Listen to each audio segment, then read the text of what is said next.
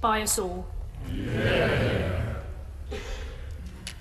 My Lords, the noble Lord Waddington, as we've heard, had a long and distinguished career as a lawyer and a politician, and as Dean of Government Bermuda, and as we've heard, as leader of this House and Lord Privy Seal.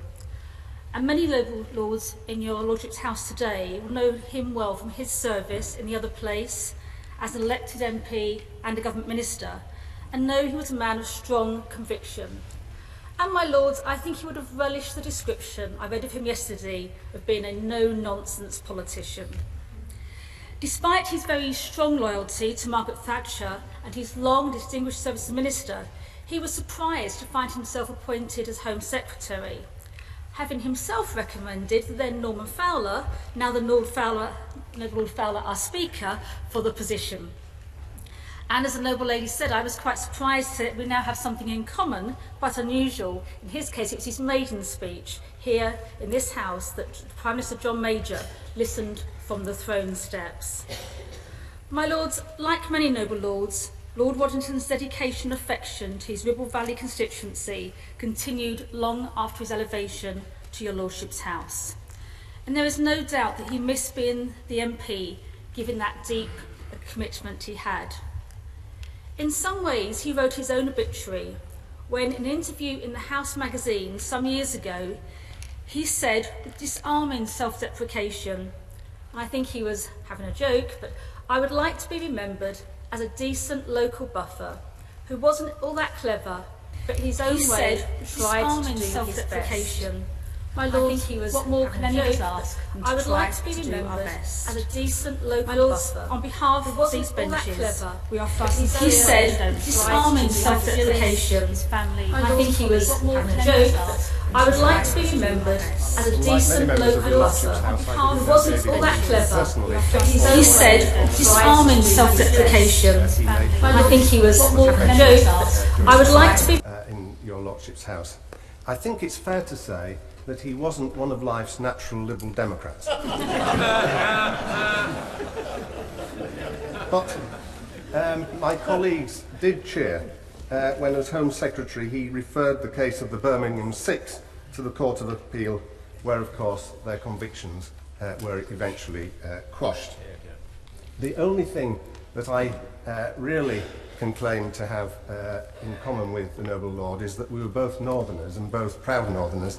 He couldn't help being a Lancastrian, but he certainly made the most of it and was, as others have said, plain speaking and with the characteristics of straightforward behaviour, which Northerners like to think they share.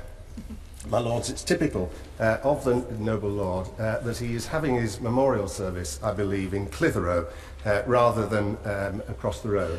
And that speaks a lot for where his priorities lay and those of his family. My lords, like my noble colleagues earlier, I do wish to pass on our good wishes and condolences to the noble lord's wife and family. My lords, wishing to associate myself with all the remarks that have been made by those who have spoken before me, I'm conscious that, like them, I was not in the House when he was serving here as leader, although I was here when he returned from Bermuda in 1997. Time marches on, and it's a reflection that I have brought to mind that only 20 of the current membership of the crossbenchers were actually in the House when he was leader, and that suggests that there's quite a bit of distance between us and that time. Furthermore, as far as the convener was concerned, the predecessor who was in office at that time was Lady Hilton Foster, and the office that I hold now was very much in its infancy. So I don't think that my predecessor had quite the same warm working relationship that I have with today's leader.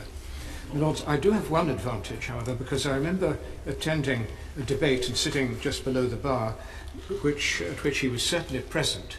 It was a debate on the future of the legal profession, a matter in which I'm quite sure as a former lawyer he took a very close interest, and the government's policy, I think it's fair to say, was not universally welcomed by the profession. It's worth recalling that the Lord Chancellor who was sitting on the woolsack at that time was the noble and learned Lord Mackay of Clashfern. And that reminds us of two things. First, that the Lord Chancellor sat in this House, and secondly, that the leader was not the only member of the Cabinet, only member of this House to sit at the Cabinet table. Two things that we have lost, and two things that I'm quite sure that Lord Waddington would have valued very much. My Lords, when I passed through Gray's Inn this morning on my way to the House, the inn's flag was flying at half-mast. That was in a very fitting tribute to Lord Waddington, as he was a bencher of that inn. One of his sons, who followed his father to the bar, is a member of that inn as well. So to him and all the other members of the family, I would like, on behalf of all those on these benches, to extend our condolences at their sad loss. My Lords, I would like to be associated with the comments already made about the late Lord Waddington and to add a few words of tribute on behalf of these benches. Although I came to the House shortly after Lord Waddington retired, I know that his Christian faith was a source of great comfort and inspiration to him. The Waddington Amendment that bears his name was prompted by his concern that those who sincerely hold traditional Bible-based views on relationships should be able to speak freely under the law.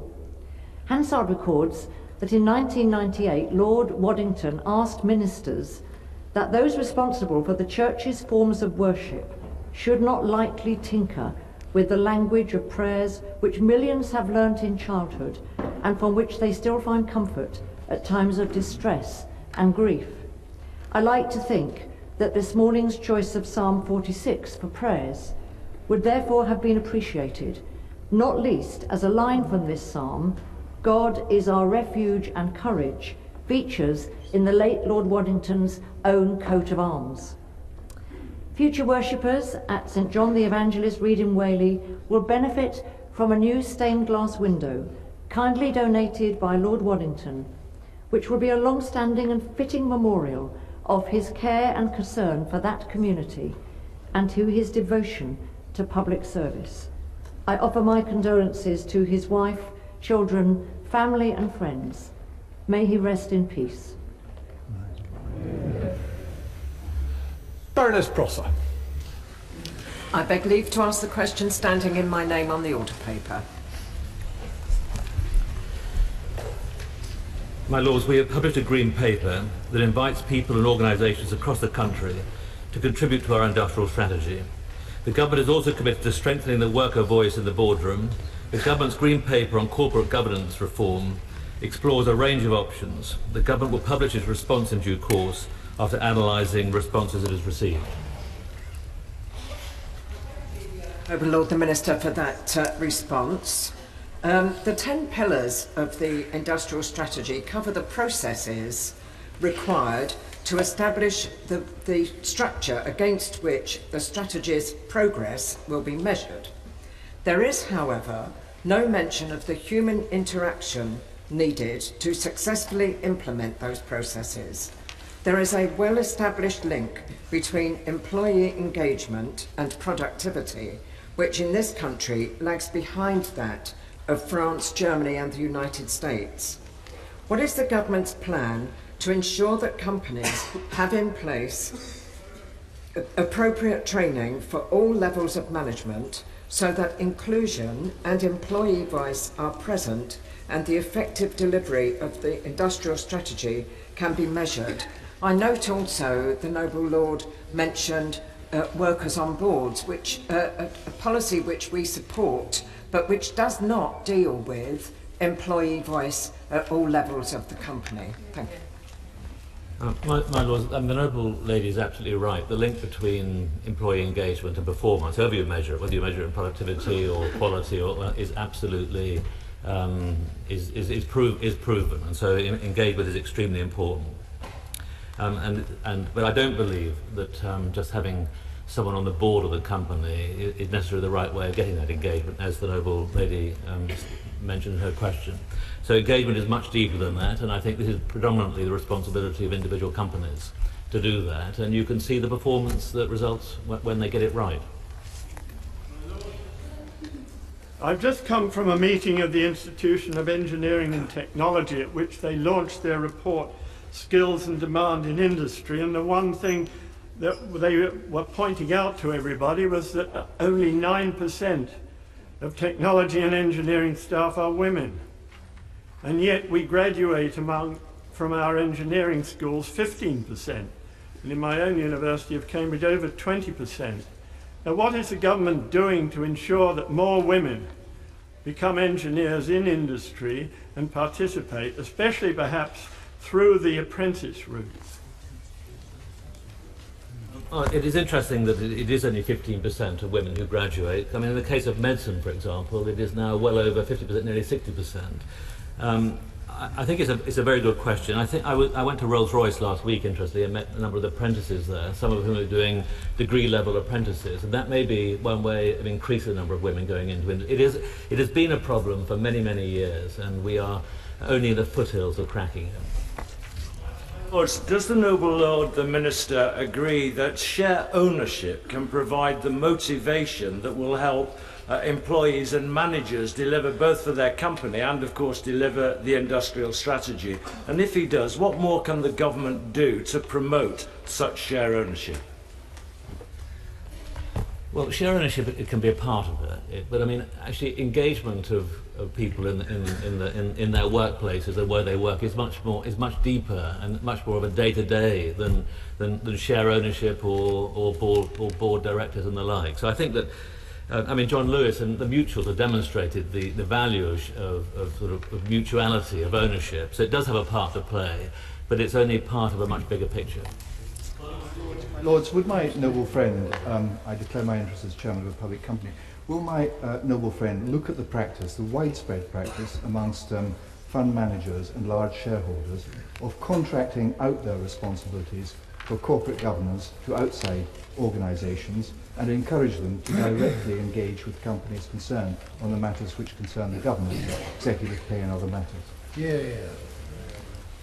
Well, the Noble Lord may have seen the letter that BlackRock sent round to all FTSE 100 companies, in which they talk very strongly about the need for long-term sustainable improvements before, in considering remuneration.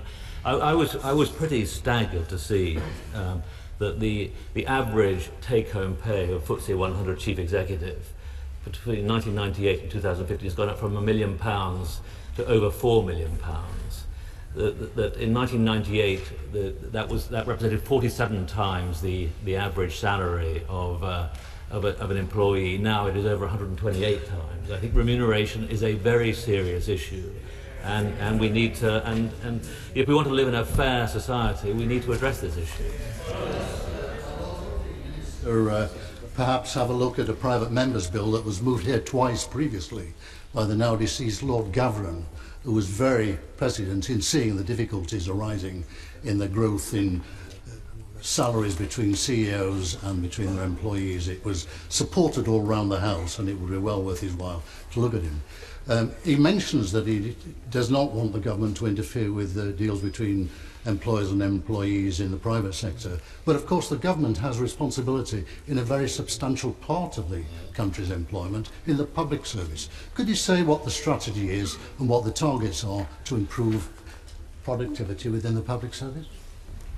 Well, the Noble Lord makes, I think, a very good point. Actually, that the industrial relations, employee engagement, call it what you want, is much better by and large in the private sector than it is in the public sector. I mean, we are not good employers, if we're honest. I think a number of Noble Lords in this House, like me, were staggered that the junior doctors, for example, were forced into taking strike action. These are people who are vocationally committed, and yet somehow we create an environment in the public sector which is far from satisfactory.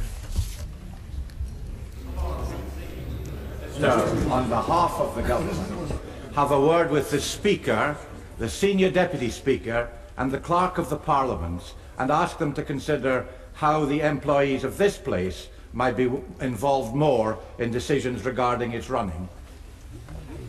My Lords, well, a number of our leading companies have taken very innovative ways of engaging people in their business. For example, Google and other companies like that have installed table tennis tables. I was wondering whether the noble Lord Fowler might consider making way for a table tennis table in this place. My lords, would my noble friend concede that turning earners into owners and expanding employee share ownership in various forms can be, in certain circumstances, immensely beneficial and a great promotion for industrial competitiveness and effectiveness? And would you bear in mind particularly the case of the National Freight Corporation, where a major share ownership by all employees had an enormous effect in improving productivity, a project which was carried forward with great vigour by none less than the noble Lord Fowler, now the Lord Speaker of this House, and myself as successive Secretaries of State for Transport in the 1980s.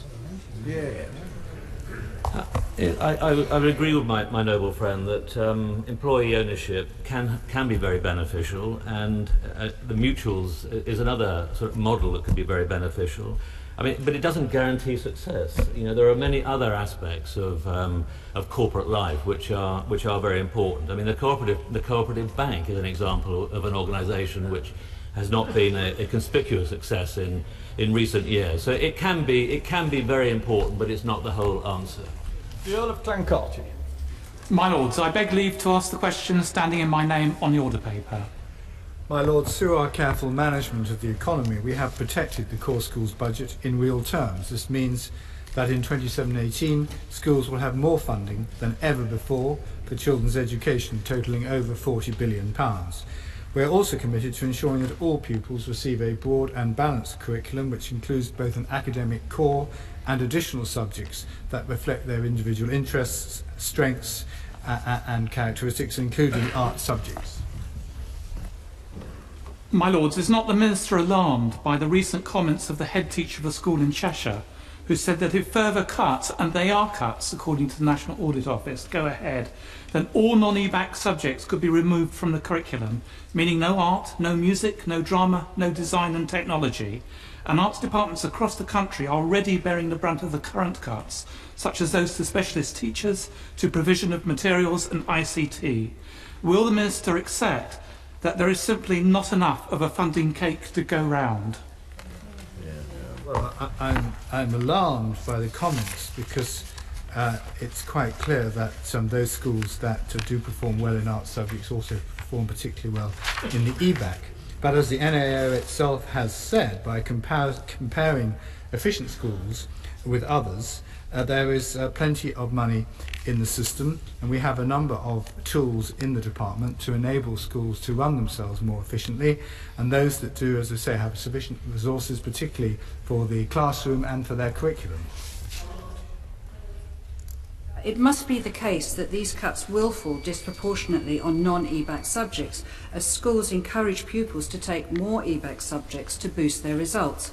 To avoid a ticking time bomb for the creative industries pipeline, will the Noble Lord the Minister say whether the government will consider including design and technology as well as computer science to be part of the EBAC, as proposed by his colleagues in the other place? Well, there is in fact no evidence that the take-up in GCS art subjects has declined as a result of the EBAC. In fact, the NSN New School Network found that the number of art GCSEs taken by pupils has gone up since the introduction of the EBAC. And of course we've got to remember always, Noble Lords, where we started. In 2010, sadly, only 1 in 5 pupils in state schools was studying a course week of academic subjects. And that's why we focused on the EBAC, and that's why we've doubled the number of pupils who have these academic subjects, which are particularly important for pupils from disadvantaged backgrounds.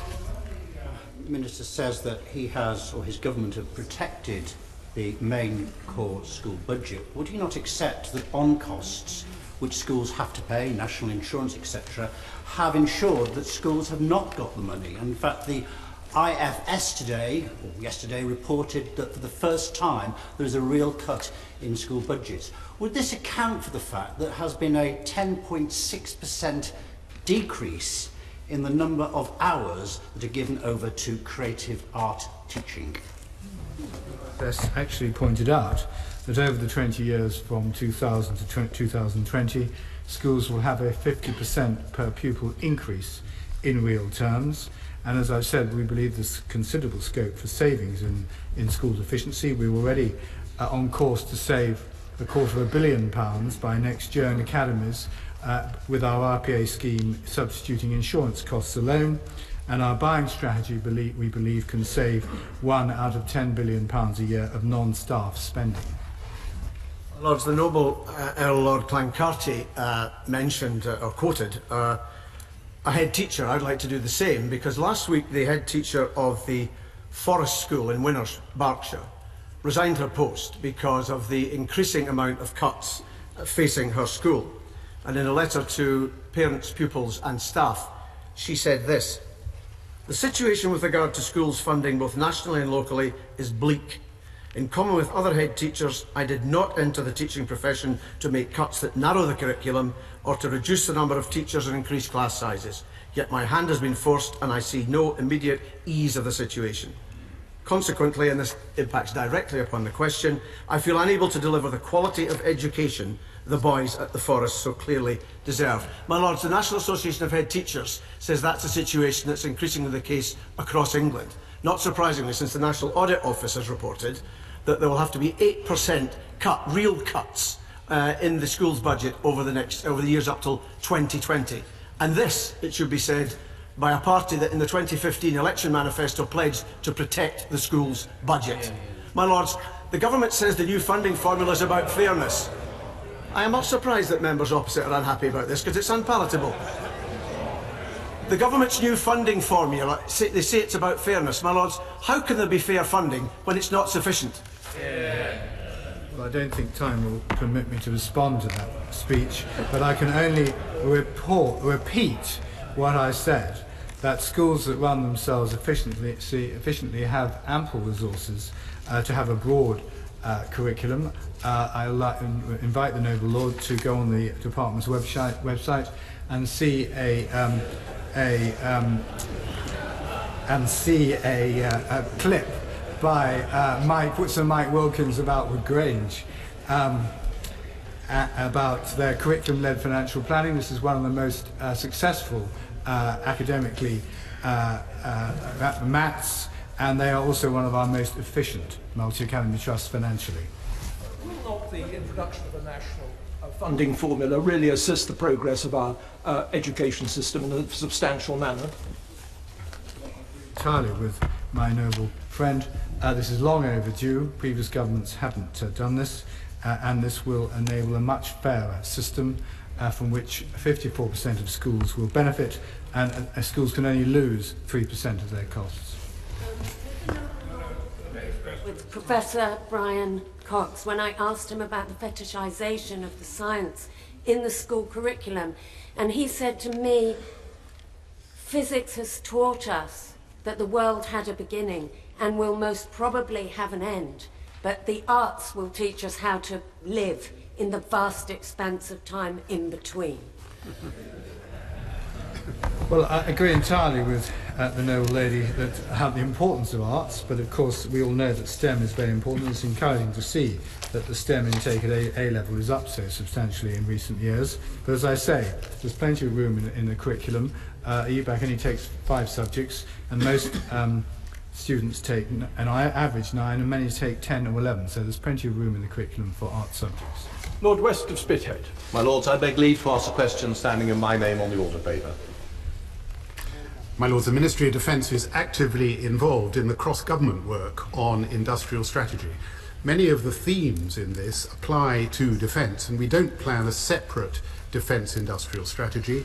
We already have a substantial amount of work underway to encourage the growth and competitiveness of UK industry, including as part of the commitment in the Strategic Defence and Security Review to refresh defence industrial policy. My Lords, whilst I like the cut of the Noble Earl's jib, and not surprising considering his naval pedigree, I'm disappointed by the answer. There is really a complete absence of analysis of the defence industrial base. There is no proper study of its real costs.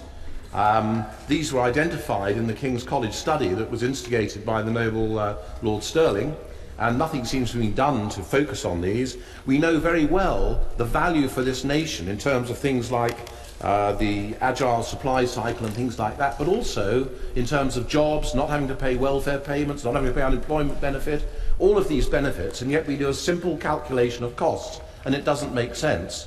Could I ask the Noble Elder Minister, does he not agree with me that we have to look very closely at what the real cost of equipment and weapons are before we make this calculation of buying from abroad, with loss of jobs here, loss of agility, loss of ability to keep running our systems here, and that we really must get this balance right, rather than a simplistic way of saying this costs £4 there and it costs £5 here. I do agree with the central thrust of the Noble Lord's proposition. As I said, many of the industrial strategy themes, particularly around removing barriers for UK companies to do business with government, are well aligned with the refresh that we're doing of defence industrial policy. It is all about updating our terms of trade with industry to continue to deliver the best equipment for the armed forces at the best value for money, but in a way which supports UK industry to grow and compete successfully. And that, I think, is the balance we're trying to strike. Declare my interest as Chairman of General Dynamics in the UK. Many years ago now, I was given the task of unscrambling a defence industrial policy which was centred on so-called national champions. This policy had resulted in significant cost overruns and delay in delivery of equipment badly needed by our armed forces. Will the Noble Lord the Minister please confirm that the Government has no intention of reverting to that policy and remains committed to the policy of competitive procurement which has served the nation well? My Lords, I can reassure the Noble Lord in that regard. The Government remains committed to the principles that we set out in our 2012 white paper called National Security Through Technology, including that on promoting open competition. We will be refreshing our defence industrial policy very much within that framework. I totally agree with Lord West's comments. And there's a big difference between cost, which this country's got so used to using as a measure, as against value for money. What has been lacking for many, many years, and I know that Lord Levine feels very strongly about this as well, is there's no long-term relationships with industry. You can't expect people to employ engineers, get thousands of subcontractors involved, universities involved, without long-term relationships. I would like to ask the Minister whether he would agree that that is a way forward. And after all, when you think about it, the United States of America, Russia and China all have huge sovereign industry, and it certainly seems to fare them well. Thank you.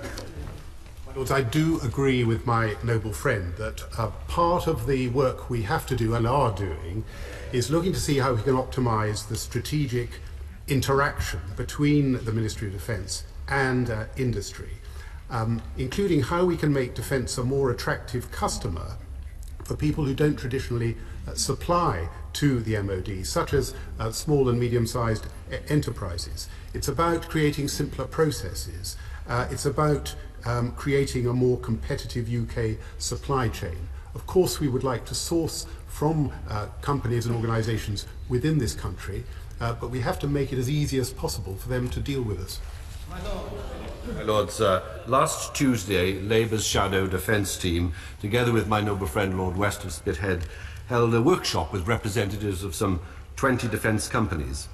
And the clear message from that event was that a defence strategy was the best way to streamline procurement and give a clear vision for the future to the defence sector.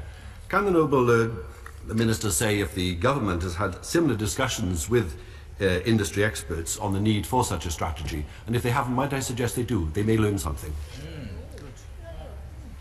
My Lords, I don't think we need to get too hung up on the word strategy as opposed to policy. The key questions, it seems to me, are how we can make UK industry more competitive, how we can drive innovation, how we can drive skills, and as I've said, how best to ensure that industry can engage productively with government and that government itself is a more intelligent customer. These are the questions we should address, and I'm sure they're the ones that industry wants us to address. Why don't... My Lords, would the Minister tell the House what are the considerations when making decisions about the maintenance and growth of the supply chain, particularly of issues such as the availability of British skilled workers, the current defence industrial locations within the UK, and the impact on local economies of buying overseas? I can tell the Noble Baroness that in our industry consultation that we carried out, a number of areas were highlighted, and all of which we're looking at the refresh exercise, including how we make our processes more straightforward for non-traditional suppliers, improved use of early market engagement, communicating our approach more clearly to industry at an early stage. These are things which I think will all play into the issues that the Noble Baroness recited. Baroness Afshar. Lords, I beg leave to ask the question standing in my name on the order papers. My Lords, we gained assurances that measures enacted by President Trump's executive order of 27 January did not affect British passport holders irrespective of their country of birth or whether they hold another passport. We are closely monitoring any changes and would consider intervening with relevant authorities if necessary. Standard US policy is that visitors who are denied entry to the US are returned to the country from which they have travelled. I thank the Noble Lord the Minister and would like to ask what measures have the government taken to ensure that at the point of entry into this country, the passport controls focus on the legitimate passports of individuals and not ascribe and assume identity to visitors in terms of their dress code, their assumed nationality or religion? My Lord, so with regard to visitors to this country, I can give the Noble Lady that assurance. I can also say that with regard to the access of visitors to the United States, it is a fact that their guidance says that those same factors should not determine the decision that is made. It is a decision that is made on an equality basis. I welcome the comments the Noble Lady, the Minister, made, but can she reassure the House that, unlike the last executive order, the one that we expect either this week or next week, the Department will be prepared with proper advice immediately, and that the Foreign Secretary won't waste any time in seeking urgent clarification, unlike the last time?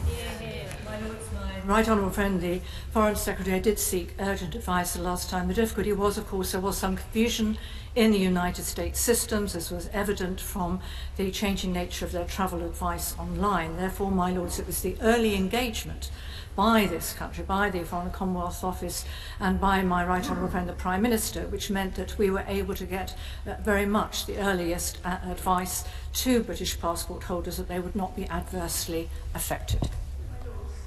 Flag the astonishing position where the Noble Lady Baroness Afshar, born in Iran, former Professor of Politics at York and much else besides, might herself be at risk in Iran and not welcome in the United States. Does the Noble Lady agree that we should never go down this road and that both countries are missing out potentially on an absolute treasure? Yes and yes. May I ask my noble friend, the Minister, what steps Her Majesty's Government is taking to ensure that British Iranian nationals are recognised as such by the Iranian Government? My Lords, that is an extremely important question because, of course, we have discussed over the last 6 to 7 months the problems that ensue when one country does not recognise the validity of dual nationality. Iran is just such a country. My Lords, we do continue to have discussions at ministerial and ambassadorial level with Iran that in trying to resolve some of the consequences of their refusal to accept that one can ever revoke one's own Iranian nationality. But, my lords, Iran is not the only country so involved, and we do continue those negotiations with other countries too. Noble Baroness the Minister, what representations her department, the Foreign Office, is making to the American Embassy on cases such as Mr. Meir, the maths teacher, born in Swansea, who was accompanying his class to go to the United States and was blocked in Reykjavik from boarding a plane on no other reason, it seems, that he is a Muslim. He was denied entry, and then he was humiliated and, to quote what he said, felt like a criminal. Are these sorts of cases being monitored? Are they being followed up? And what representation is being made on this outrage? With regard to the particular case of Mr. Meir, who was removed from a flight to New York in Reykjavik, my lords, it is a case that he has not been given a reason for the entry refusal by the US authorities. My lords, with regard to the wider question, naturally, when we were advised by Mr. Meir of his position, we gave consular assistance in position, in Iceland. But more broadly than that, my lords, there is a really important issue underlying the Noble Lady's question. That is, we are not always notified when somebody holding a British passport is denied entry or indeed is detained upon entry. It's only if they notify us that we can be sure of knowing, because with regard to the US, they do not commonly hold those records, and there is no international rule that any country must do so. Message from the Commons that they have passed the Preventing and Combating Violence Against Women and Domestic Violence Ratification of Convention Bill, to which they desire the agreement of your Lordships. My Lords, a Preventing and Combating Violence Against Women and Domestic Violence Ratification of Convention Bill. I beg to move that this bill is now read a first time. The question is that this bill be now read a first time. As many as are of that opinion will say content. The contrary not content, the contents have it. Business of the House, the Lord Privy Seal. I beg to move the motion standing in my name on the order paper. The question is that this motion be agreed to. As many of that opinion will say content. The contrary not content, the contents have it. Bereavement Support Payment Regulations 2017, Lord Henley. My Lords, with the leave of the House, I beg to move the three motions standing in my name on the order paper en bloc.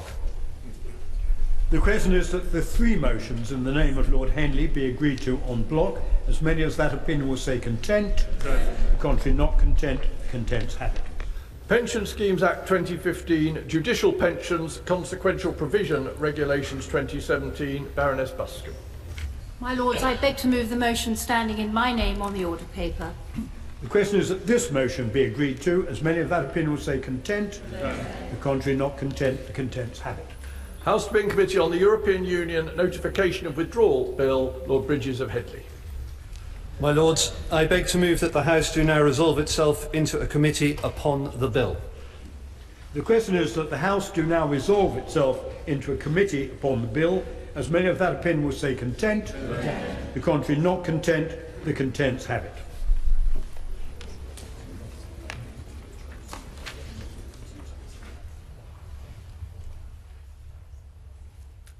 In Clause 1, Amendment 1, Lord Lee of Condell. My Lord, one of the themes of the 2 days this week on the committee stage of this bill will, I think, be that there are no easy answers to the dilemmas we all now face in the United Kingdom. There are upsides and downsides to every option for Brexit and the country's future, and that includes membership of the European Economic Area. Perhaps I may remind the House that we can retain our membership of the single market without membership of the EU, but only through maintaining a membership, which we have already, of course, of the EEA, the European Economic Area, which to spell it out, requires membership of one or the other, membership either of the EU or of EFTA. So that is why I need to say a little bit more about how we would work within EFTA, which itself currently comprises 3 countries, Norway, Iceland and the Duchy of Liechtenstein. We cannot, my lords, as we sometimes seem to be doing, rule out all of the options before us, and certainly not rule them out prematurely, but look at the pros and cons of each, as has been done in the outstanding report of our European Select Committee Joint Subcommittee on Brexit and Trade Options, chaired by my noble friend Lord Whitty. We were, of course, members of EFTA from its inception in 1960 until we joined the EEC in 1973.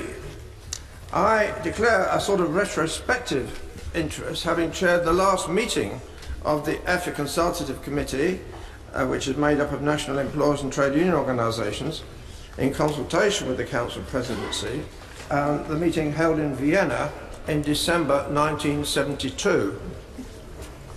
The EEA has a 2-pillar structure. The EU on the one side and EFTA on the other. They meet together in the EEA Council at government level, and there are various joint committees on particular points, and there is a joint parliamentary committee and the EEA Consultative Committee. As regards the substance of consultations with the EU, this of course depends to some extent on the weight of the member states involved, but I am told by contacts in Norway that these are not without value, and I think something like this was also the burden of the message by Norwegians who had given evidence to parliamentary committees in both Lords and Commons.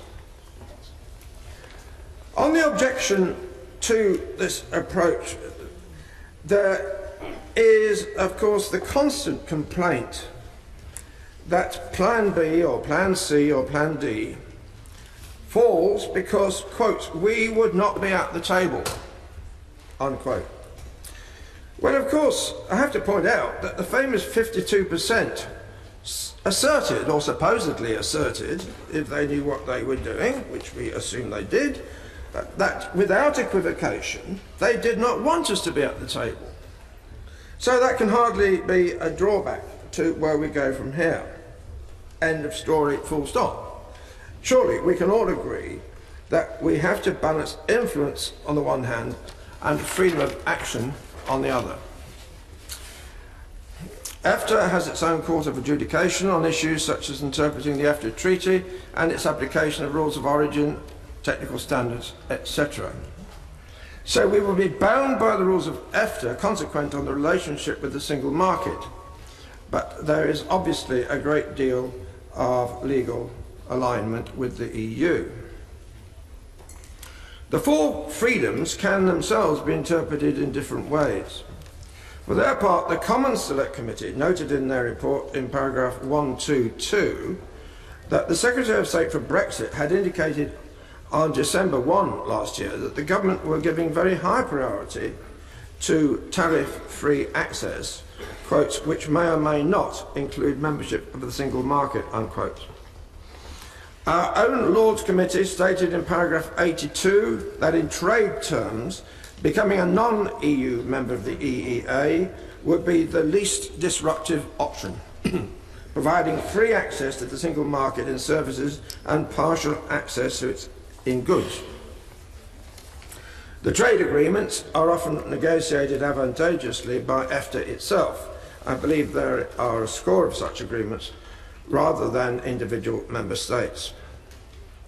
Turning to freedom of movement and border controls and work permits, etc., every facet of this debate has now been opened up more than it has been for many years. And by open, I mean open, not closed down in advance. There is a considerable degree of variety amongst EU countries on how free movement is interpreted. In Belgium, for example, there is a need for a job to go to. It is necessary to pay the rate for the job. No advertisements can be placed just in Eastern Europe without being placed in Belgium, etc.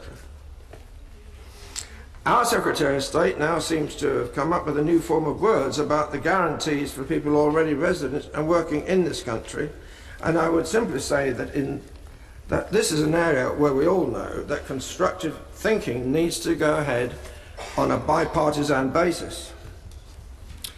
As regards attitudes in Norway, Iceland and Liechtenstein, which have to be thought about, attitudes towards an application for us to become members once again, it's fair to say, I think, that we have very close relations.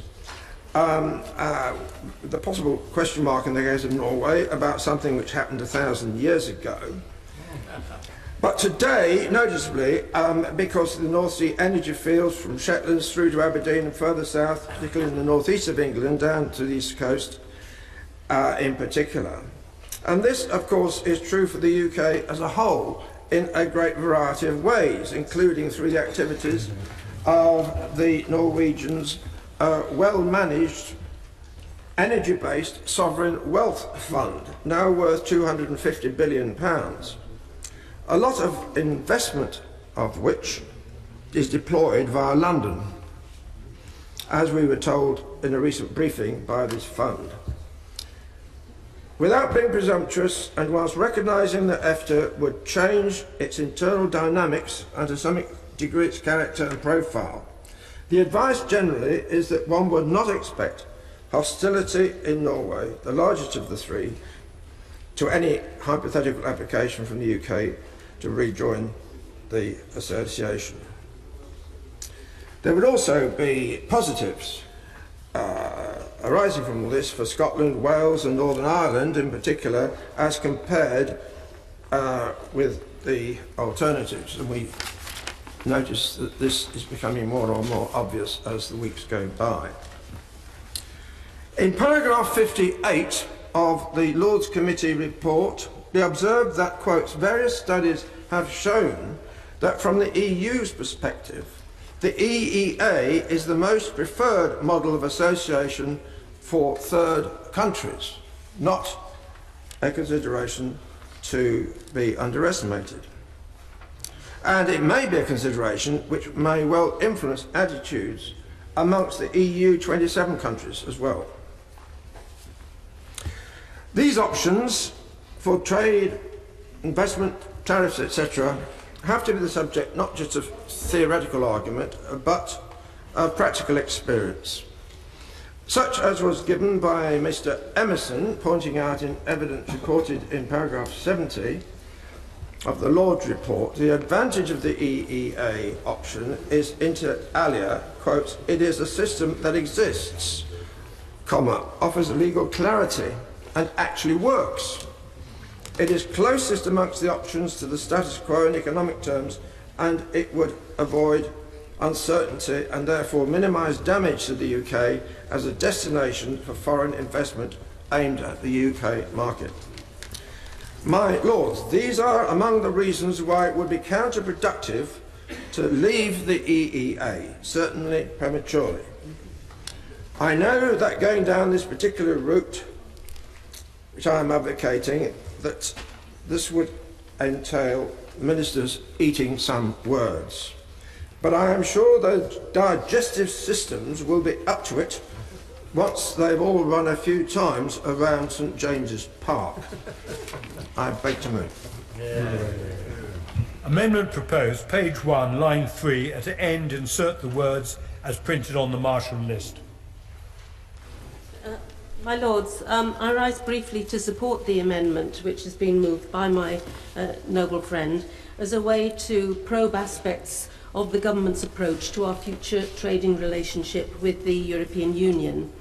The EEA was created when the UK and Denmark and Ireland changed from being members of EFTA to members of the EU, but the scale of their commercial relations with the other EFTA countries made it necessary to abolish custom barriers between the two groups of countries, And I would submit that a similar imperative is going to operate in the current situation as far as the UK market is concerned, given the scale of our trading with the EU. Obviously, in many ways, the EEA would not be my preferred option, because I would prefer to be in the single market and indeed prefer to remain in the EU. But given where we are after the referendum, I certainly think that it is worth the government considering and also responding to the points that have been made. My noble friend referred to the excellent report which has been done by the European Union Committee on Brexit, the options for trade, and the fact that in paragraph 5 of the conclusions it does say that EEA membership would be the least disruptive option for UK-EU trade, not least because it would maintain membership of the single market for services. And I specifically wanted to ask the Minister whether or not this paragraph of the report, highlighting the importance of services to our economy and the way that that can be handled within an EFTA-type solution, has been discussed with the City of London, and what kind of response has been made by the City to the point that has been made in the report. Obviously, we will have a further chance to look at this report when it is discussed in this House on Thursday, but it is very germane to the discussions that we're having this afternoon, both on the EEA and on the single market, and therefore I think it is quite right to highlight it today and take this opportunity to do so. Certainly, as the point has been made many times, that whatever people voted for in the referendum, we're all pretty sure that they did not vote to make themselves poorer. And as a result of that, exploring the best deal possible and in looking at all the possible options is going to be vital. And I believe that the government needs to take this amendment and the report very seriously. My Lords, I agree very much with my two noble friends who've set out very well, I think, the purpose of this particular amendment. I, like them, feel that it is really a disaster for our country to leave the European Union in any circumstances, and that the economic costs have not been begun to be properly assessed in this country, though as every week goes by we begin to become more aware of some of them. But I think it's common ground, even of those who think that we should leave the European Union and who've voted for that and who campaigned for that, that there are economic costs, and I think even they would accept that the economic costs are very serious. And the economic costs essentially affect manufacturing, particularly areas like automotive and aerospace, where there's a large amount of supply chains in the European Union going across countries with parts and components and so forth going back and forth more or less the whole time. And that business is very, very severely affected by our leaving the customs union and by our leaving the single market, particularly where we had to pay tariffs, as we would do in the case of motor cars, for example. And the other area is financial services, which accounts for 10% of the gross national product of this country, as we all know. And the city at the moment is the financial capital of the European Union, but it was likely to cease to be that if we left the European Union. It's very difficult to imagine how it could continue to be that unless we had some way of remaining in the internal financial market. And the great thing about the EEA is it is a way, in fact, of avoiding, not I think all the economic costs, because there would be a loss of investment in many areas, and as time went by there might be threats to our competitivity as a country, both in services and in some of the manufacturing areas I've mentioned. But nevertheless it would mitigate and very much reduce the economic costs, and anybody's agreed there are considerable serious economic costs. So it seems extraordinary that the government have not even bothered to consider or to negotiate the possibility of our remaining in the single market by virtue of becoming again a member of EFTA or otherwise.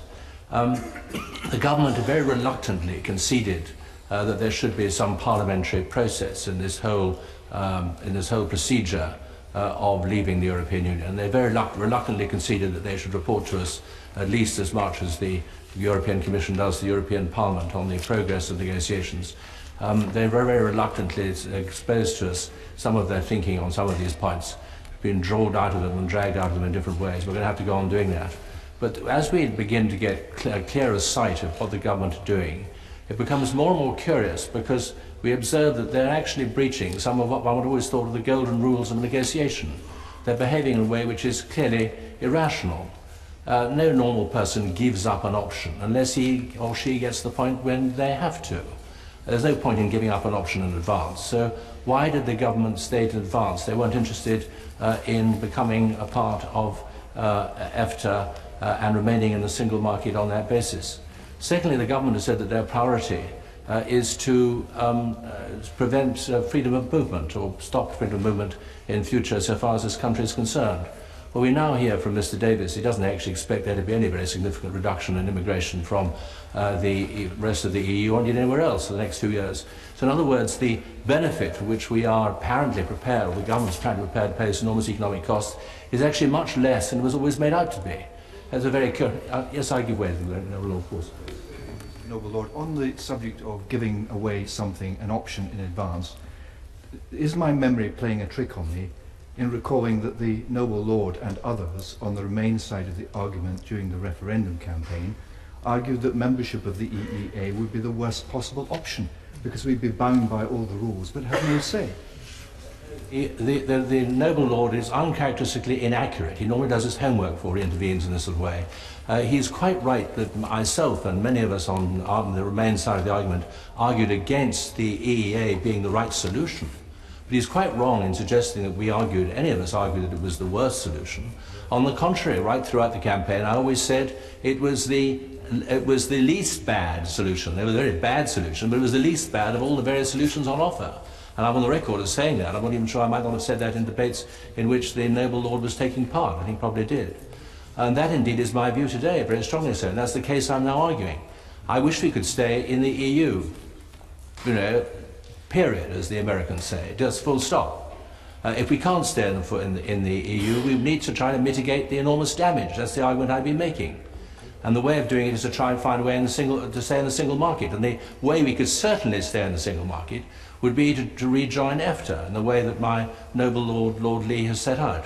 And so it's very extraordinary the government have excluded that possibility. But I come on to the government's extraordinary behaviour because not only have they now revealed that actually the benefit for which they're prepared to pay this high cost is not anything like as great as it was always made out to be, but they've not even considered negotiating on the single market regime provided by the EEA and using that as a basis for trying to get some perhaps concessions on the freedom of movement aspect. Indeed, my two noble friends have suggested a way forward which might be possible. I don't think we on this side of the House are going to be able to take over these negotiations, but we do want to know, it's very important, I think everybody knows, it's very important the whole country knows, why it is that the government haven't even thought it worthwhile to sit down with our European Union partners and say we'd like to stay in the single market, but we'd also like to curb freedom of movement to some extent at least, and have a negotiation on that basis. I give way to my noble friend. Just remind the House, refresh the House's memory on what success the previous Prime Minister had in having this as an objective in his renegotiation of our terms of membership of the European Union. I think the previous Prime Minister was a completely incompetent negotiator. And the way to make progress in the European Union is extraordinary after all these years, decades, that the Tory party hasn't learnt this. The way to make progress in European affairs is to adopt a communautaire approach, to adopt the language of one's partners, to say what one's seeking to do is to do something in the interest of everybody, not purely in the selfish interest of this country, and certainly not just to get a good headline in the Daily Express or the Daily Mail, but that actually that we share the long-term objectives of our neighbours and partners for the future of Western civilization, as well as for prosperity and competitivity and employment and these very important economic, but ultimately perhaps subsidiary objectives. And then to say pragmatically, we have a reputation historically of being pragmatically, wouldn't it be a good idea to do X, Y, and Z, which would actually strengthen our common purposes and take further forward our common ambitions? That's the way to make progress, and it's the opposite of the confrontational approach which the last Prime Minister adopted. And it's not surprising that he didn't get very far. And I'm very glad that my noble friend has intervened, made this particular intervention, because it enables me to say that I'm extremely worried, and I don't think I'm alone in this country that I'm being worried, that the Tory party has actually learned nothing at all from this experience or from any other experience over the last 40 years of the European Union, and they're going to make the same mistake again. They're going to make the same mistake again, and they're going to find themselves not achieving what they ought to try to be achieving in the national interest in these negotiations. It's going to be a disaster. And it's going to be very largely an avoidable disaster, but precisely because the Tory government have not learned the obvious lessons of the past, which my noble friend was kind enough to give me the opportunity to remind them of this afternoon. Now, my lords, if you have somebody negotiating on your behalf, it might be a solicitor, it might be an accountant, it might be some representative or agent or trustee or whoever, and you're watching very carefully what they're doing, and they do something which goes quite counter to normal human common sense, you're entitled to get worried. I think I've just pointed out 3 ways in which the government are behaving in an extremely irrational fashion. I'll just repeat what they are, so the Minister's got the questions in my mind, and perhaps he can address them, and he sums up. One is, why are we pursuing this particular objective with the same kind of intensity and passion when we've acknowledged that the objective we're trying to achieve, what we're trying to obtain in exchange for the high price of giving up our membership of the single market is not anything like as great as was previously made out to be? The second thing is, why have we not decided to negotiate on the basis of what the available option which we know exists, on the basis of our potential membership of the EEA, and see if we can perhaps do a little bit better and achieve some additional concessions and so forth. We haven't even tried. Why haven't we tried to do this? And the third thing is, why are we proceeding in this negotiation by giving up in advance options before we've even explored them, before we've even started the negotiation? A very extraordinary thing to do. My Lords, I wonder if the Labour Party could find room in their debate for others. My Lords, even if the noble Lord Lee was right that we did not have to go through a process of joining EFTA and the EEA, which I think he's not, actually. Being a member of the EEA means accepting EU laws, as my noble friend Lord Forsyth has said, without any political representation or influence over them. This would, of course, result in less control for the UK over its destiny rather than more. That is not what people voted for in the referendum. My Lords, I oppose this amendment for these reasons, and because it directly is inconsistent with the White Paper. I also say that since only leaving the EU was on the ballot paper, it's legitimate to argue that people did not vote to leave the single market and the customs union. They're wrong, but we will deal with that in Group 4. But those same people also argue that we can join the EEA and benefit from it while still leaving the EU. My Lords, I believe that too is wrong and misguided. But please don't take my word for it. Let me quote from the EEA website. After it describes what is the EEA, who are the contracting parties, and when it was agreed, it goes on to say in point 4 in the EEA's own website, what is included in the EEA agreement. The EEA agreement provides for the inclusion of EU legislation in all policy areas of the single market. This covers the 4 freedoms, that is, freedom of movement of goods, services, persons and capital, as well as competition and state aid rules, but also the following horizontal policies: consumer protection, company law, environment, social policy, statistics. In addition, the EEA agreement provides for cooperation in several flanking policies, such as research and technological development, education, training and youth, employment, tourism, culture, civil protection, enterprise, entrepreneurship, and small and medium-sized companies. The EEA agreement guarantees equal rights and obligations within the single market for citizens of economic operators in the EEA. Through Article 6 of the agreement, the case law of the Court of Justice of the European Union is also of relevance to the EEA agreement, as the provisions of the EEA agreement shall be interpreted in conformity with the relevant rulings of the Court, given prior to the date of signature, that is May 1992. End quote. Thus, my Lords, if we join the EEA, we are in effect still in the EU to all intents and purposes, with, I think, the exception of agriculture, fishing, justice and home affairs, but all the rest of it, we've got it locked, stock and barrel. My Lords, we would not have control of our borders, our laws, our courts, or much of our money. We would thus betray the people who voted to leave the EU, and that is why we should reject this amendment. Very good. Sorry, can you... May I make 4 very brief points? Will the Minister assure the House that this amendment is actually within the scope of the bill? The bill is about notifying withdrawal. This seems to me, as with many other amendments, to be about something completely different. Secondly, it is not within our unilateral gift, even if the Prime Minister is instructed to remain a member of the EEA on our behalf, She cannot necessarily achieve this on her own. Thirdly, it's not a good idea to tie her hands in that fashion. And fourthly, even if this amendment succeeded, and the same is true of many others, and it becomes a part of this bill, as a 2 years unroll, it may be that this amendment, if passed and others, proves to be inconvenient and an obstacle. And there is nothing to stop the government simply repealing or bringing forward measures to repeal this particular clause were it to be added to the bill. Surely the problem with the EEA is this is actually a waiting room for people who want to join the EU. This wasn't ever designed for people who wanted to leave it. And I don't quite understand why we have to sit here saying we must take one of the options that is on offer from the EU. We are the third biggest economy in the EU. I'll give way in a minute. We're the third biggest economy in the EU. They sell 50% more to us than we do to them. Why can't we have a unique free trade agreement with the EU? Why do we have to go along with any of these things that are on offer from the EU? I'll give way to... Perhaps I may be permitted just to correct the noble lord, whom I know is a considerable expert on these matters and normally gets his facts absolutely right. And we've sat on European Union committees for quite a long time together. But he's wrong about the EEA being a waiting room for applicants for the EU. Norway actually had a referendum which decided against their joining the EU. They decided not to be members of the EU, but they did decide to be a member of the single market and to join EFTA on that basis. So for them, it is not an anti-room, it is an alternative. And it could be so for us if we so wished.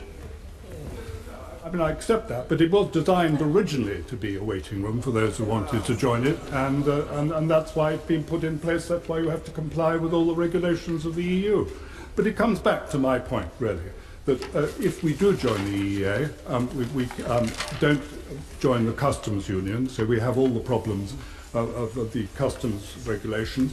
It does enable us to do free trade deals with others, but it has many disadvantages, and I still don't really understand why we can't have our own unique arrangement with the EU, and I'm sure that's the ambition of the government, and that's why this amendment should be opposed. It's declaring an interest, and it's really my only qualification for joining in this short debate as a Norwegian and a half Norwegian.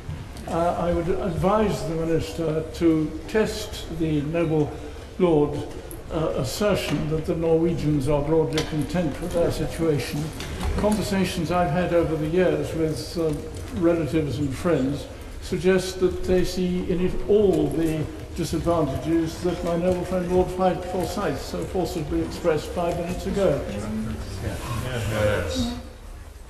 One of the major difficulties that might stem from membership of the EEA is its implications for freedom of movement. May I ask the noble Lord the Minister, when he responds, to give the government's assessment of what will be the implications for freedom of movement to the UK of membership of the EEA? My Lords, I think the House has heard quite enough from me, so I'm not going to speak on this one other than to say that this will actually come up, of course, under the single market, and our comments on this I will reserve till then. Though I think the House would know probably that we would not be supporting this particular amendment. My Lords, I thank noble Lords for the amendment concerning the European Economic Area, which seeks to ensure that the UK remains a member of the EEA. Well, not yet, no. My Lords, whilst I understand the issue raised and agree with the desire to debate it in this House, I cannot accept this amendment. I wonder if the noble Lord would allow me to make a little progress before he launches into the water.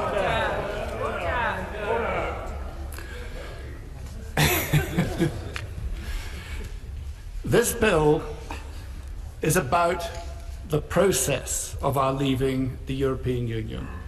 It is not about the government's approach.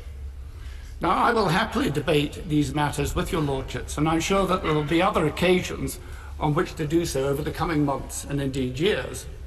But as the other place has shown, this bill is not the place to put constraints on the government's approach. What is it the Minister... I'm obliged to the Minister for giving way. I wonder, since this is the first opportunity we've heard from a minister on this subject since the weekend, I wonder if he would care. I wonder if he would care to comment on one of the most significant happenings.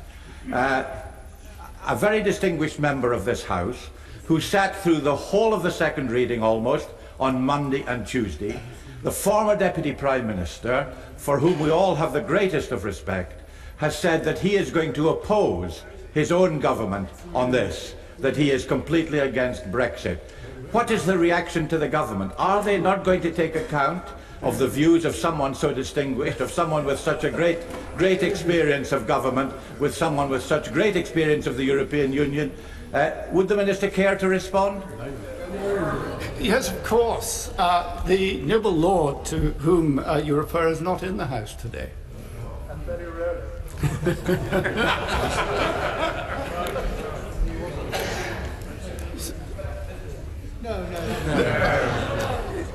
It is my intention to make some progress with this matter. Now, the Prime Minister clearly set out her vision for the future of the United Kingdom post-exit in her speech on 17th January, and this included our future trading relationship with the EU.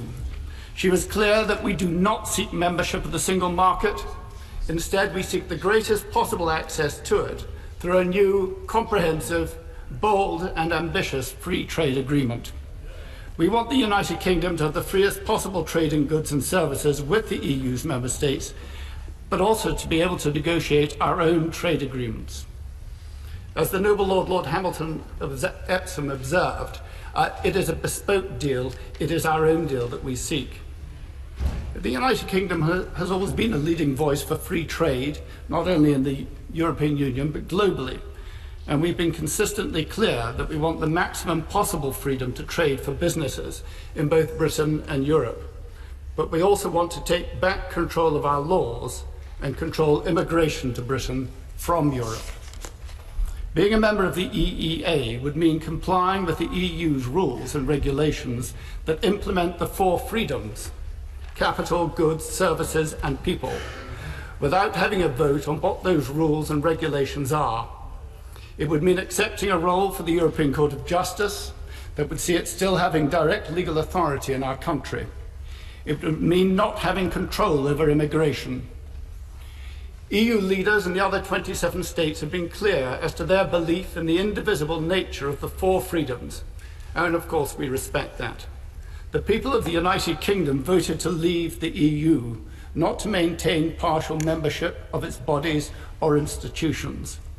When the people of the United Kingdom voted to leave the European Union institutions, they did not intend that we should leave by the front door and rush back and attempt entry by the back door. As set out in the White Paper, we recognise that we will require alternative forms of dispute resolution, for example, once we leave the EU and are no longer subject to the European Court of Justice. But again, these are mechanisms common to both EU and third country agreements and in international agreements to which we, the United Kingdom, are also parties. And there are many examples of that. And my lords, once we leave the EU, the EEA agreement will no longer be relevant for the United Kingdom. It will have no practical effect. It will be an empty vessel. That is because the agreement is defined as covering all EU members and those three EFTA states, Iceland, Liechtenstein and Norway, which have chosen to join the EEA. As we are leaving the EU, we will automatically be outside of this definition as found in Article 126 of the EEA. And so there is actually no choice open to us to leave the EU and remain a member of the EEA. That would require a separate negotiation with the EU and three of the EFTA states that I've just mentioned. So, for example, Switzerland, which is also a member of EFTA, has a separate bilateral agreement with the EU, even though it's not in the EEA. And of course, EFTA membership itself is not the same as EEA membership.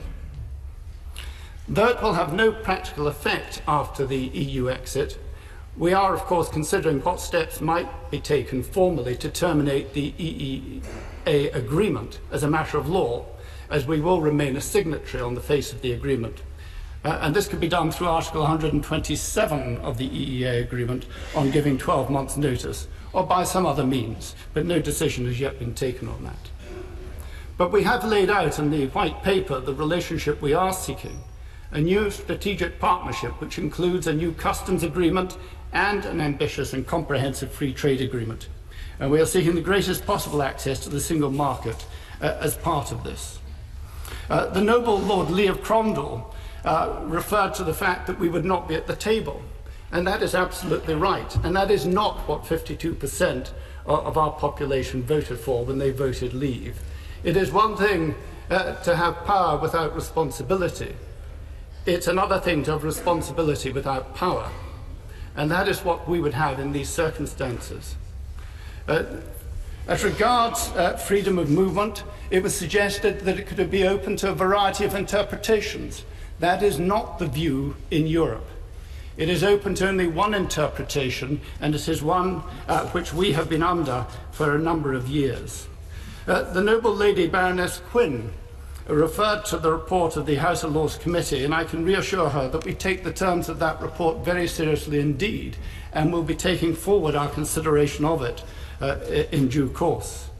The noble Lord Davies of Stamford referred to the suggestion that somehow we could keep our options open so far as the EEA is concerned, but that is not the case. EEA membership is not an option that is simply open to us if we leave the EU.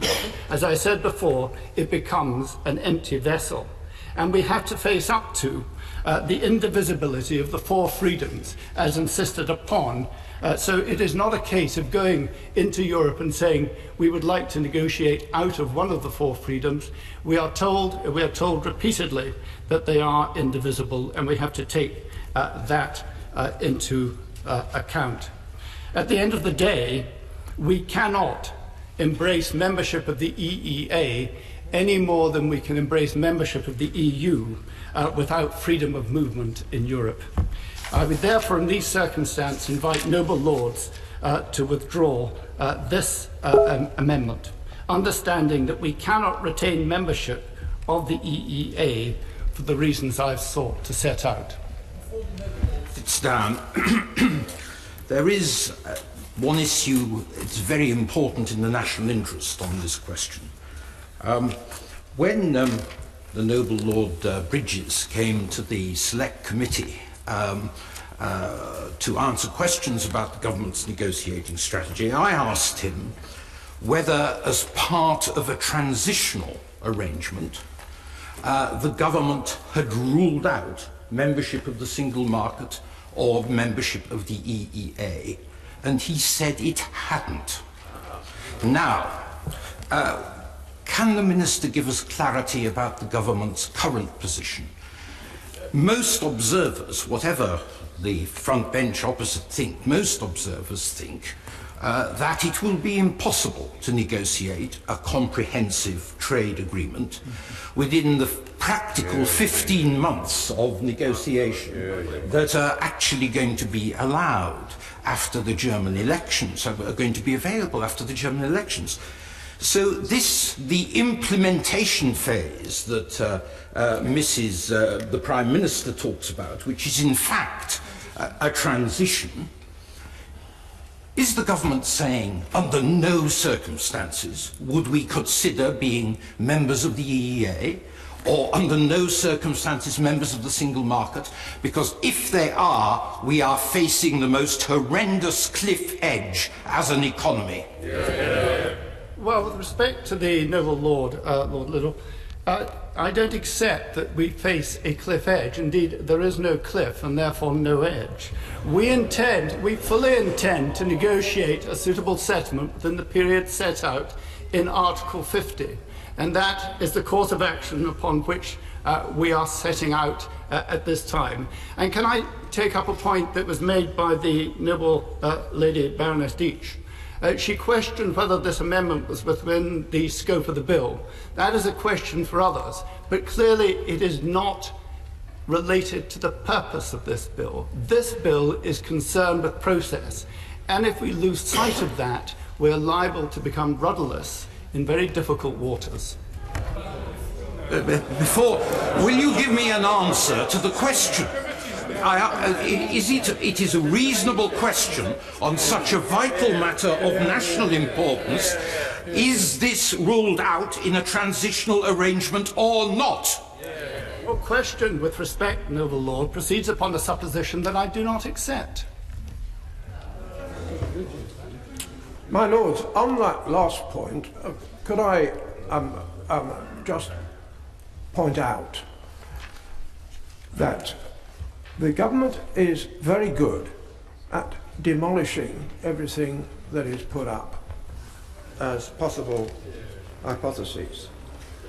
But at some point it will have to look at them constructively. It will have to look at the report, as we've just heard on Thursday. But it will also have to look at the costs and benefits of each of them. So at the moment what seems to be happening is that one after the other, various ideas are put up in debate, which is what we're here for, and the government produces a tremendous round of artillery to blow up that particular bridge or that particular idea, but never has laid out how the white paper, the Lancaster House speech, which is a couple of sentences, is actually going to work. We are opening up ourselves to the vulnerability of saying exactly what we think might be an option. And I do think it behoves the government very soon, in the national interest, to start to look at what might work rather than what might not work. And we will have to return to these matters and look at the pros and cons of this option and all of the other options. So instead of just saying what is ruled out, it would be good to hear a little bit more about what is ruled in. And instead of concluding, sounds a bit like Mrs. Thatcher, there is no alternative. There are several alternatives to just walking away. We have not heard anything about these in any detail, and we're getting to the ridiculous position where we're going to have a so-called Great Repeal Bill. We're going to have this bill on the statute book. No detailed prospectus at all on the flimsy grounds that it would give the game away about our negotiating position. This is not going to bode well for us coming back with a satisfactory solution to the very serious challenges facing the country. However, so far as we can take it today, and I beg leave to withdraw the motion. Is it your lordship's pleasure the amendment be withdrawn? The amendment is by leave withdrawn. Amendment 2, the Lord Hayne. My lords, I wish to speak to Amendment 2 in my name and that of my noble friends Lord Alderdice and Lord Murphy of Torvine. My lords, it will be noted that this is a cross-party amendment by two former Secretaries of State for Northern Ireland and a former Speaker of the Northern Ireland Assembly. In a few days, the people of Northern Ireland will go to the polls for the second time in 8 months, at a moment when Northern Ireland's self-government is in a political cul-de-sac and unresolved legacy issues and the past, including prosecutions of long-retired British soldiers, continue to haunt everyone. The settlement in Northern Ireland is built on the delicate balance of the three strands of the Good Friday Agreement: relationships within Northern Ireland, between Belfast and Dublin and London. Brexit will test each of these relationships, and if the government pursues a hard Brexit, it could do profound damage to all three. When I was Secretary of State in 2005, I flew many miles by army helicopter from east to west along the mountains and fields of South Armagh that mark the border between Northern Ireland and the Republic. Knowing what had afflicted that area over so many years, it seemed to me that it had what Yeats called, in a different but related context, a terrible beauty. Frankly, the border was, even at the height of the Troubles, with security controls, impossible to police. Then it was dubbed bandit country.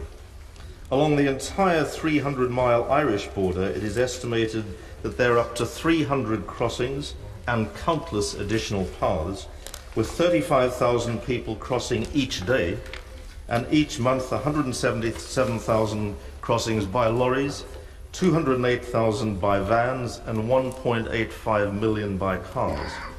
And since family farms straddle the border, goodness knows how many animals on the move, from domestic pets to livestock, conceivably being forced to carry ID tags if they strayed either way in the future. All because the border will become the customs frontier of the European Union. Bertie Ahern, who served 3 terms as Taoiseach between 1997 and 2008, and who was a central player in helping secure the Good Friday Agreement and deliver power sharing, was reported in The Observer recently as saying that the establishment of an Irish land border could have devastating results, putting Northern Ireland's peace process in jeopardy. I worry far more about what's going to happen with that, he said. It will take away the calming effects of an open border. Any attempt to try to start putting down border posts or to man it in a physical sense, as used to be the case, would be very hard to maintain and would create a lot of bad feeling. I would suggest, my lords, that bad feeling is an understatement. Bertie Ahern added, any kind of physical border in any shape is bad for the peace process. It psychologically feeds badly into the nationalist communities. People have said that this could have the same impact on the nationalist community as the seismic shock of the 1985 Anglo-Irish Agreement on Unionists, and I agree with that. For the nationalist community in Northern Ireland, the Good Friday Agreement was about removing barriers, integrating across the island, working democratically in the absence of violence and intimidation. And if you take that away, as the Brexit vote does, that has a destabilising effect. That's what Bertie Ahern said. I agree with him, and I'm particularly aware that the consequences of a hard customs border between Northern Ireland and the Republic are potentially immense and are not addressed at all in the government's white paper. Frankly, I'm not convinced the government has even begun to grasp the political significance of it. I, like Tony Blair and my predecessors, my noble friends Lord Murphy, Lord Reid and Lord Mandelson, was utterly non-partisan when dealing with the Northern Ireland parties, even though in the space of 2 meetings we'd be accused of one of being for a united Ireland and by the other of being rabidly pro-union. But I built as close a relationship with Ian Paisley as I did with Gerry Adams, with Peter Robinson as with Martin McGuinness. I remain unaligned today, and that allows me to talk, I hope, bluntly, and some might say even inappropriately, about the politics of Irish republicanism and nationalism. For them, an entirely open border of the kind which has operated without security or hindrance of any kind for many years now is politically totemic. It marks an everyday reality to all Republicans that progress, albeit in their terms slow progress, has been made and is being made towards their aspirations for a united Ireland. It's been as if the border no longer matters. Citizens resident on either side can and do take advantage of the health and educational services nearest to where they live on a cross-border basis. Northern Ireland businesses invest without hindrance in the Republic, and the same occurs for businesses in reverse. The 2 economies are being steadily integrated. Even the level of corporation tax in Northern Ireland is planned to be cut to synchronise with the low rate in the Republic. Of course, the island of Ireland has not been united politically or constitutionally. To do so would properly require endorsement by referendum, and the principle of consent is one of the cornerstones of the Good Friday Agreement. But it is almost daily becoming united in everyday life, and that is something welcomed by unionists as well, secure in the knowledge that there can be no change in the constitutional position without their consent. Above all, it's a symbol of the normalisation of relations between the 2 parts of the island. The government disturbs that at everyone's great and grim peril. And those who maintain that, because the Prime Minister said she does not want to return to a hard border, then it won't happen, should be aware that the Irish government, which doesn't want a hard border either, has nevertheless, as a contingency measure, begun identifying possible locations for checkpoints along the border with Northern Ireland in the event of a hard Brexit. The Northern Ireland peace and stability process is very far from over. The current disturbing breakdown and impasse in the Northern Ireland Assembly and its executive is a manifestation of the extent of unfinished business. I don't say that we'll go back to the murder and mayhem of the Troubles, but I do insist that the process could so easily unravel. It requires continuous forward momentum, and a reimposed border with restrictions in any way, is the very reverse of that. If the referendum means Brexit at any price, it may well be at a dangerously high cost for the Northern Ireland peace process. And apart from the politics, the post-Brexit border issue is fraught with practical problems. The excellent House of Lords report Brexit, UK-Irish relations stated on page 65, the only way to retain the current open border in its entirety would be either for the UK to remain in the customs union or for EU partners to agree to a bilateral UK-Irish agreement on trade and customs. Yet, given the EU's exclusive competence to negotiate trade agreements with third countries, the latter option is not currently available. The report added, short of the introduction of full immigration controls on the Irish land border, the solution would either be the acceptance of a low level of cross-border movement by EU workers, or allowing Northern Ireland to reach its own settlement on the rights of EU citizens to live and work there, which would require an adjustment to the devolution settlement. In evidence to the House of Commons Northern Ireland Affairs Committee on the 1st of February, international trade lawyer Michael Lux dismissed the government's commitments to an open border as nice words and warned that Britain's departure from the customs union would require a significant enforcement infrastructure on the Irish side, possibly including cameras and helicopters. Lux calls for what he calls a special status for Northern Ireland. In subsequent testimony to the committee, Irish Ambassador Dan Mulhall said, "I just don't think it's remotely possible to think in terms of having a border that would really control every movement of goods and people." He also warned that it was essential that Brexit does not affect the Good Friday Agreement and that the people of Northern Ireland can have confidence that this will be the case. Experienced customs officials from both sides of the border have questioned the practicality of reimposing controls. Former UK Customs Officer Jerry Temple told the BBC, and I quote, "The border runs through many properties and it would be impossible for customs to check what comes in the southern side and goes out the northern side. The reopening of the unapproved roads has changed everything and made the task for customs impossible." The Police Federation of Northern Ireland has also expressed concern about the consequences of a hard border. We're still operating under what the government says is a severe threat, which means an attack on our members could happen at any time and is highly likely, PFNI Chairman Mark Lindsay told The Guardian. He added, "If we're saying in the future that police officers could be deployed to customs posts and other fixed points on a hardened border, then they would become static targets. They would in effect become sitting ducks for the terrorists." I'm assuming he's talking about the dissident IRA groups.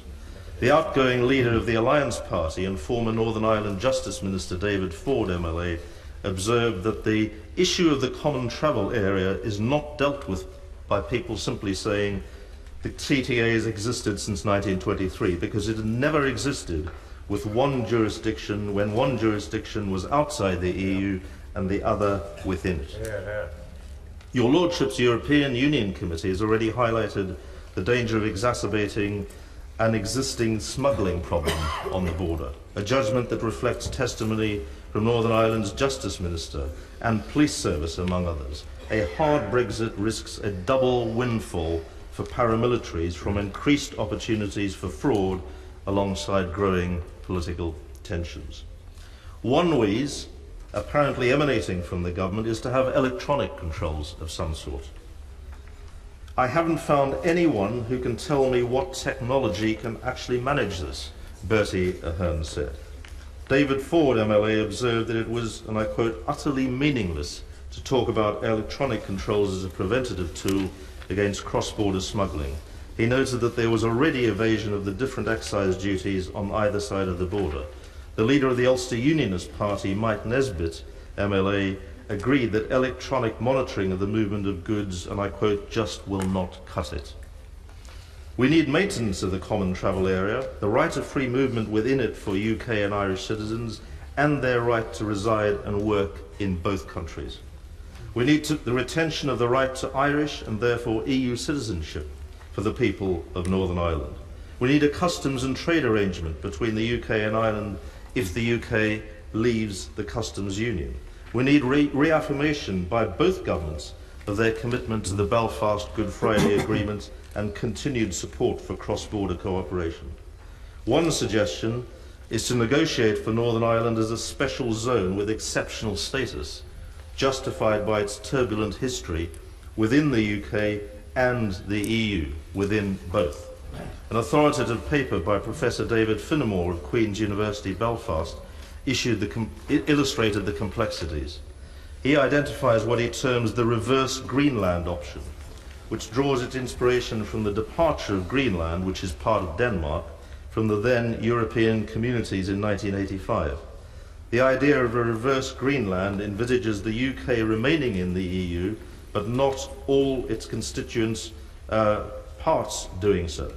Scotland and Northern Ireland, as constituent elements of the UK, who voted Remain, would, as was the case with Denmark, remain in the EU, while England and Wales, following Greenland's example, would leave. I close quotes. Gibraltar is another fraught problem altogether. 95.9% of the votes cast in the referendum for Remain, and they might also fall into such a category. Finnemore explains, and I quote, such an arrangement would require agreement within the context of a post-Brexit UK-EU relationship for the free movement of people to extend beyond the border of the EU into, but not across the entire territory of a non-member state. This would be unprecedented, but it would not be unprecedented for special or bespoke integration and cooperation arrangements to be put in place for particular regions or territories of non-member states. Svalbard enjoys special status within the context of Norway's participation in the EEA. The EU has also granted some restricted concessions to the Russian enclave of Kaliningrad, which is situated between the two EU member states, Lithuania and Poland. I close quotes from Professor Finnemore. A special status might mean a hard border with Wales, Scotland and England, but at least these would be at ports and airports which are in any event already monitored and sometimes policed. Travellers now present passports or driving licence to board aircraft, for example. Would similar arrangements for the Liverpool ferry be so much of a problem? If these kind of checks were on arrival in Great Britain, would Unionists see that as a de facto border between Great Britain and Northern Ireland for the sake of free movement within Ireland and object? Alternatively, would the Irish be prepared to increase controls at their ports and airports, with any extra security presumably paid for by Britain, rather like we do in Calais?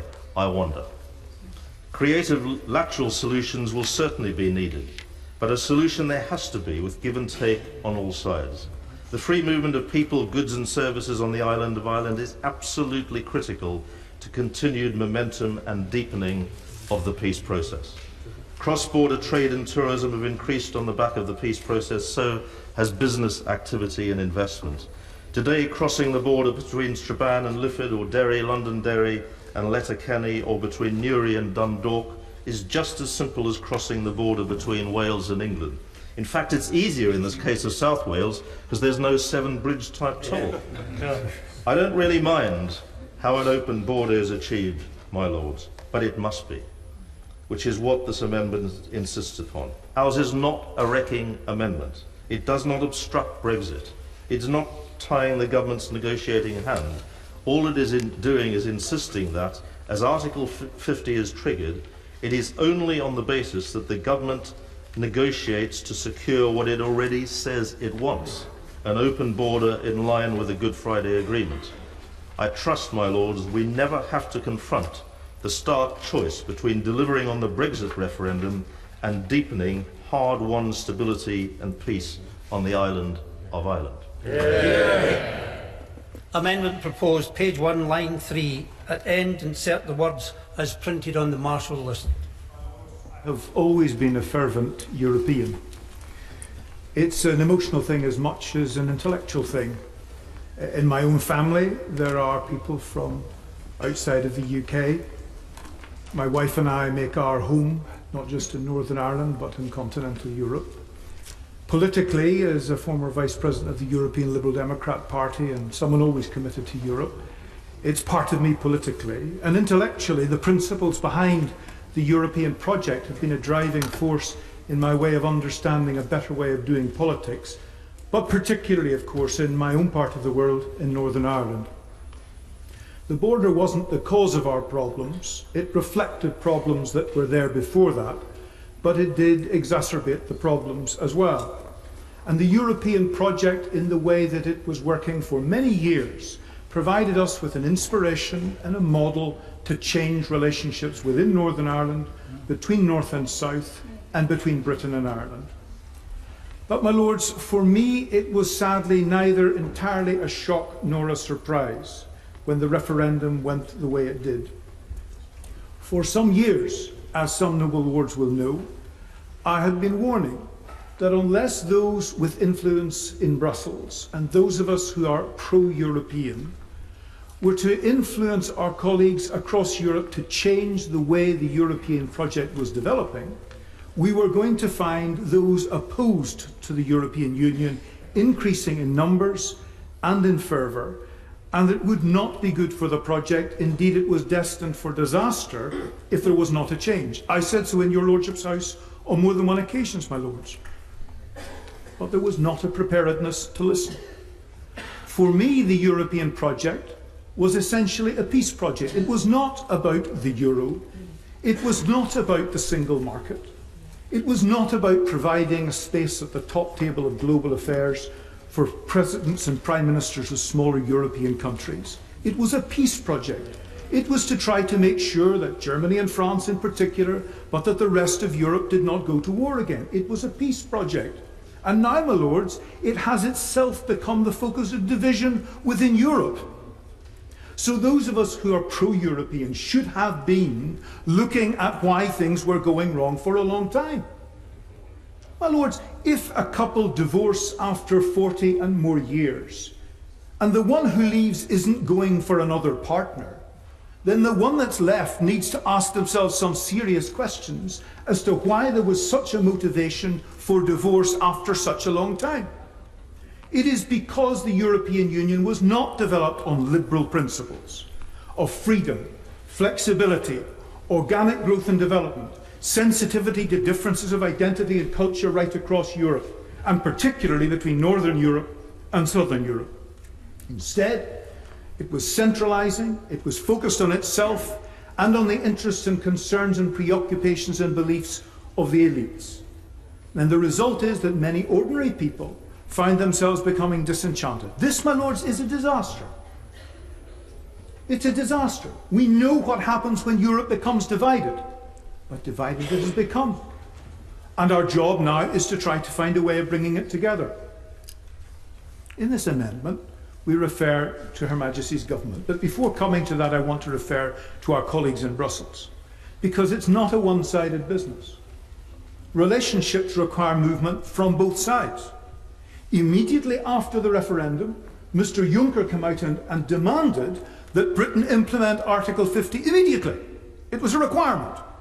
It wasn't a requirement, but it was an extremely unhelpful intervention because it gave all the impressions of Brussels talking down to everybody that it had produced precisely the problems.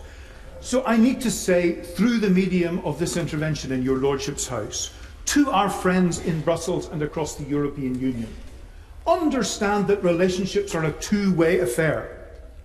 You have got to be prepared to be flexible too if there is going to be change for the better. It may be too late to do other than have a relationship with the United Kingdom that is outside the European Union. And it may almost be too late for some of the other countries, because this is not just a question of Britain. Many other countries are asking themselves these questions, have deeply dissatisfied populations, and this year in particular is likely to see developments of a thoroughly untoward order. So when it comes to the question of the border in Ireland, I do hope that people in Brussels understand that it is in their interests to start being flexible about the question and not simply saying, well, take it or leave it. If you want to do Brexit, here are the consequences. But rather to say, first of all, this is a relationship. Secondly, we're a peace project. We're not about disrupting a peace project that was painfully put together in Ireland. And thirdly, if there ever was trouble again in Ireland, it would be trouble within the European Union, even if Northern Ireland isn't there, because the trouble would be north and south of the border as it was before. But of course, my lords, the amendment is particularly addressed to Her Majesty's government. And I appreciated the fact that the Prime Minister, almost as one of her first initiatives, contacted the Taoiseach, Enda Kenny, and expressed her appreciation of his positive regard and relationship. And I know that despite the difficulties he is in, he or any successor would be able to have useful and positive contact with the Prime Minister. However, it's not just a question of what we do and say, it's a question of our impulses. And I remember in 2013, when the Crime and Courts Bill was being debated, one of the first things that I did when I realised problems were emerging in Northern Ireland over the question of whether there would be a legislative consent motion in the Assembly was to go and meet with the noble Lord Taylor of Holbeach, who was responsible for the bill in your Lordship's house, and to say to him, has the Right Honourable Theresa May, who at that stage was Home Secretary, had a consultation with the Minister of Justice in the Republic of Ireland? Because the NCA, which is going to be created by this bill, has as one of its fundamental requirements border security. It's one of the things it's about. The only land border we have in the United Kingdom is with the Republic of Ireland. We have a British-Irish Council. We have a whole series of international agreements. We have meetings of ministers in every context. Has the Home Secretary consulted with the Minister of Justice in the Republic of Ireland about this question? The noble Lord Taylor of Holbeach is a very honest and open man, not given to dissembling. He was clear. It hadn't even entered their minds to have such a conversation. It hadn't even entered their minds. It wasn't nasty, it wasn't malevolent, it wasn't a snub or a dismissal. It just hadn't even entered their minds. My lords, my fear is that now that she is Prime Minister, she is bringing to the office of the Prime Minister many of the attitudes, the people, the approaches of the Home Office. Mm-hmm. And if that is the case in relationships with Ireland North and South, it will create problems for her and for all of us. And so my appeal is to understand that being the Prime Minister of the United Kingdom is not just about being the Prime Minister of England and a few add-on bits. It is about Scotland. It is about Wales. It is about Northern Ireland. And it is about many parts of England that don't necessarily feel themselves entirely at home with the approaches that are taken here in London.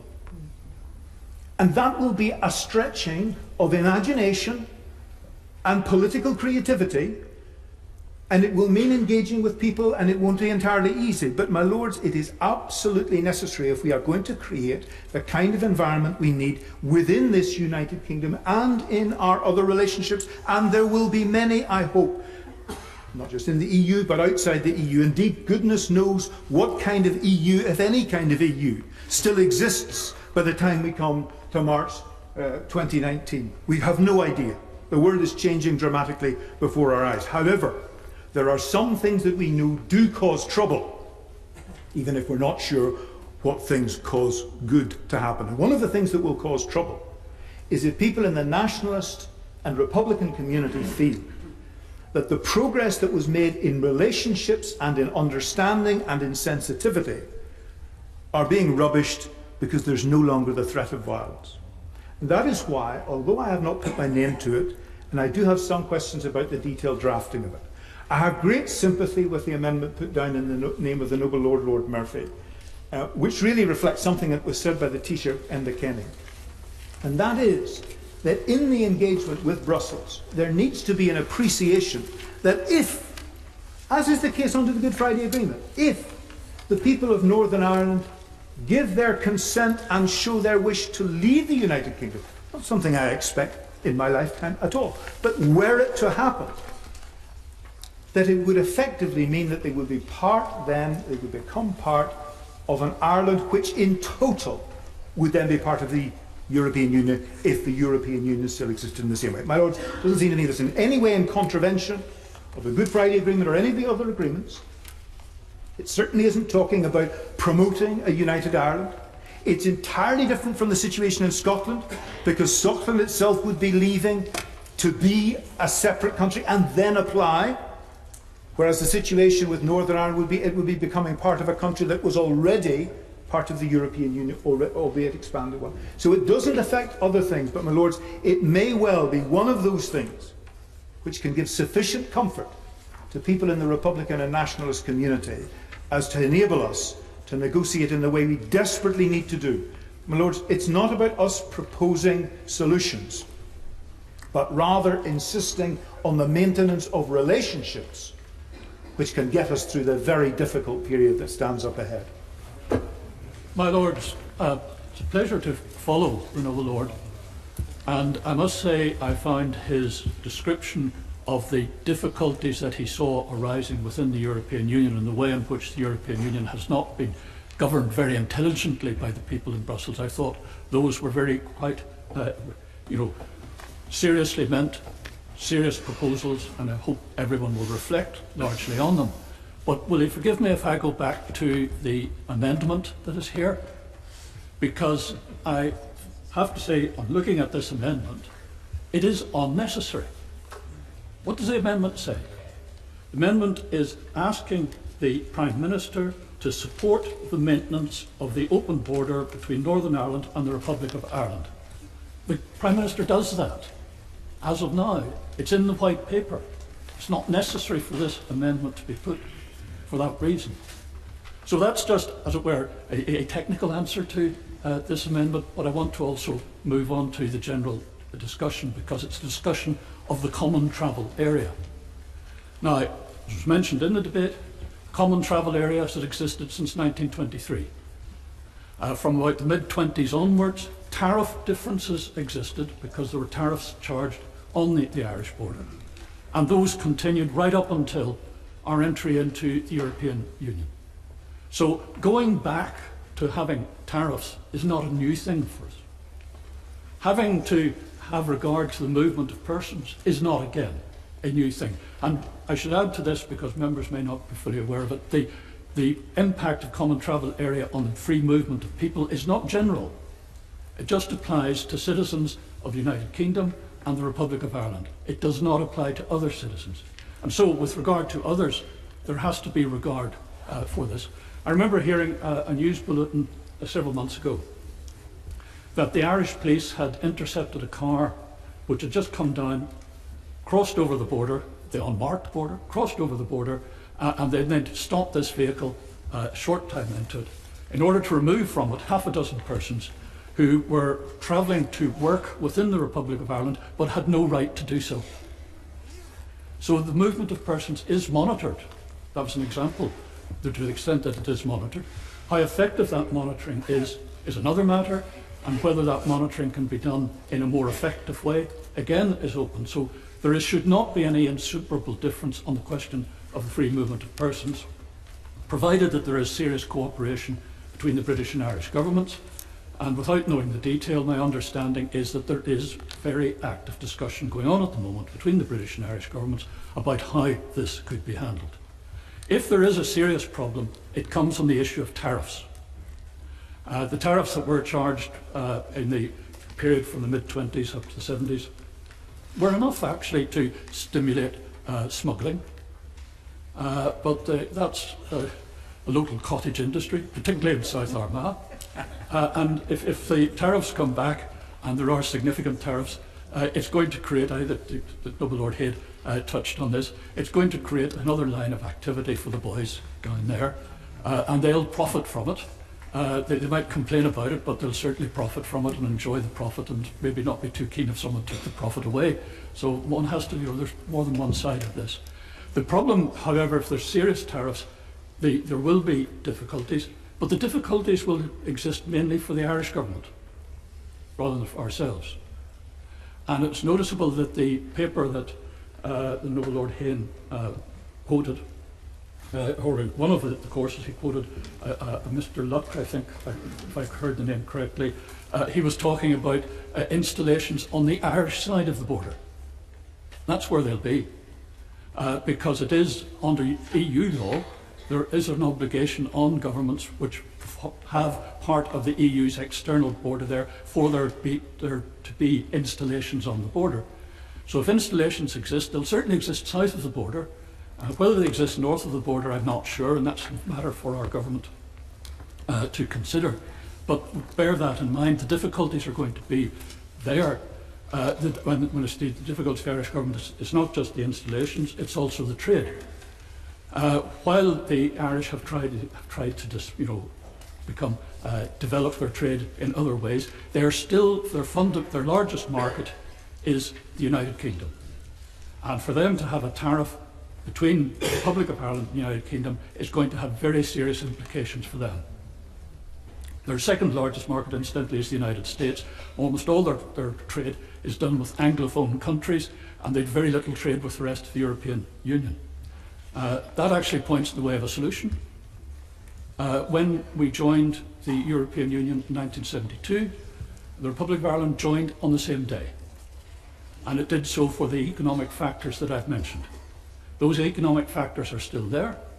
And the Republic of Ireland are going to have to think very seriously in a couple of years' time about their future and where their prosperity will lie.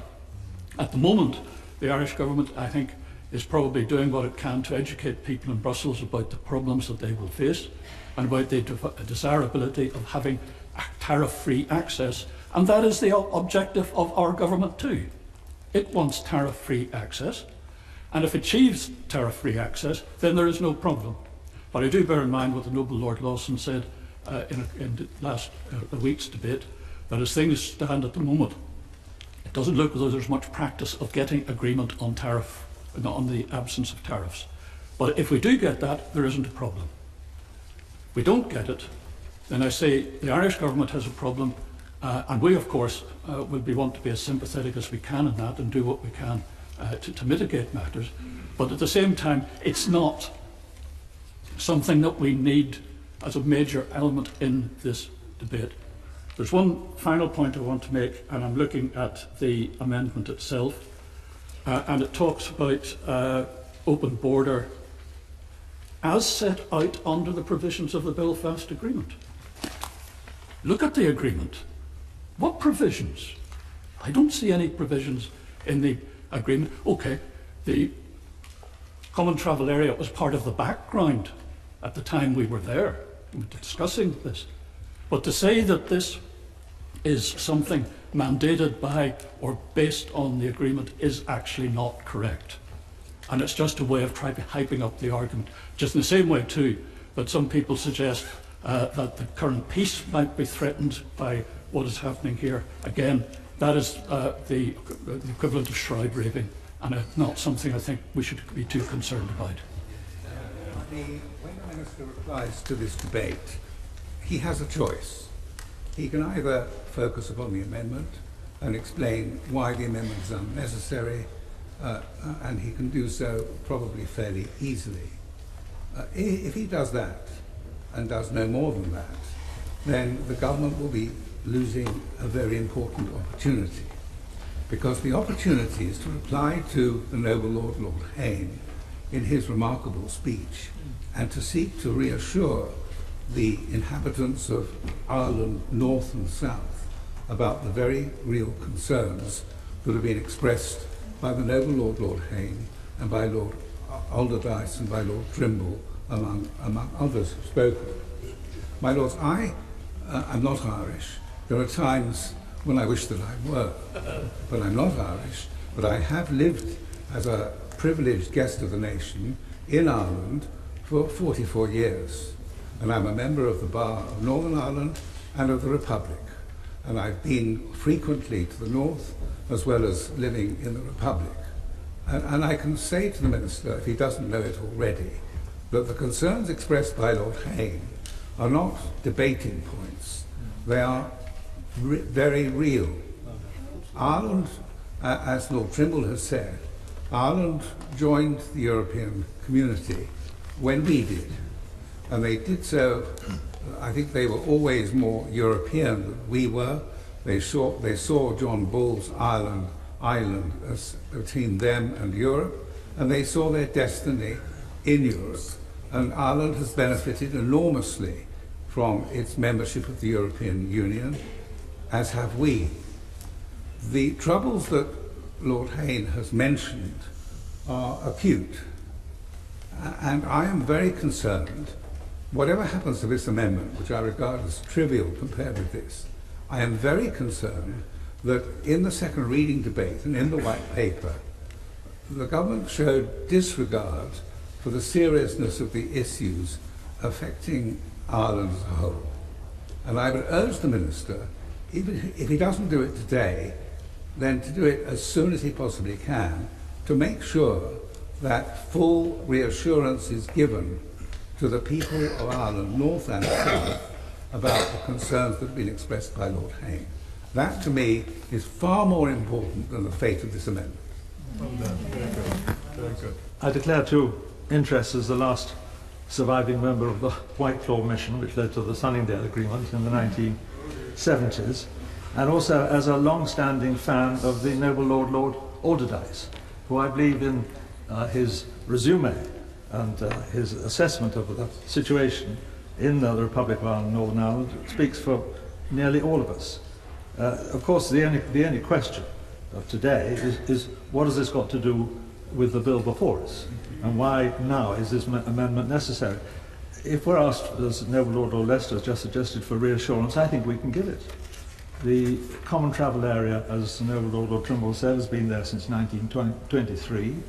The trade interests of the Republic of Ireland with the United Kingdom are overwhelming and growing very fast, not only in goods and agriculture in this area, but obviously in services as well. And it seems to be largely overlooked that actually the service element in international trade is riding much faster than the goods element, leading more and more to the earnings of the Republic, for the whole United Kingdom, being expressed in through digital and data transformation. Indeed, McKinsey say this is more than half the total earnings of international trade. So the whole pattern of trade has changed radically in the last 10 or 15 years with digitalization. And this comes into every assessment of the new relationship. Lord Alderdice, of course, is totally right. The problem lies with the European Union. Are they going to be able to, first of all, accept the common travel area? They must do it, because they are long before before the economic community was formed. And are they going to be able to accept that concessions are needed for bilateral arrangements of the kind which can perfectly well now be organised between the Republic and the United Kingdom, of which Northern Ireland is a part? I think we can reassure very strongly that in this low tariff world we're moving into, indeed a zero tariff world generally, and 80% of all industrial goods are not covered by a tariff. People talk as though tariffs were a war, they're not. I think we can be assured that a practical solution is perfectly possible. It will of course be discussed, has already been discussed by ministers, I imagine, and by many officials and by many people in Dublin and in Belfast and in London. I'm absolutely sure that there are various elements of gluing together the situation which can develop. One, I can't resist adding, is that Dublin shows an enormous interest in association with the Commonwealth. And indeed, one of the most lively branches of the Royal Commonwealth Society, and I declare an interest as its president, is in Dublin. And it attracts a very great interest indeed, because more and more the Republic sees that its future lies, obviously in working within the reforming European system, which is going to be very difficult because, as we know, the European Union is undergoing vast political, economic and social changes, but also in its relations with the rest of the British Isles. So I see very little problem, but I don't say there's no problem. No, Lord Hayne speaks with authority, but I see that it can be resolved by goodwill on all sides. I see the goodwill being there, and I see absolutely no necessity at all for bringing this issue or this amendment into the present bill. My Lords, I often think that Northern Ireland, from our perspective here, is the forgotten part of the UK. It rarely gets a mention in this House, and it gets very little media coverage in the London-based, England-based press. But I am worried about Northern Ireland, and 2-3 years answering for the government on Northern Ireland issues taught me that politics in Northern Ireland is not as solved as people from in this country, in England, often assume it to be. I'm worried about Northern Ireland because clearly it's a difficult time with the breakdown of power sharing there and the imminent election. There are clearly difficulties in personal relations that have not always existed in recent years. I'm also worried because the political parties here seem to have abandoned the position of carefully balanced neutrality on Northern Ireland politics. Theresa May relies on the DUP support in the House of Commons, and the Labour Leader's Office has members who are openly sympathetic to Sinn Féin. And that is a situation that has not existed in recent years. It's been more balanced than that.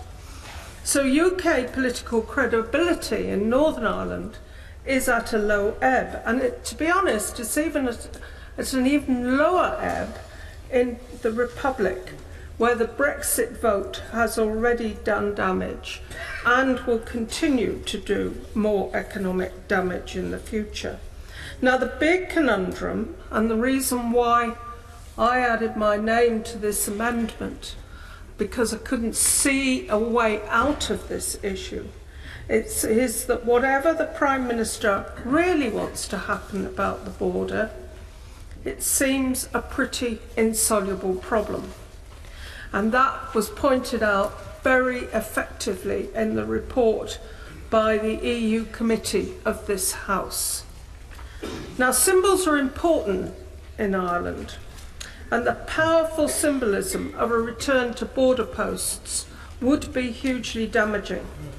In contrast, the current open border is a powerful symbol of the peace process.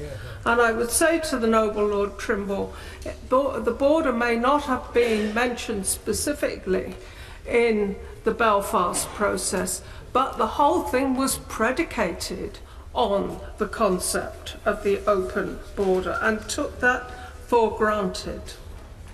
Now, nowadays, people more or less ignore the border. They cross it on a daily basis to shop, to go to the pub, to go to university, to visit relatives. They don't notice it is there. And that daily natural integration is a powerful lever for peace. Of course, in order to maintain an open border, there has to be tariff-free trade with the Republic, and that is pointed out in the report of the EU committee. It's been suggested that there could be an electronic system rather than physical border posts. Now, I believe that would be deeply distrusted. The idea that people are being tracked across the border would not be appealing in Northern Ireland. And the third alternative is giving Northern Ireland, as my noble friend suggested, special status in the EU and moving the border so that it lies between parts of Northern Ireland and Wales, essentially.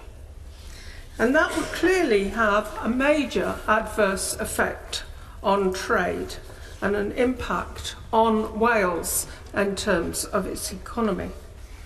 So my support for this amendment is based on my concern that none of those three options are anything like ideal.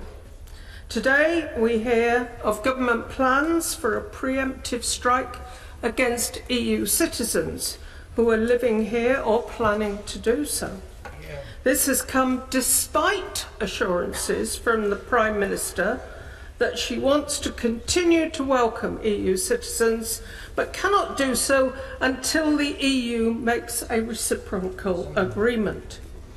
Now, that news today surely undermines the idea that we can rely on the assurances that the Prime Minister gave about the Northern Ireland-Southern Ireland border. If we have no consistency from the Prime Minister on EU citizens, then surely we cannot rely on consistency in her assurances on the border. This amendment, my lords, would ensure that the island of Ireland is not forgotten, that Northern Ireland is just for once not an afterthought. Any deterioration in the peace process would be a very high price to pay for Brexit. To speak in general support of the issues raised by this group, I have not put my name to any of the particular amendments, but I do feel that the issues raised demand proper debate. This is the first time that I've spoken in any of the Brexit debates in this House. And I do have a personal interest. My mother came over from Ireland after the war and made this country her home. Due to a long-standing personal commitment, I made the start of the second reading debate, but was not able to take up my speaking slot. So before coming to the specific issues here, I would like to say a very few words about my overall position on this bill. My lords, I voted Remain in the referendum. This did not make me a cheerleader for the EU. I could see its current difficulties and challenges all too clearly. Indeed, anyone involved in negotiations on EU structural funds would have been in no doubt about those challenges.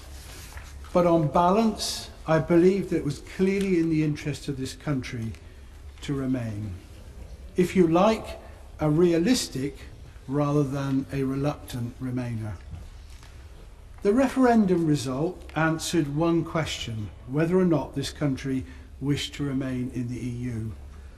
But as others have said, it left a whole lot of other questions unanswered. It is these questions: should we remain in the single market? How can we best secure the future of the United Kingdom? Something I feel very passionately about. What should our approach be to EU and EEA citizens? Just 3 examples be that we should be debating in these amendments. And to want to debate these issues is not the same as wanting to block or delay this bill. Reviewing, scrutinising and proposing amendments to legislation is, after all, what we are here to do. Now, much has been said about the ardent Remainers, if I can call them that, being in denial of the referendum result. I have to say, my lords, that I've no doubt there are some, maybe even some in this chamber, who fit that description. However, my biggest concern is for the ardent Leavers, who seem to be in denial of the enormous risks that a badly handled Brexit will have for our economic, social and political interests. Or indeed, how much are we going to have to give up in order to secure Brexit on the terms currently being envisaged? We cannot simply hope for the best and leave these issues to the outcome of the negotiations. The likely result of that approach is that we will be left with Hobson's choice: vote for a deal that we are deeply unhappy about, or face being bundled out of the EU without an agreement. It is much better, in my view, to discuss, debate and, where necessary, vote on the issues now. Turning to the amendments in front of us in this group, the government's Brexit White Paper sets out 12 principles, one of which is protecting our strong historic ties with Ireland and maintaining the common travel area. It rightly highlights the extensive movement of goods, services and people across the border, and says that the government will work with the Irish government and the Northern Ireland Executive to find a practical solution. What is much less clear in the plan, however, is how this principle will be reconciled with the other principles in the plan, and if they cannot be reconciled, which principle will take precedence. Paragraph 4.4 of the White Paper says that when the UK leaves the EU, we aim to have as seamless and frictionless a border as possible. So there will be a border. Like much of the White Paper, the clear headline principle at the start of the chapter is undermined by the text. The question is not whether we have a border, it's how seamless it is. Now, as many have said this afternoon, the issues here go well beyond free trade and free movement. The report of the EU Committee made clear that the implications of Brexit for Ireland were more profound than for any other member state. And indeed, in my own discussions with the Republic of Ireland, when I was head of the civil service, the prospect of Britain exiting from the EU and its potential consequences was by far their biggest concern. This fear has now become a reality, and it seems clear that the harder the Brexit, the harder the border. It will in effect become an external customs border of the EU. And whilst of course there may be some shroud raising, we cannot ignore the Irish Taoiseach Bertie Ahern's comments, who after all was instrumental to the Good Friday Agreement, expressing his concerns that Brexit might put the peace process in jeopardy. Surely, my lords, there can be no circumstances in which we could contemplate that happening. Of course, the EU commissioners and their negotiators will have an important role here. I recognise that. But in the end, this will come down to the choices we make in the negotiations. What negotiating goal finds priority over another? In my view, our commitment to both the letter and the spirit of the Good Friday Agreement must stand above most, if not all, of our other ambitions. I sincerely hope the Minister will confirm this in his response.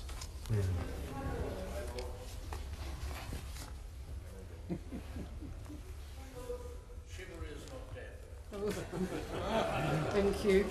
My Lords, about 25 years ago, I was a member of the Independent Opsal Commission on the future of Northern Ireland. And through that, I learnt a lot about the economic and social problems faced in Northern Ireland, and also became very aware, acutely aware, of how in Britain these problems, and Northern Ireland generally, was pretty much ignored, other than through the lens of the Troubles. Plus ça change, my lords, as the noble Baroness Lady Randerson has already noted. And the noble Lord Kerslake quoted from the EU Committee report on UK-Irish relations that the implications of Brexit for Ireland are more profound than they are for any other member states. But it also went on to say that these profound issues raised for the island of Ireland are often overlooked on the British side of the Irish Sea. And that's why I very much welcome these amendments and believe there is a role for us to be debating them in the context of this bill, because they should not be overlooked by your Lordship's House. And it would be a tragedy if Brexit undermined the Good Friday Agreement and the continuing peace process, as many fear, despite what the noble Lord Trimble said earlier. At second reading, my lords, I spoke on some of the human rights implications of Brexit, and they are especially profound for Northern Ireland, as the Northern Ireland Human Rights Commission and the Irish Human Rights and Equality Commission have both underlined. And I have just had brought to my attention a very important speech, I think, by a member of the Irish Human Rights and Equality Commission, which raises important questions for the Article 50 negotiations. And she asked whether human rights and equality could be mainstreamed into the European Council guidelines for a withdrawal agreement.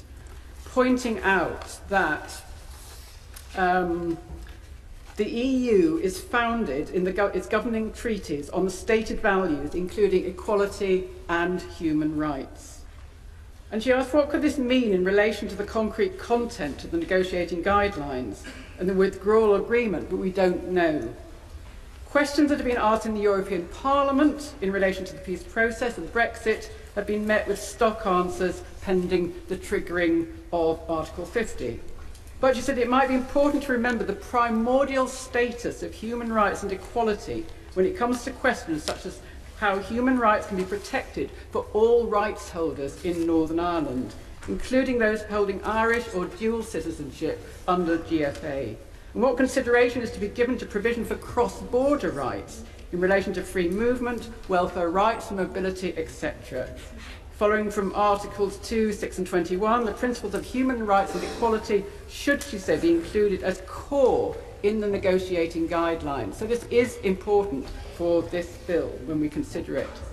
And it's vital that the withdrawal agreement expressly protects the Good Friday Agreement. She points out that the EC Treaty itself is a peace agreement, which in its origins in the 1957 treaty resolved to strengthen the safeguards of peace, as the noble Lord Alderdice said so eloquently earlier. And it can't be overstated that the exit agreement to be concluded between the EU and the UK must not now undermine the peace that has been achieved in Northern Ireland with such difficulty, perseverance and commitment on all sides. The GFA is founded on a golden thread of respect for human rights and equality. And the EU's external action is a binding commitment to preserve peace and prevent conflicts, and the withdrawal agreement must honour this. My Lord, I think those are very important words, and I would welcome the Minister's observations on these crucial points regarding human rights generally and the Good Friday Agreement in particular. I wonder if I could raise a point that the noble Lord Hayne didn't raise, but which was very much on my mind as someone who was closely involved with the negotiations over Protocol 36, under which the United Kingdom withdrew from a large number of justice and home affairs legislation and then opted back into the 35 most important ones. Now, this point has been raised both in the second reading by my noble friend Lord Blair and in the debate we had on the EU Select Committee's report on justice and home affairs. And the relevance for this matter we're discussing today is very real, because those of us who took evidence on that matter know perfectly well that the underpinning of the Belfast Agreement, the open border and everything else depends on the strengthening of law enforcement cooperation, which has taken place in recent years under EU legislation. The European arrest warrant, the exchange of criminal record information, Europol, all these great raft of things, they underpin, and above all, they have helped to achieve the depoliticization of these law enforcement issues between Northern Ireland and the Republic. Now, all those bits of EU legislation are now at risk. There is no doubt about that. The Prime Minister herself, after all, was very well aware of the problems in this area and who negotiated very effectively in the case of Protocol 36, knows it extremely well. But she has said that no deal is better than a bad deal. And no deal means we go over the cliff as far as all this law enforcement legislation is concerned. So I would like to hear from the noble Lord, the Minister, when he replies to this amendment, which I am speaking in favour of, just how the government intends to avoid that situation. Because if they don't have a better story to tell than they have hitherto, and frankly the story is thin and threadbare so far, it is a statement of assertions and desires and wishes, but of absolutely no sense of direction of how to get there. So I would like the noble Lord the Minister, if he could, when he responds to this debate, to address this issue along with all the other ones that other noble lords, and particularly Lord Hayne, addressed. It is an important one, and there is no plan B in this case. If we go over the cliff, there isn't the WTO trade rules which we can fall back on. There is just nothing.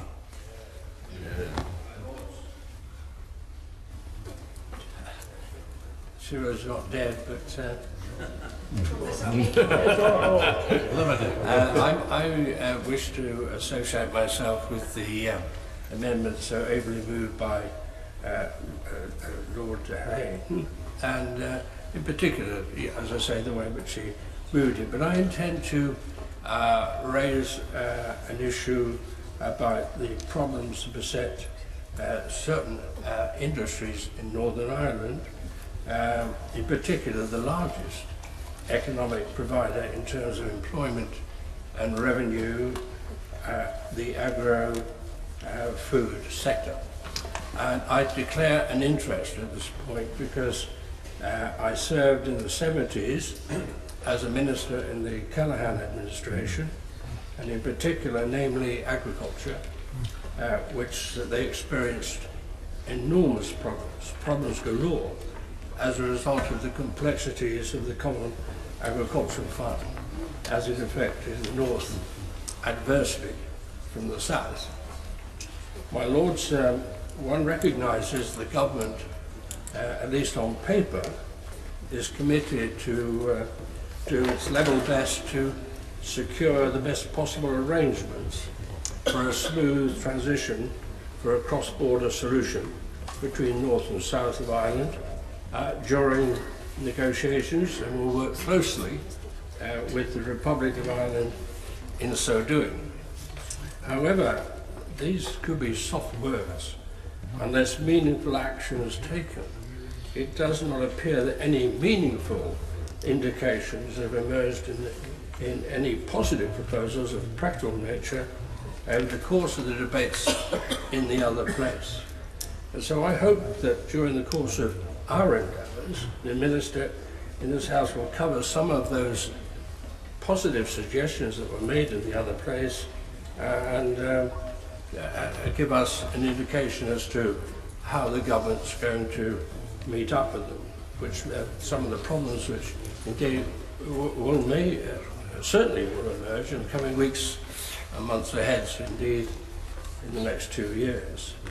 I intend at a later stage to mention at least one or two of the problems facing the Ulster Farmers Union.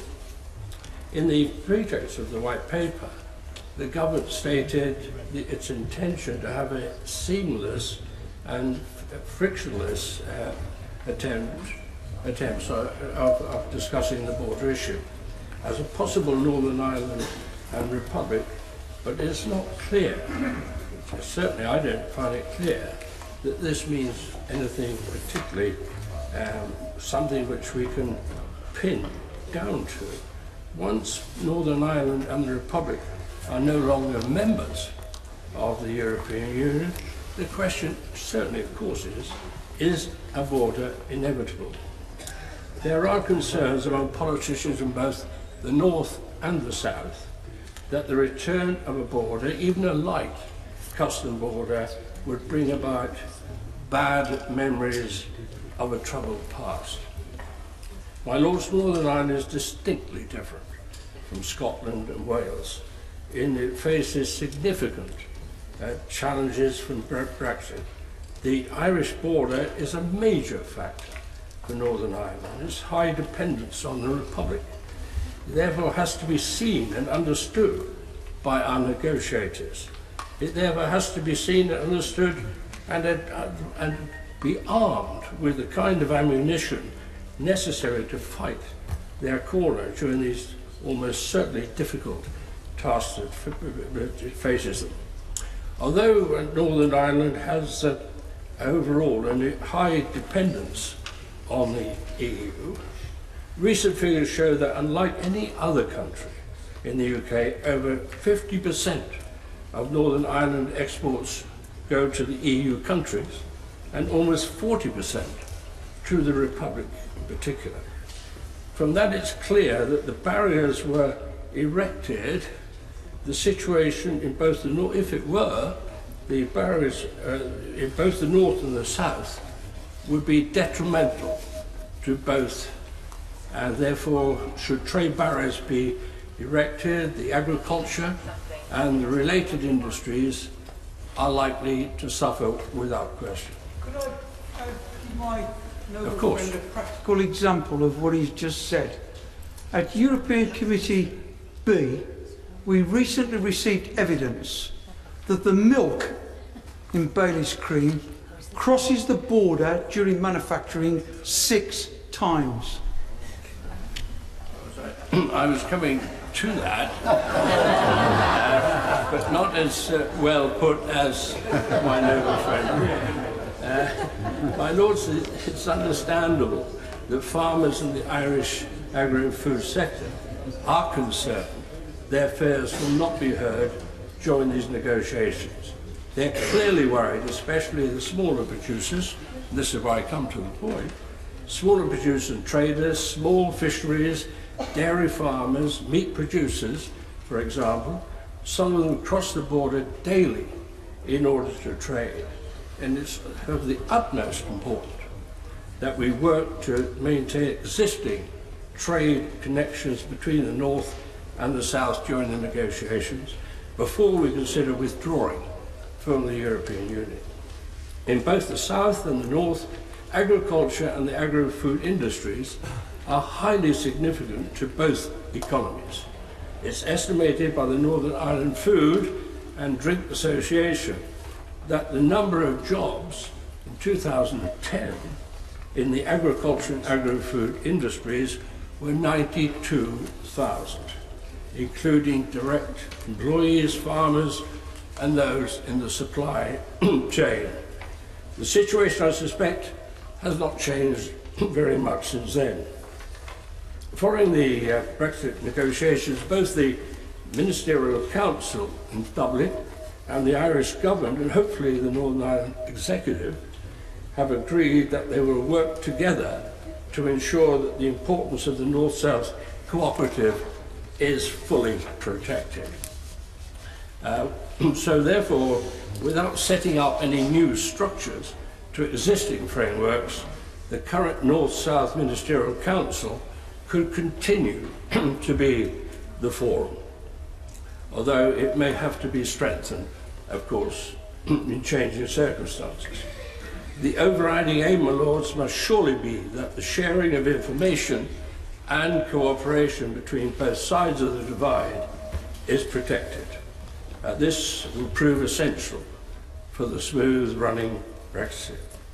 Now, having served, as I said earlier, as a minister in the Callaghan government, with my primary responsibility that of agriculture, as I have already stated, that there are particular difficulties insofar as at that time the South had a massive advantage over the North. My throat is playing tricks with me, so with those words I would merely say that I agree with this amendment, and I hope that the Minister, when the Minister replies, will recognise some of the important issues facing the agriculture industry in Northern Ireland.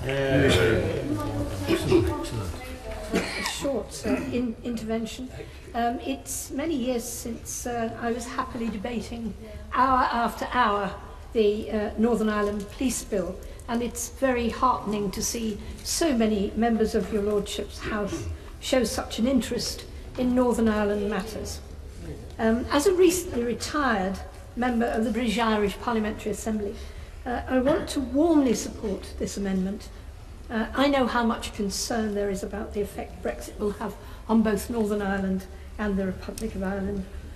The foundations of the peace process are built on an open and accessible island of Ireland, and it's welcome that the government has committed to ensuring a frictionless border between the North and South. But they haven't said how this might be achieved. So can the noble Lord the Minister enlighten us, perhaps? We must have more clarity from ministers on the practical implications of Brexit for the 35,000 people estimated to cross the border every day. So can the government guarantee freedom of movement on the island of Ireland? I'd like to think that they could. Your Lordships also need to know, this has been touched on by the noble Lord Hayne, that the police service of Northern Ireland are on record stating the security risks posed to police officers and border control officers are of great concern. The officers are still acting under severe threat, meaning that an attack from dissidents could happen at any time, and there have been recent attempts on the lives of officers in North Belfast and in Londonderry. And if police officers could be deployed to customs posts on a fixed border, as the noble Lord said, they would become sitting targets. What extra measures is the government taking to ensure these concerns are being addressed?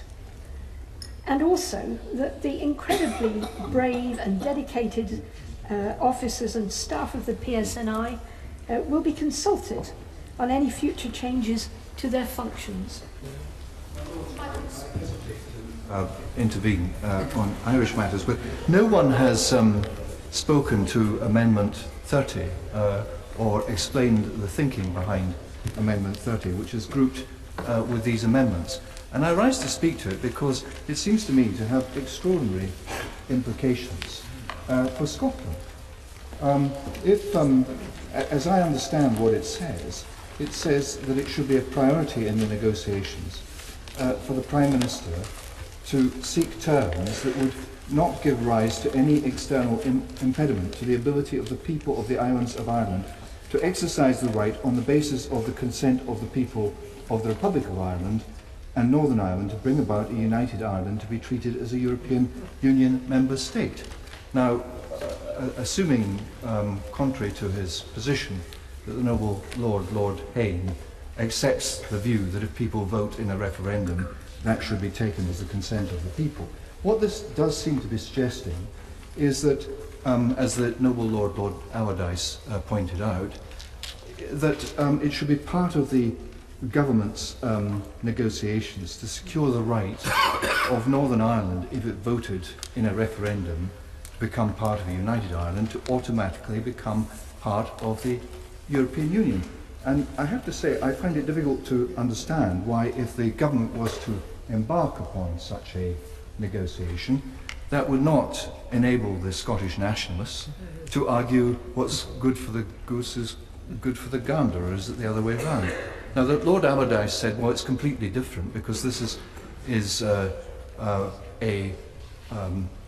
part of the United Kingdom joining a state that is a member of the European Union, and not the other way around. I venture to suggest, I very much doubt if Nicola Sturgeon and Alex Salmond would present that in this way. But I mean, the main point I want to make is that this is a bill about starting the starting gun for Article 50. There are many, many issues, and of course there's great sympathy in the House for the position of Northern Ireland. The Prime Minister has said in the clearest possible terms what the government's policy is. And some of these amendments and some of the speeches, frankly, do not seem to be prepared to take yes for an answer. And the idea that we have to amend the bill in order to hold the government's feet to the fire for their policy on something as important as this, I think is pretty extraordinary. And of course we go back to the fundamental point. The President of the Commission, the Leader of the Opposition, the then Prime Minister all wanted to implement Article 50 immediately. The Prime Minister is anxious to get on with the negotiations. These issues will have to be considered. Now, the noble Baroness Lord Harris said, well, we accept that, but we want to know how you're going to do it.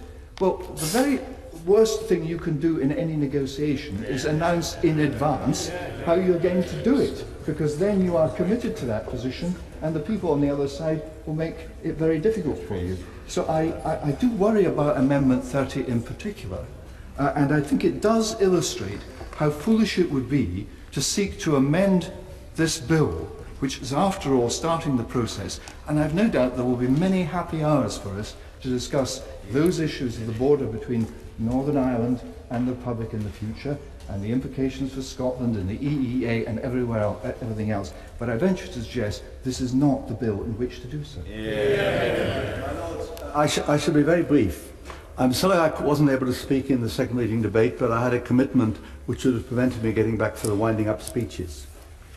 My Lords, I remember at the time of the negotiations leading up to the agreement in Belfast that the EU was there in the forefront, being supportive, and indeed the EU financed a lot of cross-border projects and played a significant part in the process.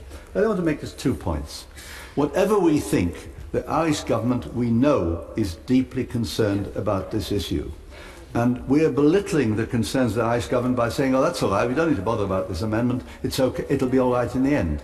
The Irish government, we all know, are very concerned, from the previous Taoiseach, the present Taoiseach, and other people. And we at least owe it to them to show that we are concerned about it. But my key point is this. I believe it would be right to have this amendment on the face of the bill, if for no other reason than it will send a signal to Brussels. It's all right saying the Prime Minister will do her best in the negotiations. I'd have thought in the Prime Minister's position, she'd be much better off if we had this amendment on the face of the bill. It would strengthen her resolve, and she could say the British Parliament is so concerned about it, we've put it on the face of the bill. I think that's the reason why we should move forward with this amendment. I noticed that in the amendments have been signed by what is virtually a who's who of people who've been playing a very high profile in Northern Ireland affairs over many years, and therefore for that reason alone one has to take very seriously what has been put before us. But the truth is, my Lords, we've been really having a second reading debate today, this afternoon, and not a debate on the amendments, and therefore I suppose in the absence of a speaker to slap us down, we'll all be tempted probably onto that turf. However, my Lords, there are a couple of things I want to say at the outset. There is I have heard no one, absolutely no one, in any political party, in any government, say that they want or wish to see a hard border. The closest we came to somebody saying that you had to have one was that official to whom I think Lord Hayne may have referred. But nobody wants it. British Irish Parliamentary Assembly, of which quite a number of us are associated, are working to ensure that it doesn't happen. Both our governments are working to that effect. Brussels has openly said that they've got the message. And I believe that with that sort of momentum, I believe we will find means. I do disagree with Lord Hayne to this extent, that I would rule out nothing, whether it's electronic, technical, or any form of technology at this stage. We do not need to paint ourselves into a corner. It may have a part to play. I'm quite sure that already it has a part to play in everyday life, in tracking criminals and so on. We should not, therefore, rule out what could be a contributing factor to finding a non-concrete and barbed wire solution, which is what we all want. So why should we rule out, at the very outset, one possible contributing factor? But, my Lords, the House is greatly adorned by many senior legal figures who have demonstrated their robustness and capability in recent months. And not being a lawyer, and I'm absolving myself of any responsibility in advance, we have had two recent cases that I wish to refer to. Because my fundamental disagreement with Lord Hayne's amendment is that we're making a mistake, in my belief, in linking the Belfast Agreement with triggering Article 50. There are two totally separate things, and that's just not me talking. Let's refer to the two cases against Brexit that were brought to the Belfast High Court last September. One by a well-known victims campaigner, and the other by a group of human rights organisations and Stormont politicians, including the leaders of the SDLP, the Greens, the Alliance, plus a Sinn Féin former minister. A premise of each case was that taking Northern Ireland out of the EU would breach the Belfast Agreement. The High Court heard both cases together and rejected them on every point. It is worth a quick run through those points to demonstrate how comprehensively a breach has been debunked. The plaintiffs claimed the constitutional status of Northern Ireland has been changed without the population's permission, contrary to the consent principle underpinning the entire peace process. They said the 9 mentions of the EU in the agreement mean membership is inextricably woven into the law enacting it. However, the court came to the situation to a conclusion, and that it found that the agreement, references to the European Union in the agreement, are incidental. That was the word of the judge. Now, the Northern Ireland Attorney General John Larkin decided to refer all of this, or some aspects of this, to the Supreme Court, because he wanted to make sure, he felt that there was no link, but he wanted to make absolutely certain that there was clarity at the highest possible level. When the Supreme Court produced its decision in the Miller case, which was a split decision, albeit a substantial majority, but on the issue that is specific to the Northern Ireland case, it was unanimous in its decision, and it said this is not a breach, and that was without any caveat whatsoever.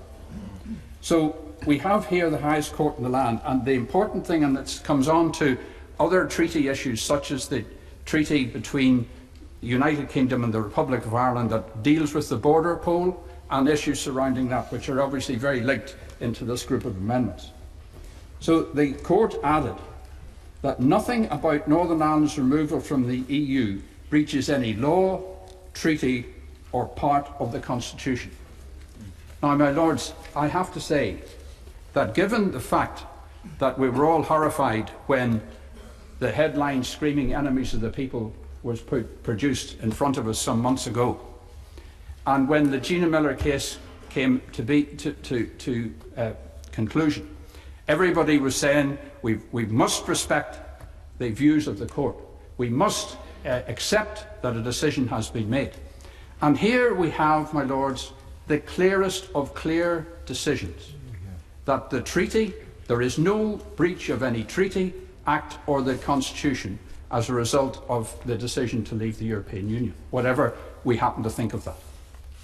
So I would contend, my lords, that the amendment is defective insofar as it tries to put on the face of the bill an agreement which actually is not relevant, and also one where there is no offence or violence done to the Constitution of the United Kingdom. The other issue I would say to colleagues is this. Lord Hayne mentioned possibly one action would be to devolve immigration powers to Stormont. My lords, you would need to get a pass to go from County Antrim to County Down under those circumstances, I can assure you. And the last thing we need is to devolve immigration powers to Stormont. They can't agree to a budget, they can't agree anything at the present moment, and sadly the place has fallen in on itself again. So the idea that you would put an immigration power in there, I think is fanciful, would be extremely dangerous. The other thing that was being mentioned is this concept of special status. That term, my lords, referred to the special category status of prisoners in the Maze prison, or the Long Kesh as it was, which led to the hunger strikes. And I think that special status means, certainly to a unionist, something less than being part of the United Kingdom. And that's exactly what it would be. The fact remains, you are either in the United Kingdom or you're not. And I know of what we have tried to design in the Belfast Agreement, and I thank my noble friend Lord Trimble for giving myself and noble Lord Kilclooney the opportunity to be part of the team that negotiated that. We found ways through that agreement of resolving these very difficult issues. And the problem with the leaving the European Union, it's not breaches of the Belfast Agreement that the problem is. The political problem is leaving the European Union. And that is what is upsetting a lot of nationalists and is upsetting a lot of people in Dublin. But that is not actually relevant to this bill. So while we have the clear and I want to get down to finishing off by saying to the ministers on the front bench, and I've raised this with them numerous times, privately and in this House. When it comes down to it, we need assurances that there are red lines, yes, red lines, in the negotiations that are coming before us. And one of those red lines must be that there is no internal border within the United Kingdom. Because we've been talking about the border with the Republic, and I agree totally with an open, free border. And I had the privilege of being a minister who started up, the Northern Ireland minister who started up Intertrade Ireland and Tourism Ireland, which are two of the North-South bodies. And I could say to people that nobody that I have come across wishes to see any border in terms of a physical construction. But ministers must also be aware. The Prime Minister says she is a unionist Prime Minister. She believes in the union. She wants to strengthen the union. Therefore, can we have an assurance that there is going to be no internal border within the United Kingdom, whether that be up the middle of the Irish Sea, at ports and airports? Because if you're saying to us today, we all want an open border with the Republic, you cannot then turn around and say, you can have an open border with the Republic, but you can't have an open border within the United Kingdom. So, my Lords, I would say to you that I believe that the amendment, I understand the political issues that are behind this amendment. They are real. The concerns of nationalism is real. I spent many years in various types of negotiations, years and more years, and we're still negotiating. So all I would say is you cannot be ambiguous on these issues. There's either a United Kingdom of Great Britain or Northern Ireland, or there isn't. And I believe that our colleagues in the European Union get this. They will be helpful, I have absolutely no doubt, because they've invested a lot. They brought in a unique, and this is in Jacques Delors' time, a unique fund, the Northern Ireland Peace Fund. Nobody else ever got that. It's now currently still going in its fourth iteration. And I think we're all most grateful for the help we've received. I think Brussels has a lot invested in it because it set an example of an attempt to solve an internal problem within the European Union. And unfortunately, some people have been invited into the European Union before some of their constitutional issues were sorted out, and that was in breach of regulations. But when the euro came along, they breached regulations there as well.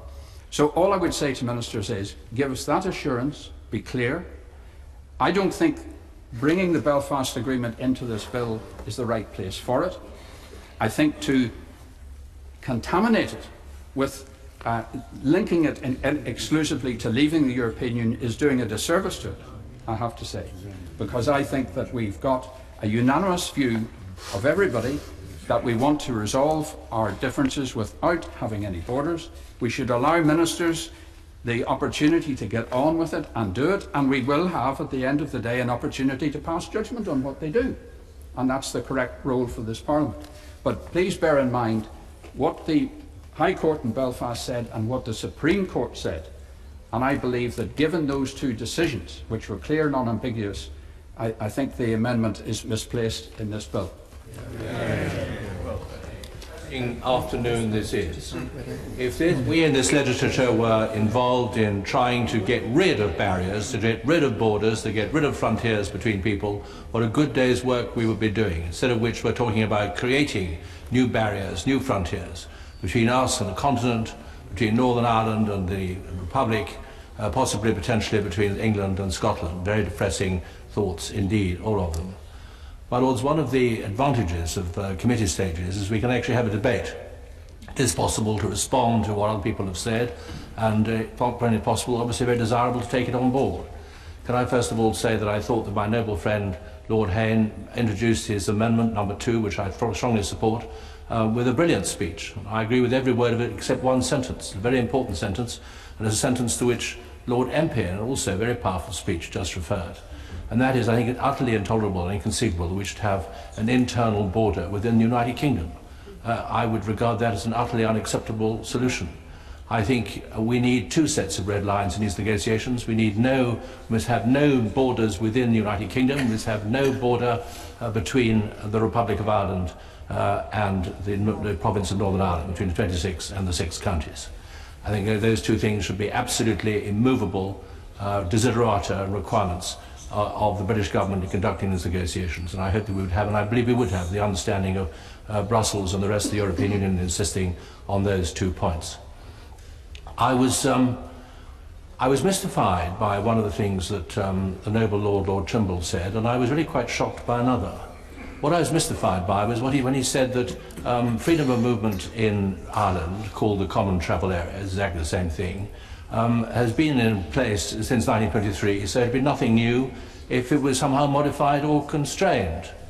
Well, the Irish Free State only came into being in January 1922 when the treaty was ratified, so there was never a border before then. Clearly, we're part of the same country. If there's never been a border since 1923, then there's only been 1 year on that calculation in the course of the last 800 years of Anglo-Irish history in which there's been any restriction on freedom of movement within Ireland. And I think that being the case, and I believe it to be the case, it would be, of course, profoundly shocking. It would be a traumatic effect if we suddenly started introducing one now. What a very sad thing to do after the last 20 years. My lords, the thing that actually shocked me, though, was when the noble Lord Trimble appeared to be saying that the Irish Republic, if they were observing their own interests, would themselves leave the European Union. I remind him that the people of the 6 counties voted very substantially to remain in the European Union only a few months ago, and surely we should leave it in all courtesy to the people of the 26 counties to make their own decision on that particular matter, and not lecture them from the British Parliament, a habit which has become, I'm afraid, too bad a habit over too many centuries. My lords, this matter this afternoon is particularly important because in the other areas we'll be debating in the course of the passage of this bill, like single market, which we've already had a go at that, and we'll come back to that, of course.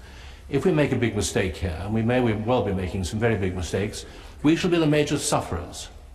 But in this matter, we shall not be the major sufferers or the only sufferers.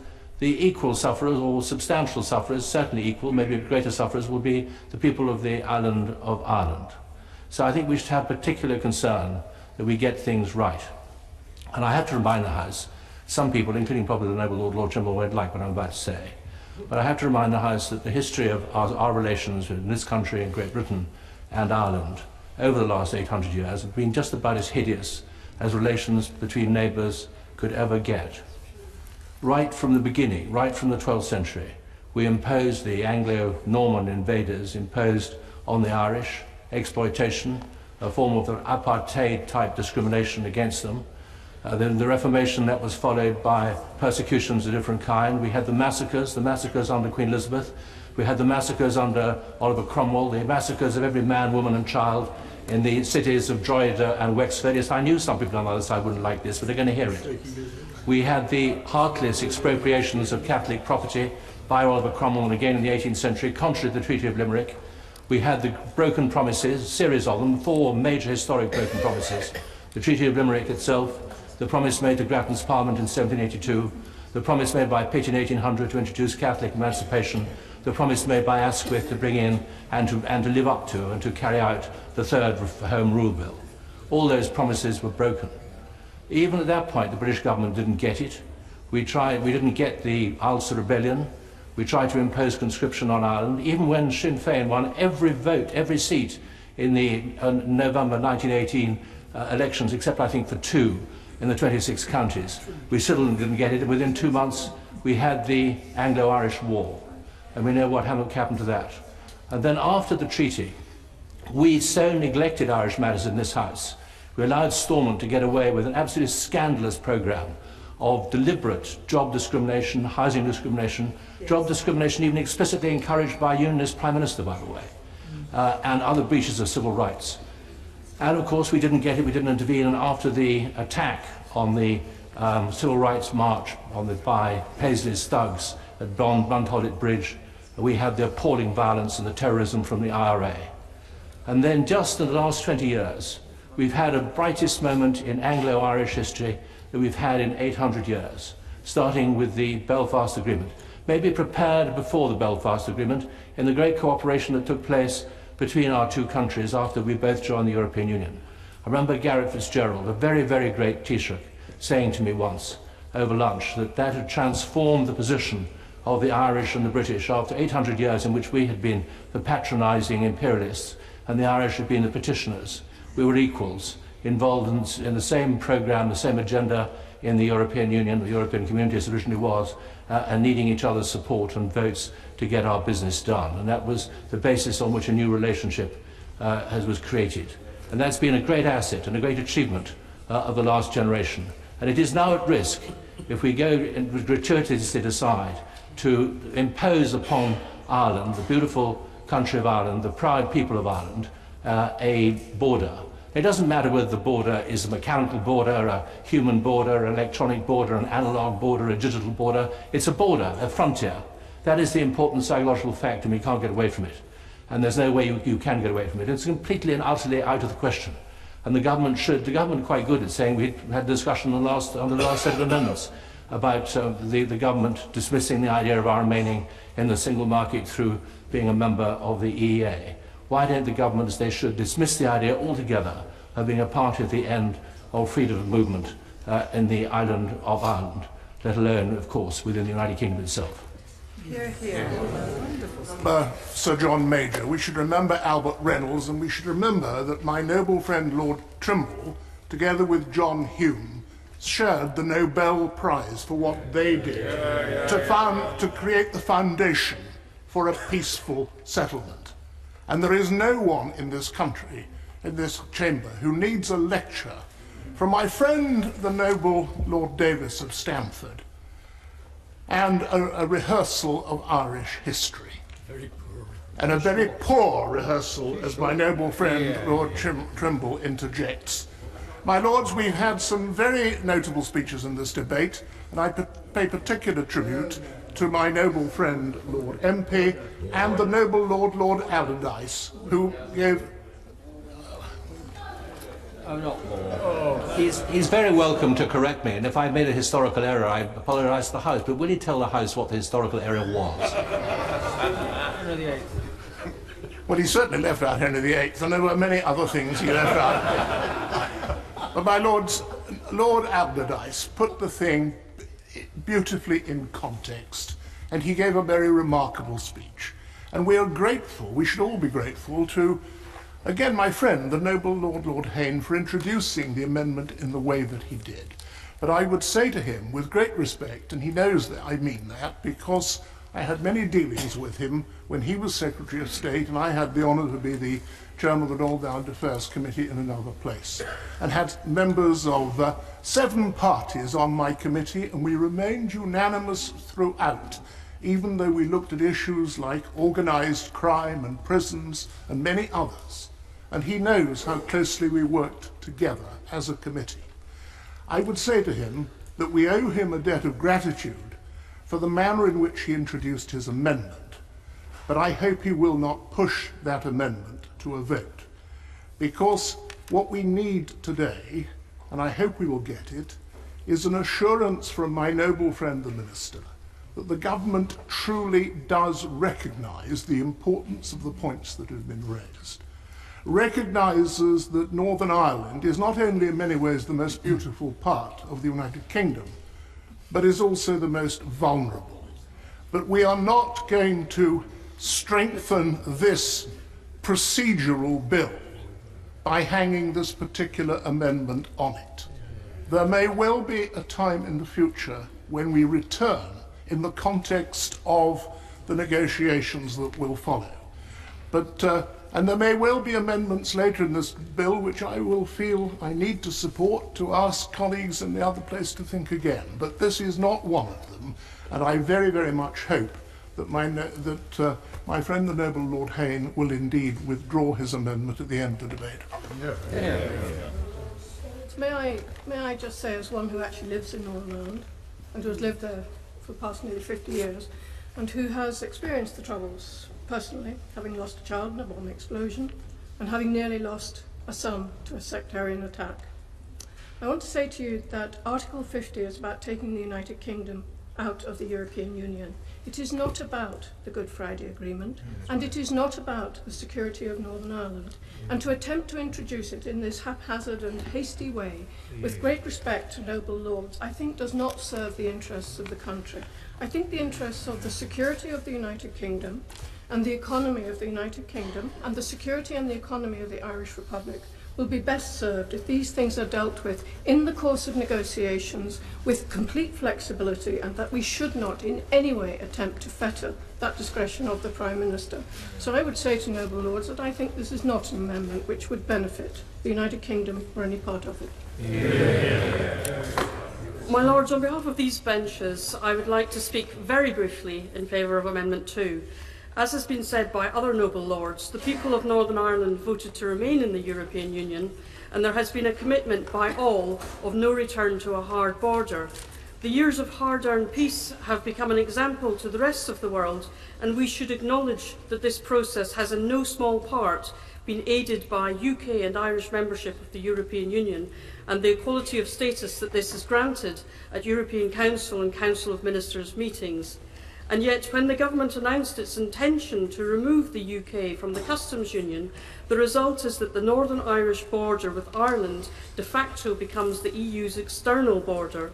Under EU law, a bilateral customs union between Ireland and the United Kingdom is not permissible for Ireland as an EU member state unless special status is granted by the EU. The people of Northern Ireland deserve clarity on how this will work in practice before Article 50 is triggered. I welcome that President Juncker said last week that the EU does not want to have a hard border. We want land borders being as open as possible, he said. There has been concern that there is a lack of awareness in Brussels about the complexities involved in maintaining the Good Friday Agreement post-Brexit. My greater concern, however, my Lords, is that there is a lack of awareness of these complexities amongst many British politicians, most particularly among the hardline Brexiteers, who all too frequently have a very English focus. There are so many unanswered questions, my Lords, on how all of this will work in practice. As Lord Hayne has said, there are 200 crossing points on the border, with 177,000 lorries crossing the border per month and 1.85 million cars.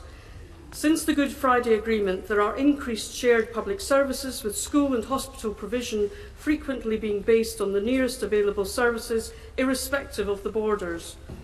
And there are unanswered questions too about the freedom of movement of people within the EU.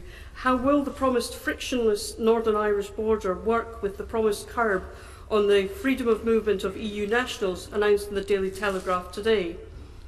When visiting my friends, my Lords, in Northern Ireland last month, I was very struck by the very real concerns that people feel about the future and maintaining the progress through the Good Friday Agreement after Brexit.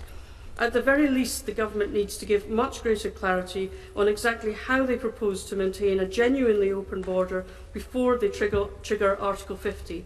The people of Northern Ireland deserve no less. My Lords, to briefly comment on one or 2 points. For example, Lord Davies, in his historical analysis of Ireland, forgot the Battle of the Boyne. I'm amazed. And secondly, he forgot the fact that there used to be no Irish living in Ireland. They invaded the island. It was the Scoties who lived in the island originally. And the Irish invaded our island and drove the Scoties out, and they went away 20 miles to a country now called Scotland. That's where it gets its name from. The Scoties who were driven out of the island of Scotia, as it was, and when the Irish invaded it, they then changed it into Hibernia. Read Magnuson's book on the history of Ireland. My Lords, I live near the border. I'm the one member here who lives near the border. I don't want to see a hard border. I want to see the common travel area preserved. And I speak as one who was a very active European. I was chairman of the European Youth Campaign in Northern Ireland. I campaigned strongly in the EEC referendum. I then became an MEP for 10 years, and after that 7 years in the Council of Europe Parliamentary Assembly. And likewise, living near the border, I was very keen on North-South relations at a time when the Dublin government refused to even recognise that Northern Ireland existed. And when I became chairman of the Young Unionist Council in the middle of last century, I said, we will meet people in Dublin to see if we can start improving relations. And we got an arrangement to have a meeting in Dublin with the Fine Gael party, the central branch. The Ulster Unionist Party went crackers. They said I would get expelled. We shouldn't do it. How can you talk to somebody who doesn't even recognise that you exist? We went to Dublin, had our meeting. I lifted the Irish Times 3 weeks later. What did I see? Party branch expelled. I thought, my goodness, it was the central branch of Fine Gael that had been expelled from meeting the Unionists. That's life in Ireland. I listened to Lord Kerslake,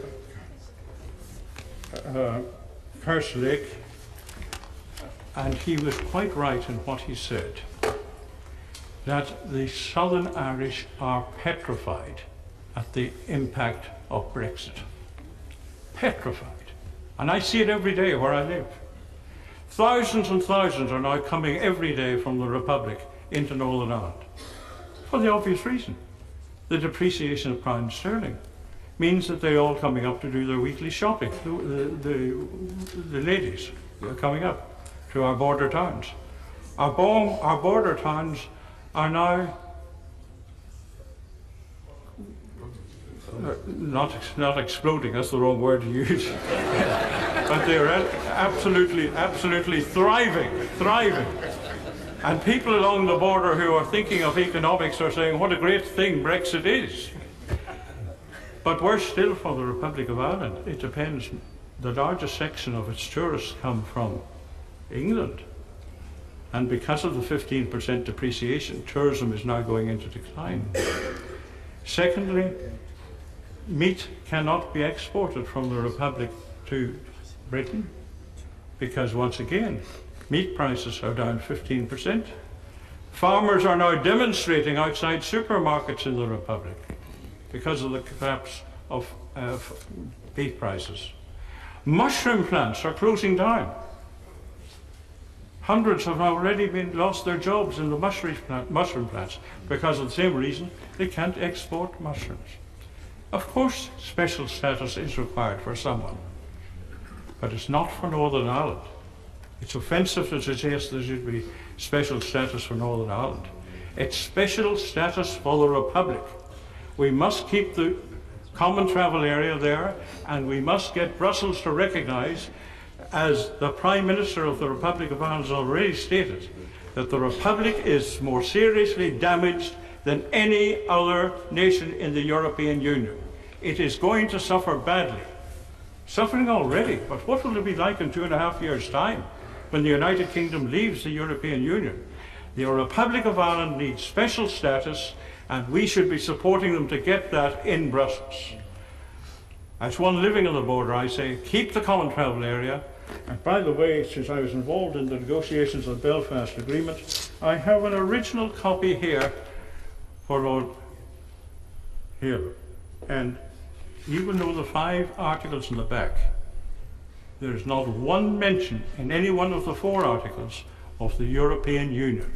There is, of course, human rights, but that's the Council of Europe, nothing to do with the European Union. I will be opposing the amendment. My Lords, it's been a fascinating, almost 2-hour debate, and I'm making a guest appearance at this dispatch box as the Minister for Political Development, who partly chaired the peace process 20 years ago now. And when I look around this chamber, and I can't look behind me, but they're there, there are a very large number of noble lords who took part in that particular agreement in the talks. Now, I don't propose that the amendments, certainly in my name, are there to frustrate in any way the passage of this bill. And it's unlikely, because I'm sure that the Minister will give us proper undertakings, that I will move them. However, I think noble lords would agree that the quality of the debate and the numbers of people who spoke in the debate indicates the importance of the subject. I don't think anything more important in my political lifetime has been the Northern Ireland peace process. And the second most significant, even though I was a Remainer, process is what we're debating today, Brexit. And the interrelationship between the two is extremely important. And I see today's debate as a starter, a reminder to the government that there are huge issues which the government has to address with regard to Northern Ireland and to Ireland. And in the few minutes available to me, I'd like to touch on them. In this debate in the other place some months ago or weeks ago, Owen Paterson, who I regarded as a very committed Secretary of State for Northern Ireland, but I disagreed with him on this. He said that he wanted to correct the narrative that the European Union played a key role in the Northern Ireland peace process. Now, when I was appointed the Talks Minister, I was also appointed Minister for Europe, and that was no coincidence, because it was playing a huge and significant role in the peace process. And to Lord Clooney, Strand 1, Strand 2 and Strand 3 of the Northern Ireland talks did in fact refer to aspects of our membership of the European Union.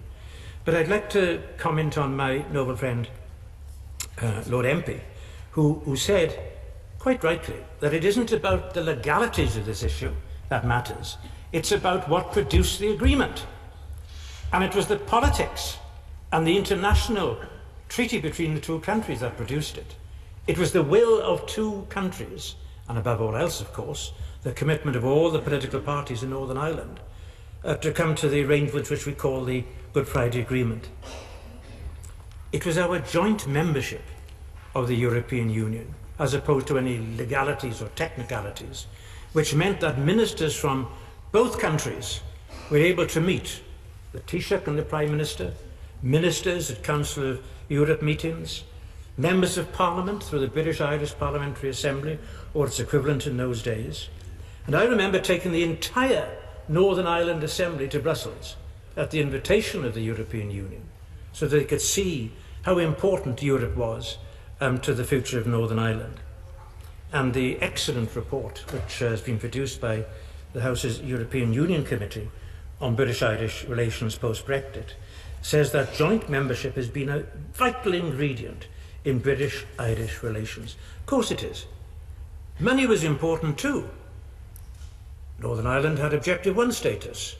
That was significantly important to the people of Northern Ireland. And of course, as members, noble lords have said, there was the peace money too. Unique in the whole of Europe. Money designated by the European Union to ensure that they could help the process of making peace in Northern Ireland. And it wasn't simply the money itself, it was how that money was distributed. I remember when I was Secretary of State going around Northern Ireland and actually talking to the groups which received the money from Europe, but which had to spend the money between them. As Unionists and Nationalists, Catholics and Protestants, together meeting to distribute this money. And that in itself broke down barriers in Northern Ireland. Now, I think that my noble friend Lord Hayne made a very powerful speech, and there's no question that the border over the last 20 years has diminished visibly and psychologically. And I believe that the lack of a hard border allowed nationalists in Northern Ireland to develop a sense of common identity with their fellow European Union citizens across the border. So in the same way, and I remember vividly the meetings in Stormont House, when there was a reluctance on the part of the Unionist parties to accept devolution in Northern Ireland, Strand 1. But as soon as we had in Great Britain as a whole a Parliament in Scotland, an Assembly in Wales and an Assembly in Northern Ireland, that meant too that it was easier for the Unionist community in Northern Ireland to accept it. We had to make these compromises.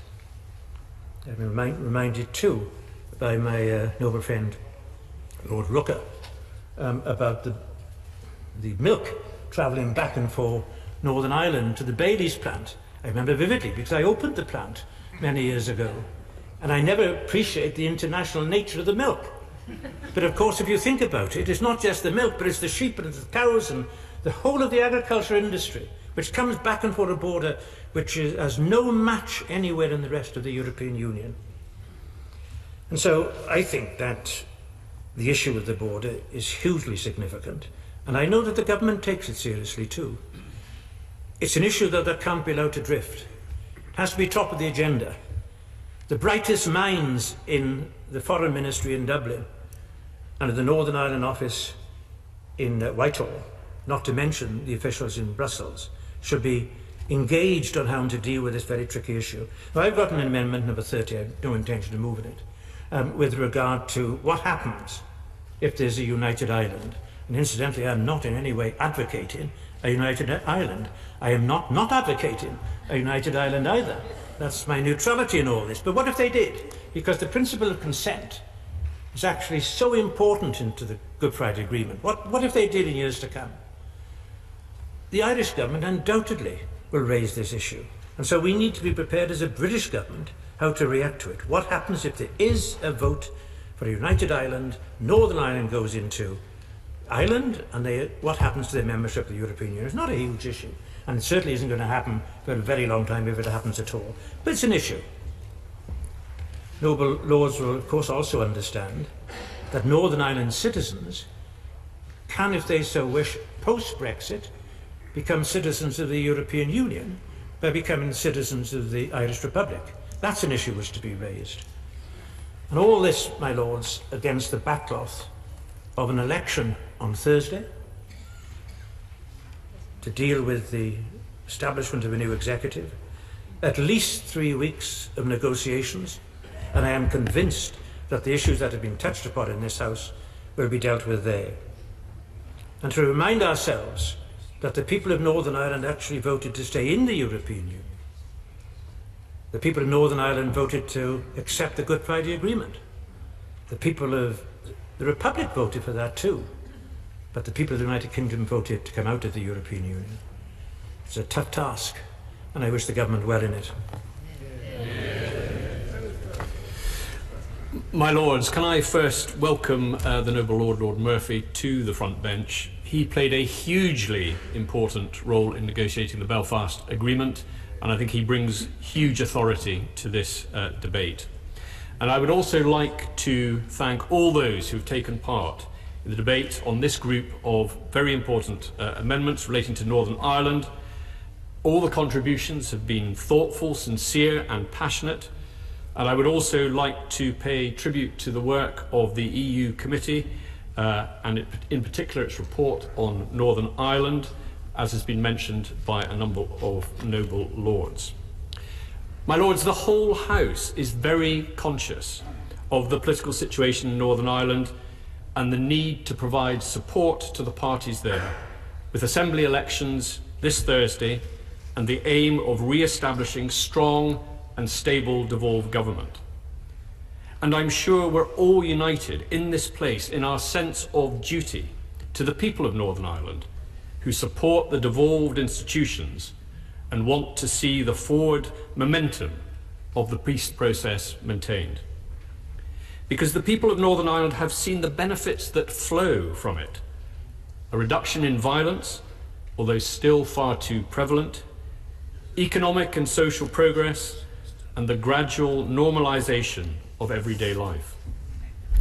Around this chamber, on each side and in every part, there are noble lords who have made such significant contributions to the peace process and to the progress Northern Ireland has experienced over the last 20 years or so. I've said many times from this dispatch box that we have enjoyed the longest unbroken period of devolved government in Northern Ireland for 45 years. A period that started in 2006 on the watch as Northern Ireland Secretary of the Noble Lord, Lord Hayne, who opened this debate. In our House and in the other place, support for establishing, re-establishing and then maintaining the devolved institutions has been a bipartisan effort. And the government recognises and is grateful for the level of bipartisan support that the parties opposite continue to provide. It's for the Northern Ireland parties to work together to form a functioning executive, and we all have a role in supporting those efforts. Everyone in this House wants and is working for the same outcome. My Lords, the government is very conscious that as we negotiate the United Kingdom's exit from the EU and secure our position as an open, successful trading nation, we need to make certain the unique interests of Northern Ireland are protected and advanced. There can be no doubt about the priority the government attaches to the interests of Northern Ireland, and as Lord Leicester noted, to provide strong reassurance to the people of Northern Ireland. The Prime Minister's Lancaster House speech and the White Paper set out the 12 principles that will guide our approach to the negotiations. 2 of these refer explicitly to the needs of Northern Ireland. The first makes clear that the government remains fully committed to the Belfast Agreement and its successors as part of securing a deal that works for all parts of the United Kingdom and strengthens the Union. The second highlights the importance of protecting our strong and historic ties with Ireland and maintaining the common travel area. Nobody wants to see a return to the borders of the past. The border is clearly a vitally important economic and trade issue. We recognise that the Northern Ireland economy is deeply integrated with that of Northern Ireland, as well as, of course, the rest of the United Kingdom. The issue of milk has been raised on a number of occasions very vividly, so I'm not going to repeat what has already been said. But this is more than just well. For example, it's about families who use hospital services. For example, it's about families who use hospital services or may be signed on with a GP across the border, or the coaches of Northern Ireland rugby supporters travelling to Dublin to watch Ireland play in the Six Nations. It's about the ease of everyday living and how you feel about the place in which you live. The open border for people and businesses has served us well, and none of us wants to see the border issue become a renewed source of tension or division between different parts of the community in Northern Ireland. We want to ensure that goods and people can still move freely across the border, and the Prime Minister has been crystal clear. The government wants trade across the Irish and Northern Ireland border to remain as frictionless as possible. Now, of course, I recognise that this raises practical issues of the sort that the noble Baroness O'Loan and others raised at second reading about what specific solutions might be put in place to achieve our desired outcomes. And questions on that have been raised again today. As we've said before, and as Baroness O'Loan expressed it so succinctly and eloquently, this is a straightforward bill that gives the Prime Minister the power to start the process of withdrawal, not the wider negotiating process that follows, or the bills that will come before this House and the other place on such matters as immigration and customs to give effect to what is agreed. And to address the point raised by Lord Hannay, we will look to negotiate the best possible deal to secure practical cross-border cooperation on matters of justice and security. However, we start from a position of shared interests and common ground. The relationship between the United Kingdom and Ireland has never been closer or stronger than it is today. There is a very strong joint commitment from the Irish government, the Northern Ireland Executive and the UK government to find a practical solution that recognises those unique circumstances on the land border between Northern Ireland and Ireland and all the social and political and economic implications that flow from them. I believe the EU will be sensitive to the specific challenges around the border between Ireland and Northern Ireland. Only last week, the President of the European Commission, following a meeting with the Taoiseach, said, and I quote, "During the Brexit negotiations, the EU and Ireland must look to minimise the impact. We don't want hard borders between Northern Ireland and Ireland. And I also welcome Guy Verhofstadt's comments about prioritising the specific needs of Ireland and Northern Ireland, and Michel Barnier's remarks about doing the utmost to uphold the success of the Good Friday Agreement. This reflects, I think, an acute appreciation in Brussels and in other European capitals of the important role of the European Union and the role it has played in helping to ensure and preserve peace in Northern Ireland, a point touched upon by Lord Alderdice, and I hope this will continue. Now, before I turn specifically to the amendments, I want to address a point raised by both Lord Hayne and Baroness Randerson on the even-handedness of the way in which the UK government deals with the political parties in Northern Ireland. Let me be very clear. The government recognises the importance of establishing good working relationships with political leaders representing both unionist and nationalist traditions. We have always said that we govern in the interests of the whole community in Northern Ireland. And I would just point out that in recent years, two very significant cross-party agreements, Stormont House and Fresh Start, have been reached, which demonstrates our ability to work effectively across the community with the major parties in Northern Ireland. I now turn to the three amendments. The Noble Lord Hayne's Amendment 2 seeks to put on the face of the bill an undertaking by the Prime Minister to support the maintenance of the open border between Northern Ireland and Ireland. No such undertaking is necessary in this bill, as my noble friend Lord Trimble and Lord Howe have made clear, particularly in light of the strong assurances I have given and our desire to keep this bill clean and simple. The government's intentions on this matter are already clear, and there is no fundamental difference between us on the outcome we seek. Maintaining the common travel area and protecting the high level of operational cooperation that underpins it will be an important priority for the UK in the talks ahead. As has already been pointed out, there has been a common travel area between the United Kingdom and Ireland for many years. Indeed, it was formed before either of our two countries were members of the European Union and reflects the historical, social and economic ties between its members. Similarly, we recognise that Ireland is by far Northern Ireland's biggest trading partner, with goods exported worth £2.1 billion and imports of £1.6 billion in 2015. And this underlines, I think, the strong mutual self-interest that exists. So we will work closely with the Irish government and the Northern Ireland Executive to find practical solutions to keep cross-border trade as seamless and as frictionless as possible. In finding solutions to the land border between Ireland and Northern Ireland, my noble friend Lord MP sought reassurance that we do not create an internal border between Northern Ireland and the rest of the United Kingdom. I can give my noble friend firm assurance. This government is clear that we must do nothing that makes any citizens of our country feel strangers in that country. And our guiding principle will be that as we leave the EU, our intention is that no new barriers to living and doing business within our own union are created. Amendment 10 seeks to exempt provisions derived from the Belfast Agreement.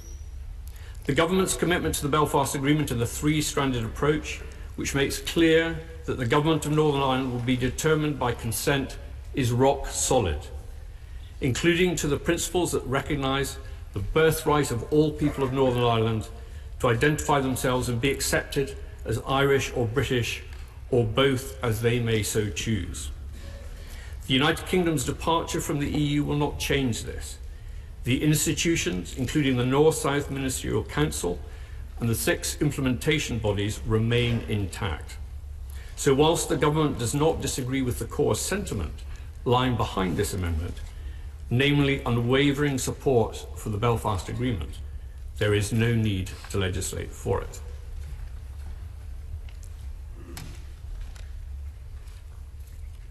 Amendment 30 seeks to make it a priority for the Article 50 negotiations not to impede the ability of people on the island of Ireland to exercise the right to bring about a united Ireland and to be treated as a European member state.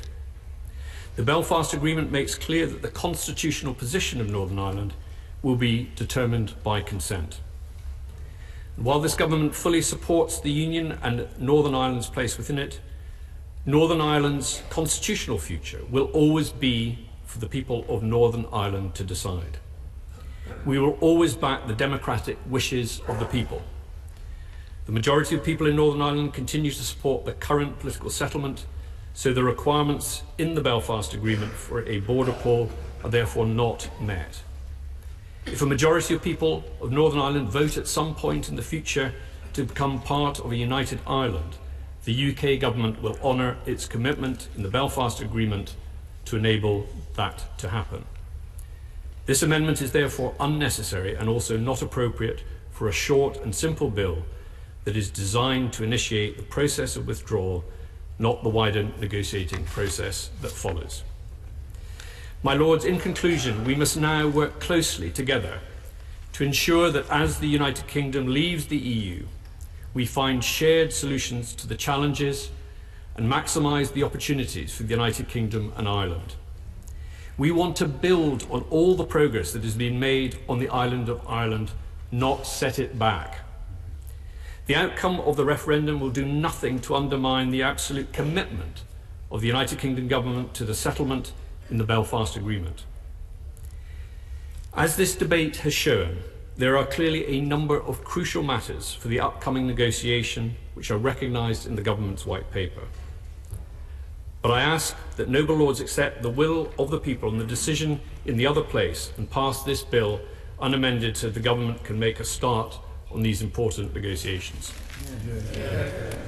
My Lords, I think brevity is called for, and I want to briefly just respond to clarify a point made by my noble friend Lord MP. I did not advocate the devolution of immigration to Northern Ireland. I simply quoted from the Your Lordship's European Union Committee that said that might be one of the issues on the table. The paradox I find is that everybody's actually agreeing with me, or so they say. Except, as I think the noble Lord Kerslake pointed out, the harder the Brexit, the harder the border. And I do hope that the Minister who responded very ably and encouragingly will bear that in mind, and that the noble Lord Hannay said there is no plan B in that respect for the border. And the trouble is, if we get this wrong, and it's enormously complex, as everybody's understood, then for the United Kingdom it may be perilous, but for Northern Ireland it could be politically lethal. That is the problem. And so, in the light of the Minister's firm assurances and undertakings that he's given, I will withdraw this amendment. Is it your Lordship's pleasure that this amendment be withdrawn? Amendment by leave withdrawn. Amendment 3, Lord Newby. My Lords, this is a very simple amendment which would require the people to ratify in a referendum any agreement reached by the government pursuant to triggering Article 50. And I'd like at the outset to thank my co-signatories from across the House who are supporting it. My Lords, I set out the arguments for such a confirmatory referendum in my second reading speech. Fundamentally, we believe that the people, having initiated the Brexit process, should have the final say. It's clear that the government's preferred option was that they should have the final say.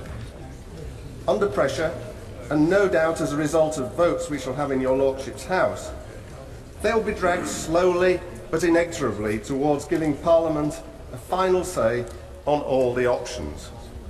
However, whilst this is better than the government simply taking the final decision itself, it simply won't do. As we saw with Parliament's votes in advance of last year's referendum, its track record on judging the public mood on this issue is poor. And whilst as a general principle it's accepted that parliamentarians should exercise their own judgment and not simply echo that of public opinion, on this issue, Parliament has already said that the issue of our membership of the European Union is for the people to decide. Trying to take back power at the end of the process, having ceded it at the outset, is both devoid of principle and likely to stoke further public dissatisfaction, whichever way the decision goes. Secondly, and flowing from this, is the fact, in contradistinction to what the Prime Minister asserted in the White Paper, that the country is more divided than ever over Brexit. This is largely because those who were in favour of remaining in the EU were relatively passionless in advance of the referendum, because they complacently thought that they'd win it. They were wrong, of course, and now many of them are angry about the issue for the first time. No small part of that anger is caused by the fact that they believed that many people were decisively influenced in the way that they voted by what they see as a number of misrepresentations, most notably on NHS spending, which were assiduously asserted by the Leave side, including, of course, a number of members of the current cabinet. They're also angry that the government has chosen, by leaving the single market and customs union, a particularly harsh form of Brexit. They believe, as a result, that the people should have a vote on the final deal, when it will be impossible to conceal the real consequences of leaving the EU, as happened last summer. The Noble Lord the Minister asked me at second reading why such a vote would help bring the country together. The answer is that such a vote, conducted in the full light of the facts of the deal, would produce a result which could not be questioned in the same way as last June's vote, on the basis that the people were misled. And I believe that this would apply to the losing side as well as the victors. My Lords, at second reading, the Noble Lord, Lord Butler, asked why those who base their arguments for Brexit on the will of the people are now opposed to consulting the people on the outcome of the negotiations. Do the government, he said, regard the views of the people on the outcome of the negotiations as irrelevant to our departure? In reply, the Noble Lord, Lord Bridges, said that the government opposed a referendum on the terms, on the grounds that it would dash the certainty and clarity which we need. I agree we need certainty and clarity, but nothing would give greater certainty and clarity than the people having expressed a final view on the deal.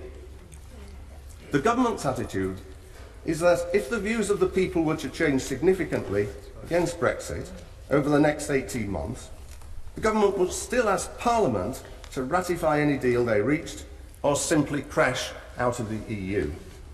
How could that be justified?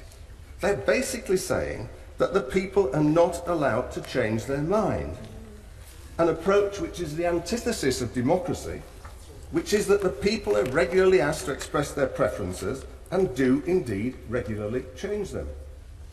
And this, from a government many of whose members have very publicly changed their minds from being convinced Remainers to cheerleaders for Brexit. My Lords,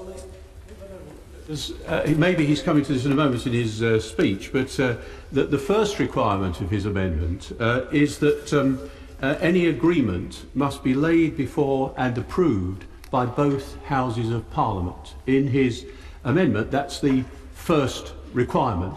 I just want to ask him this specific question, that if one House says, yes, we agree with the agreement that's been negotiated, and the other House says no, what happens next? My Lords, we'll be spending a lot more time on Wednesday discussing this particular issue about the role of Parliament.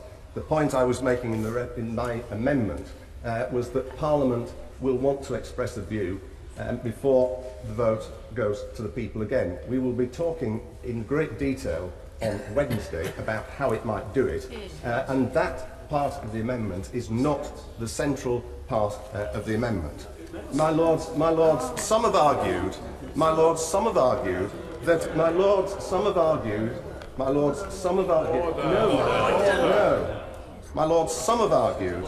that if Parliament rejected the government's Brexit deal, the will of the people could be tested in a general election. My Lords, I think this would be extremely unsatisfactory. We all know that general elections are about many things. And any election, for example, called by the present Prime Minister with the same leader of the opposition would not be simply or even primarily about Brexit. It would be about who was best fitted to lead the country. And we all know the answer to that, my Lords. So, my Lords, if the people are to be consulted, it must be through another referendum. And, my Lords, the people should certainly be consulted. He was talking about people changing their minds. Could you tell us when he changed his mind, having campaigned for a real referendum in 2008, in and out of the EU, when he changed his mind, decided that we shouldn't accept the judgment of this last referendum?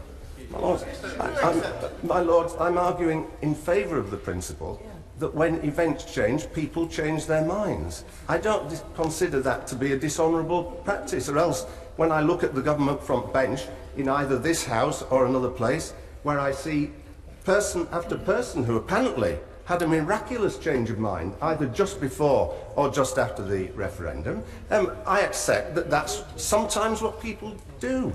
I'm sure the noble lord possibly has never changed his mind, but most people in your lordship's house have a greater flexibility of approach, and I think that's to be welcomed. I can imagine two circumstances in which a second referendum might be justifiable. Have you moved, excuse me, have you moved your amendment proposed, page 1, line 3, at end, insert the words as printed on the Marshall list?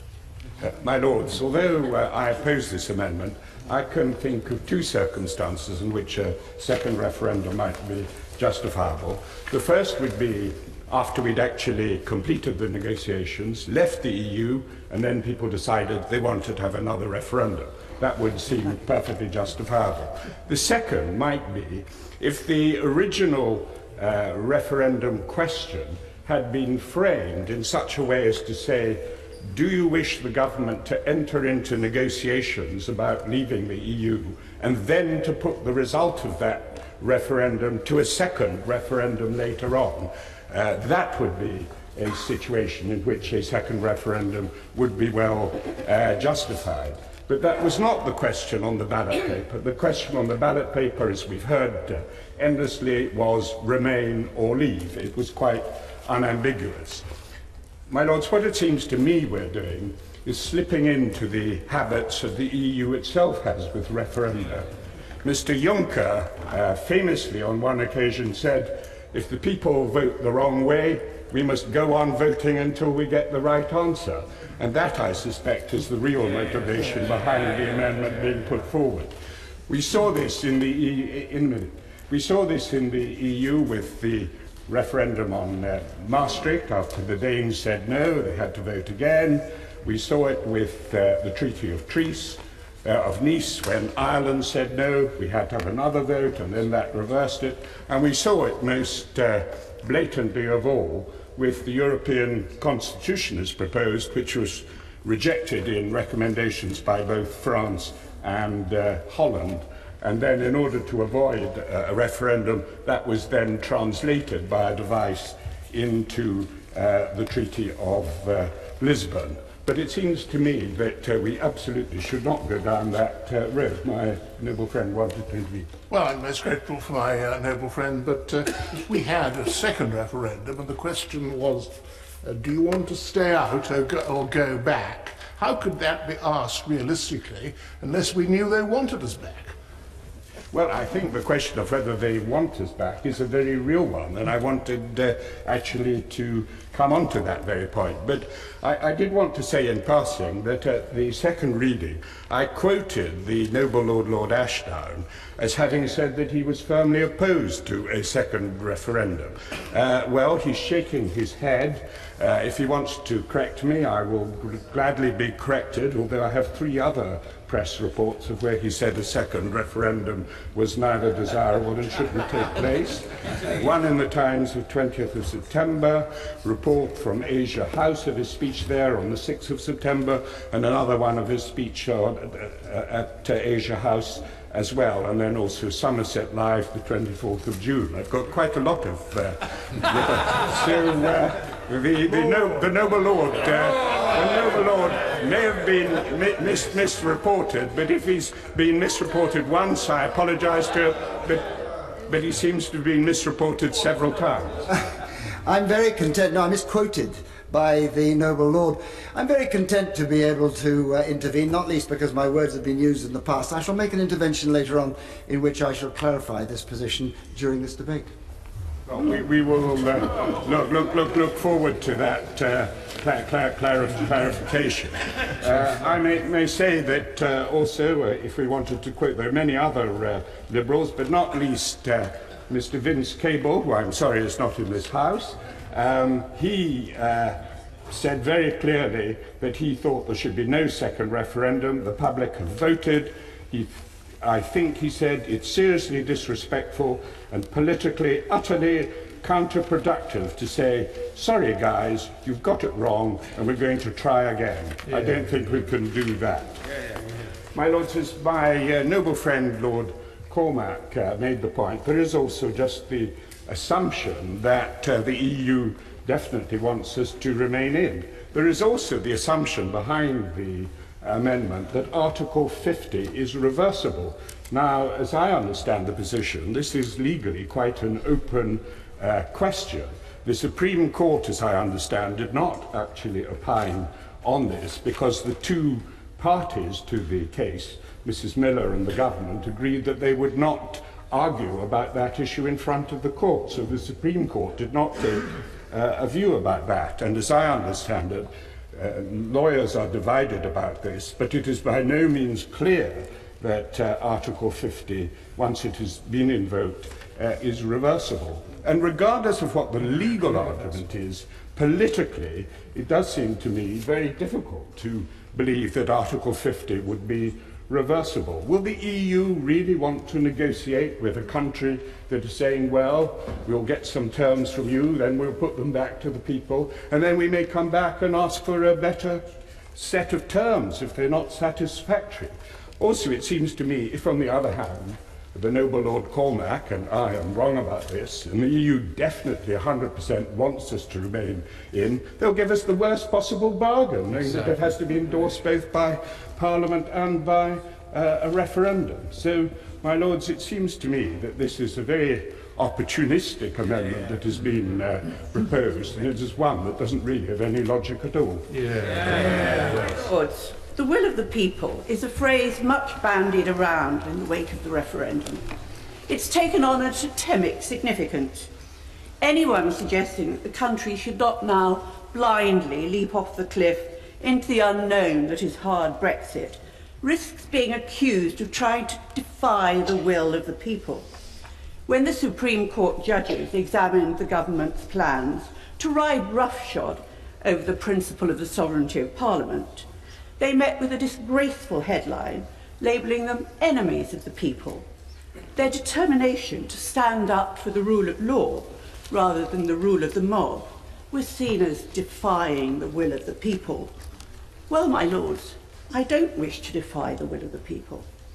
Amendment 3, as so persuasively introduced by the noble Lord Newby, is proposing the opposite of defying the will of the people. It's about upholding democracy, not denying it. It simply proposes that, once the terms of our withdrawal from the EU are clear, the public should be given the final say on whether or not to accept them.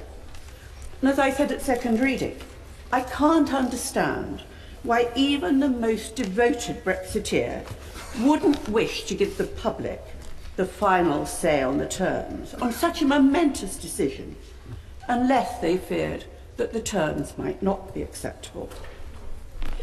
The process would demand simply that Parliament should approve the terms by a resolution of each House, and of course, in the ultimate, in answer to Lord Grocott, it would be the vote of the Commons which was decisive.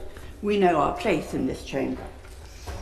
If there is no deal, however, and the government simply decides to withdraw from the EU, this too should be the subject of a resolution of both houses. And I'll be supporting a later amendment that calls for that procedure. But I believe it to be absolutely crucial that if the government believes that it has secured a good deal for this country, then it should be put to the public in a referendum. My lords, we're a proudly democratic country. We hold elections, and we abide by the results, even if the majority is wafer thin. The party with the largest number of MPs gets to govern. But the difference between a general election and the referendum is that a few years down the line, the country has the chance to change its mind, to think again. People judge the efforts of those they have elected, and if they're not satisfied, they throw them out. A parliament is not for life. But now that the country is embarking on one of the most momentous decisions ever, a decision that will affect our children and our children's children, there seems to be a perverse determination to insist that the people have made their bed, and no matter how uncomfortable it is, they're jolly well going to lie in it in perpetuity. My lords. On the subject of being uncomfortable, is my noble friend comfortable with the many press reports that followed the referendum, which reported her as saying she would use her position in the House of Lords to prevent and reverse the decision taken by the people? Is she comfortable with the idea of unelected members of this House using procedure to try and frustrate the result of the referendum? My lords, I just said I've no intention of defying the will of the people, merely giving the people a chance to exercise their will, which some of you may not wish to do. When a majority of those voting, my lords, I don't believe that we should not give the people the final say. When a majority of those voting voted to leave the EU, they had different visions of what that would entail. And in answer to my noble friend Lord Lamont, I don't think that the original referendum was perhaps drafted with the benefit of hindsight as well as it might have been, because I do think that people were voting for different things. Some might have favoured an arrangement that continued to give us strong trading links with Europe. Others might have been voting with the view that we might remain very close to the single market. Others might have hoped that our students would be able to continue their education throughout Europe. Others, particularly those in the financial services sector, would almost certainly have been hoping that what they were voting for would be an arrangement that would allow their products to be passported into Europe so that they could continue doing business as they do now. That looks increasingly unlikely to happen, with dire consequences for our exchequer. The one thing on which most voters would have surely agreed is that they were not, as others have already suggested this afternoon, voting to get poorer. And so, my lords, it seems the most logical solution that once the terms of departure are clear, the public should be able to weigh them up and decide whether they actually want them. Do those who oppose such a suggestion not believe that the British electorate is capable of examining a deal and judging it on its merits? To take that view certainly would be to show contempt for the electorate, and I don't. My lords, I'm not a fan of government by referendum. Nevertheless, once one has embarked on that route, it seems to me that only a referendum can complete the process.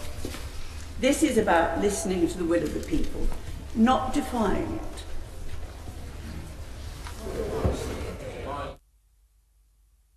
Certainly wasn't intending to speak to this, but I need to, because no one so far has addressed specifically the terms of the amendment that's before the House. And I might say there's no element of sarcasm in this. Believe me, this is uncharacteristic of Lord Newby, because I did ask him a very specific question about about his amendments. And uncharacteristically as well, Baroness Wheatcroft was making a speech which was not based on the terms of this amendment. So let me simply remind the House very briefly of what the amendment says.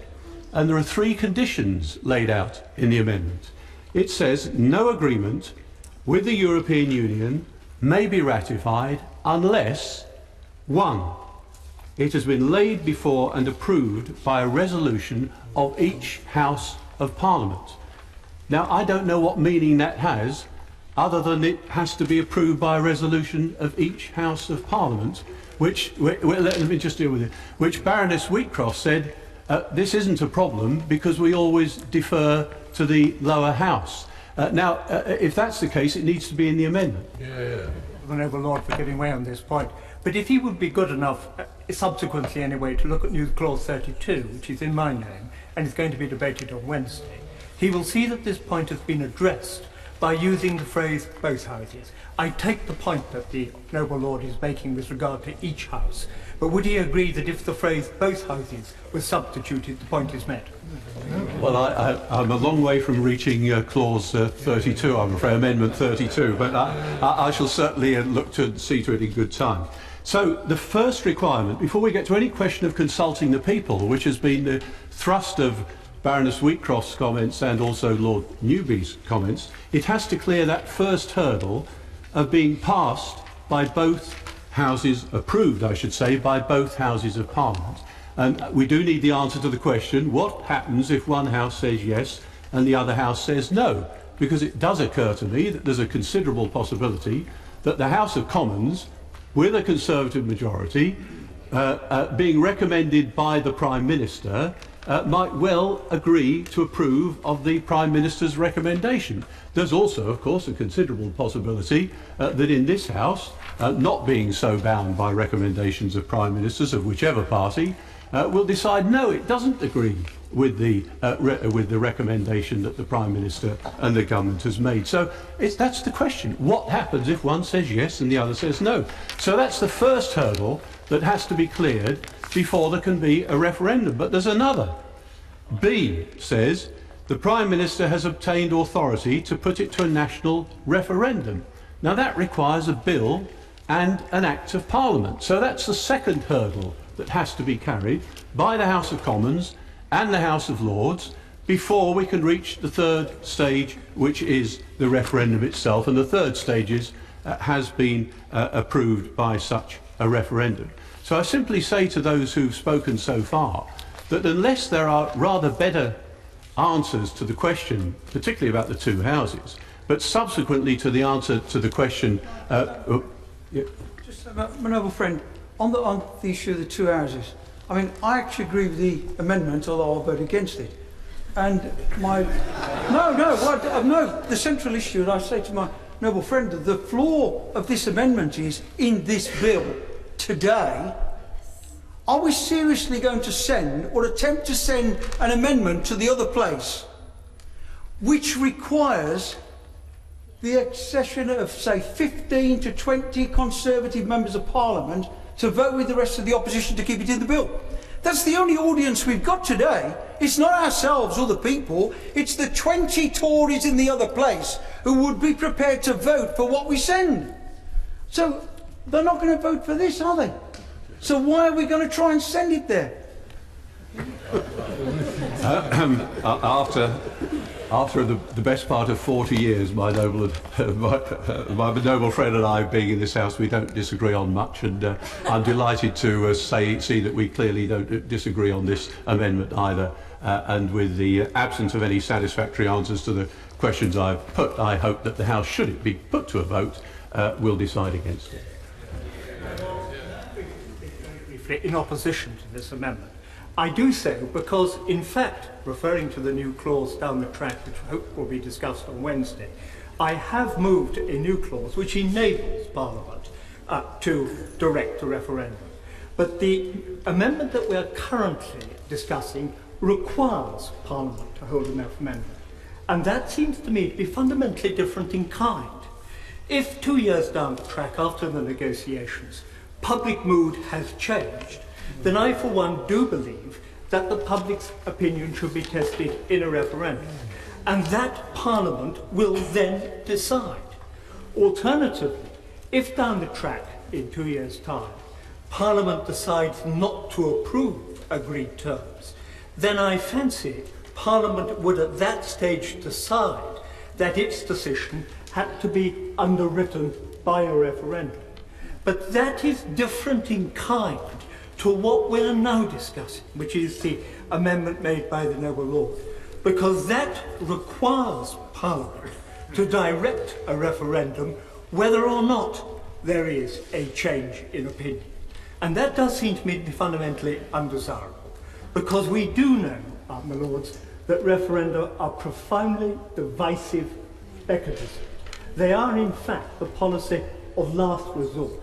And if there is not a perceptible change in public opinion, or if Parliament is not minded to vote down the agreed terms, I see no requirement to require the holding of a referendum. And this is a mandatory amendment, and I'm against it for that rather narrow reason. My Lords, Lord Newby is one of the most distinguished members of this House, and I have to say to him, I gently say to him, that I don't think I've heard him defending an argument on such threadbare circumstances. We have been lectured over sometimes about the fact that we've a representative parliamentary democracy, and now we seem to have developed referendumitis. What about the implications of this proposal for Scotland? What would it do to the Scottish nationalist argument, which said we were having a referendum for a generation, a lifetime? And that opens the door, oh well, if they can do it for Europe, they can do it for us. Second time this afternoon. And I have to say also, my lords, the ball was dropped, if dropped it was, when the referendum bill came to this House. That was the opportunity to put in a backup clause to say that we would put it to a test at the end. And for those of us who have had referenda, border poll in the 1970s in our case, the Good Friday Agreement in 1998, and the potential of another one. If we're going to do this on an ad hoc basis just to suit a party management situation or whatever, or a bright idea that somebody happened to have come up with, you're going to destabilise the whole constitution of the United Kingdom. And I would caution members about this. Look, the time to fix this was when we started it and put it in the bill. This House, if I recall, was silent when it came to the question of the bill. And that was the opportunity to do it. There was nothing, the question that was asked was amended by the Electoral Commission, if I recall correctly, and they produced the clarity in the question. There was no caveat, there was no qualification. And I mean, I just feel that by trying to do this, if you send ministers to Brussels to negotiate with Michel Barnier and so on, we're not... Allow me to intervene. Further to the point he's making, I remember spending long hours discussing the referendum bill in this place.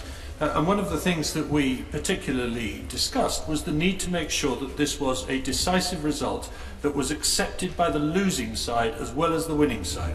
Those of us who then went into the campaign with all sorts of disadvantages because of the government's ability to spend and so on, were nonetheless at that point just about content that if we lost we would be able to accept the result. The other side appears to have not had that conclusion. I'm grateful to my noble friend. Perhaps I should have rephrased my question in terms of amending the legislation to provide for a second referendum. We were silent, and therefore the Electoral Commission changed the wording, and it was accepted to get the clarity that we need. So I just would fear that if we go down the road of trying to send ministers to Brussels against the backdrop of a number of these amendments, we're not sending ministers with whom Brussels is going to negotiate. We're sending a second team, a second 11. We're sending delegates. We're not sending ministers. And I have to say, for somebody who's been in a prolonged negotiation, it requires stretch on behalf of both parties.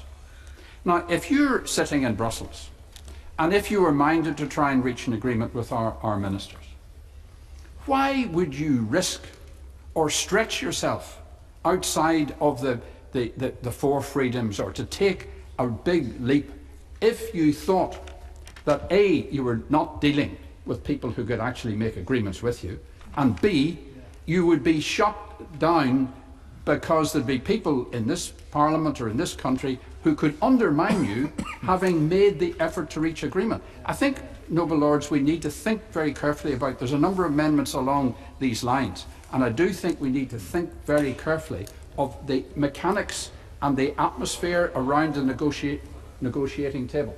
I thank the noble lord. Just in the territory he's talking about, what I can't understand is that if there have been negotiations that have gone on 2 years or more and finally agreed all these thousands of things that need to be agreed, how can you possibly then put it to a vote after that? The whole process of negotiating the deal with the EU doesn't work if you have a vote at the end. Well, if we'd have made it clear that we were going to put things to a vote at the end, that would have been one way of dealing with it. But now we're in a position of risking getting any kind of meaningful negotiation from Brussels, because we'd be sending people there who are incapable of making an agreement.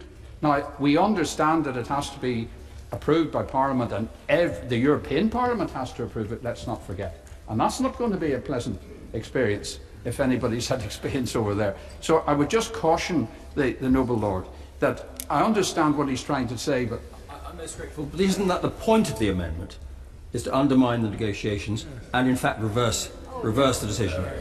I can't attribute the motivation. The noble lord has his view, but I'm simply saying that if we're going to send people to Brussels to do a good deal for us, and whether they can or cannot, I do not know. But the one thing you cannot do is saw their legs off before they go, otherwise we'll get absolutely nothing. Yes. But the noble lord will recognise that that is already the case under Section 20 of the Act of 2010. Every treaty has to be ratified by Parliament. And if that is true of every other treaty, why not of the present negotiations? No, I'm not opposed to the concept. Of course, we've already said it's going to be ratified by Parliament. The point I'm making is that if you insert these amendments, and there's others on the order paper to be dealt with at a later stage, we're going to send a team of people to negotiate on our behalf who clearly people in Brussels will say these people actually don't have the juice to do a deal, so why would I take a political risk as a Brussels negotiator to stretch out towards them, which is what's going to be needed on both sides, because you know you have no chance of getting a deal at the end of the day. My Lords, we really see this afternoon in our very serious debate about the implications of the present situation, let's put it neutrally, for Northern Ireland, that the referendum was in fact about a matter of the greatest constitutional importance and about the integrity of the United Kingdom, a great worry to any of us who come from Northern Ireland. But I would say this, although I agree with my noble friend Lord MP that we should not tie the hands of negotiators and that a referendum at the end is a bad idea, and indeed that one constitutional error can't be remedied by making another constitutional error, nevertheless something needs to be said about the possibilities of no deal or of a bad deal. Those are two realistically possible outcomes, and I think that at this stage it should be possible for the government to say a bit about its plans in the event of either contingency. My Lords, I've added my name to this amendment, and I thought the noble Baroness Wheatcroft, and the noble Lord Newby set out the case pretty well. I don't want to go over that ground again about a second referendum, but what I would say to the House is I'm a strong believer in the sentiment that those that giveth can also taketh away. And it seems to me that that is an underlying principle about if the people have spoken but they're given new information, they can change their views at the end of this particular process. But I want to say a little bit about why I gave my name to this amendment. because that reason is, I think, a theme which will keep coming up on some of the other amendments. It will certainly come up on the Amendment 8, which is in my name, and that of the noble Lord Oates. And that is, do we actually trust the government to conduct these negotiations unsupervised after what we have seen of their behaviour so far? And I have to say, we are entitled to be fairly sceptical about that. And we have no reason also to think, my lords, if I may say so, that there in Whitehall, and I speak as an old Whitehall warrior, there is no reason to believe there is this crack team of negotiators who we are going to send across the English Channel, and they're going to do this fantastic job without any involvement in Parliament, and they're going to come up with a solution at the end of this process, which we will all sit here and nod very sagely and say, fantastic, you've hit every particular button. The world on the whole doesn't work that way. We all have views about how to conduct negotiations. We've all had a go, in many cases, people around this house, at conducting those negotiations. We all have our own approach. Sometimes, I've actually thought it quite useful in negotiations not to have too much flexibility, that I've got a mission that I want to deliver. And it's quite good to be able to shelter behind that kind of instruction about the way I conduct the negotiations. I have to say, as a former senior civil servant, I certainly didn't want a lot of ministers telling me to go out there and do my best. I'd like to have a bit of guidance. And I would have thought often as a minister, and I've been a minister, I want to know what the government and what the public are likely to accept while I do those negotiations. So I see nothing wrong in principle with the approaches which are in this this amendment. And what I would say to the noble Lord Grocott, he knows as well as I do, he's been a chief whip, it is often the case in committee that we put down an amendment which may be technically a bit defective. We're trying to have a debate about a principle, an issue, and we often withdraw them and then come back at a later stage in taking the bill through with a rectified amendment which meets the concerns that have been expressed. That doesn't mean it is wrong in principle to actually put these issues before the House and see what people's views are on it. I support this amendment, and I think we should be thinking very seriously about, as we discuss further amendments in this bill, whether we really do believe that it is safe to actually send the government into these negotiations without any requirements about the involvement in Parliament during that process. My Lord, made the central case for this amendment. Do you trust the government in the way that they have used the vote on the Brexit referendum or not? And frankly, we do not, for very good reasons that I shall seek to explain in a moment. That is not to say, my lords, that we challenge the fundamental decision made in that referendum. Since I've been substantially misquoted on many occasions, let me say what I said on the night of the referendum, because government ministers have been frequently using this as though somehow or other we had behaved in a way inconsistent with these words. I will forgive no one who does not respect the sovereign voice of the British people once it has spoken. Whether it is a majority of 1 or of 20%, when the British people have spoken, you do what they command. Either you believe in democracy or you do not. Those are my words, and I stand by them, because we do believe in democracy on these benches. We accept the sovereign voice of the British people. Well, noble lords may laugh, but this is the fundamental question. Do we challenge the yes or no outcome of that referendum? No, my lords, we do not.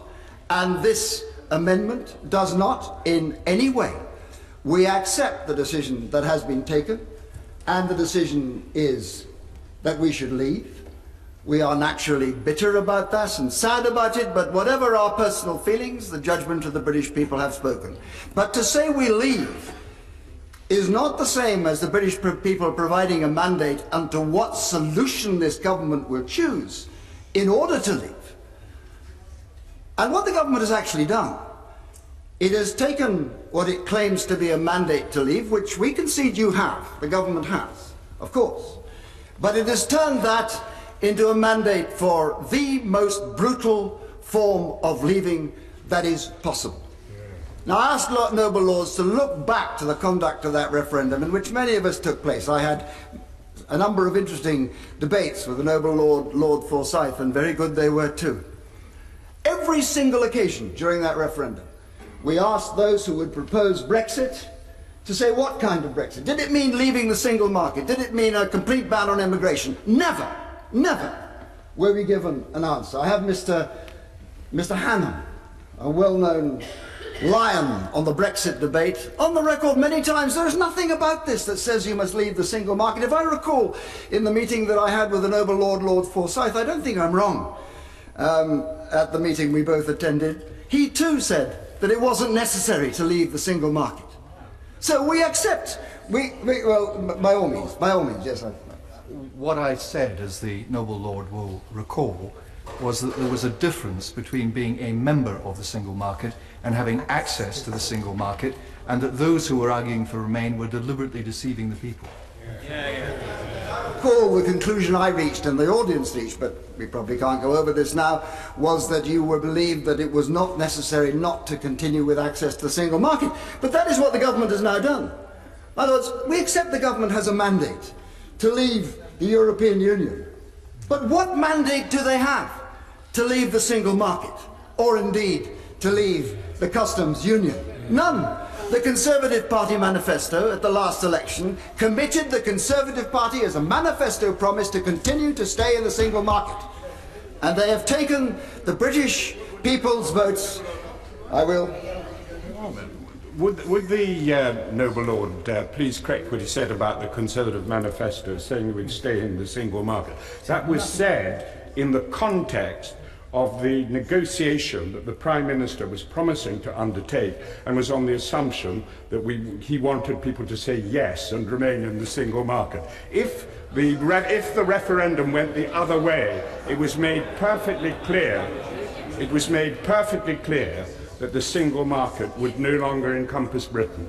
That's right. The Lord could have been much quicker if he said yes, but we just changed our mind, which is exactly what the government has now done. My lords, the government has a mandate to leave. They have no mandate whatsoever for this brutal form of leaving that will damage this country. None whatsoever. And by the way, what I believe they have done, and this is the undemocratic, it's not us that's being undemocratic, it's the government that is being undemocratic. They have taken the British people's vote and they have hijacked it for their anti-European prejudices. And that is why now they need to have a referendum on the outcome. Not a second referendum on the in or right, but a referendum on the deal. Because no lords will understand, this House will know, that the difference between the hard Brexit, that, if you'll forgive me just for a moment while I finish, if the difference between a hard Brexit, as the government proposes, no access to the single market, no membership of the customs union, and maintaining access to the single market is enormous for the people of this country, for our influence in Europe, for our influence in the wider world, for jobs, for our industry, for our economy. The difference between these two options is huge. Now, maybe the government has got it right. Maybe their judgment, their guesswork, that the British people are content to leave the single market is right. But let them test that, because they have no mandate from the referendum outcome whatsoever for that solution. I give way to the noble lord. Thank you, noble lord. Surely the most brutal form of leaving would be to leave with no deal at all. And the problem with this amendment is that it doesn't say we should have another referendum on whether we stay or leave. It says we should have a referendum on whether we accept the terms of the deal. If we say we do not accept those terms, that does not mean we stay in the European Union. Article 50 is very clear about that. So be very careful about what you wish for. So grateful the noble lord has led me on to that, because I'm coming to this next. Now, the government says that this is the deal they're going to do. It's going to be the hardest possible deal. No access to the single market, huge damage done to our industry, done to our jobs, done to our influence. And the alternative, if they can't get that, is to take this country and tow it out into the middle of the Atlantic, into some kind of mid-Atlantic Singapore, where it's a total free market, where there are no regulations at all, that the Foreign Secretary has been very clear about that outcome. So the difference between these two things is basically asking the people of this country and the Parliament of this country to say either yes or jump over a cliff. That is not an option that is reasonable to put. When the High Court said that Parliament should have a say, I'd like to make a bit of progress, if I may. When the High Court said that Parliament should have a say, it meant a real say, not an option between take it or leave it. That, my lords, is not the kind of solution that will produce the best outcome for this country. Our proposition is very simple. We accept the case that has been made, the judgment of the British people that we must leave. We do not accept that the government has a mandate for a brutal form of Brexit which will damage our country's influence, will damage our country's economy. They have no mandate to take this country out of the single market whatsoever. If they want to test that proposition, let them do so before the court of the British people.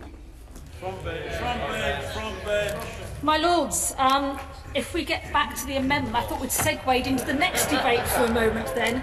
But, my Lords, this is an amendment on a second ratification amendment that I think for a number of noble lords it initially sounds quite attractive. When you look at the actual amendment, I think it is flawed.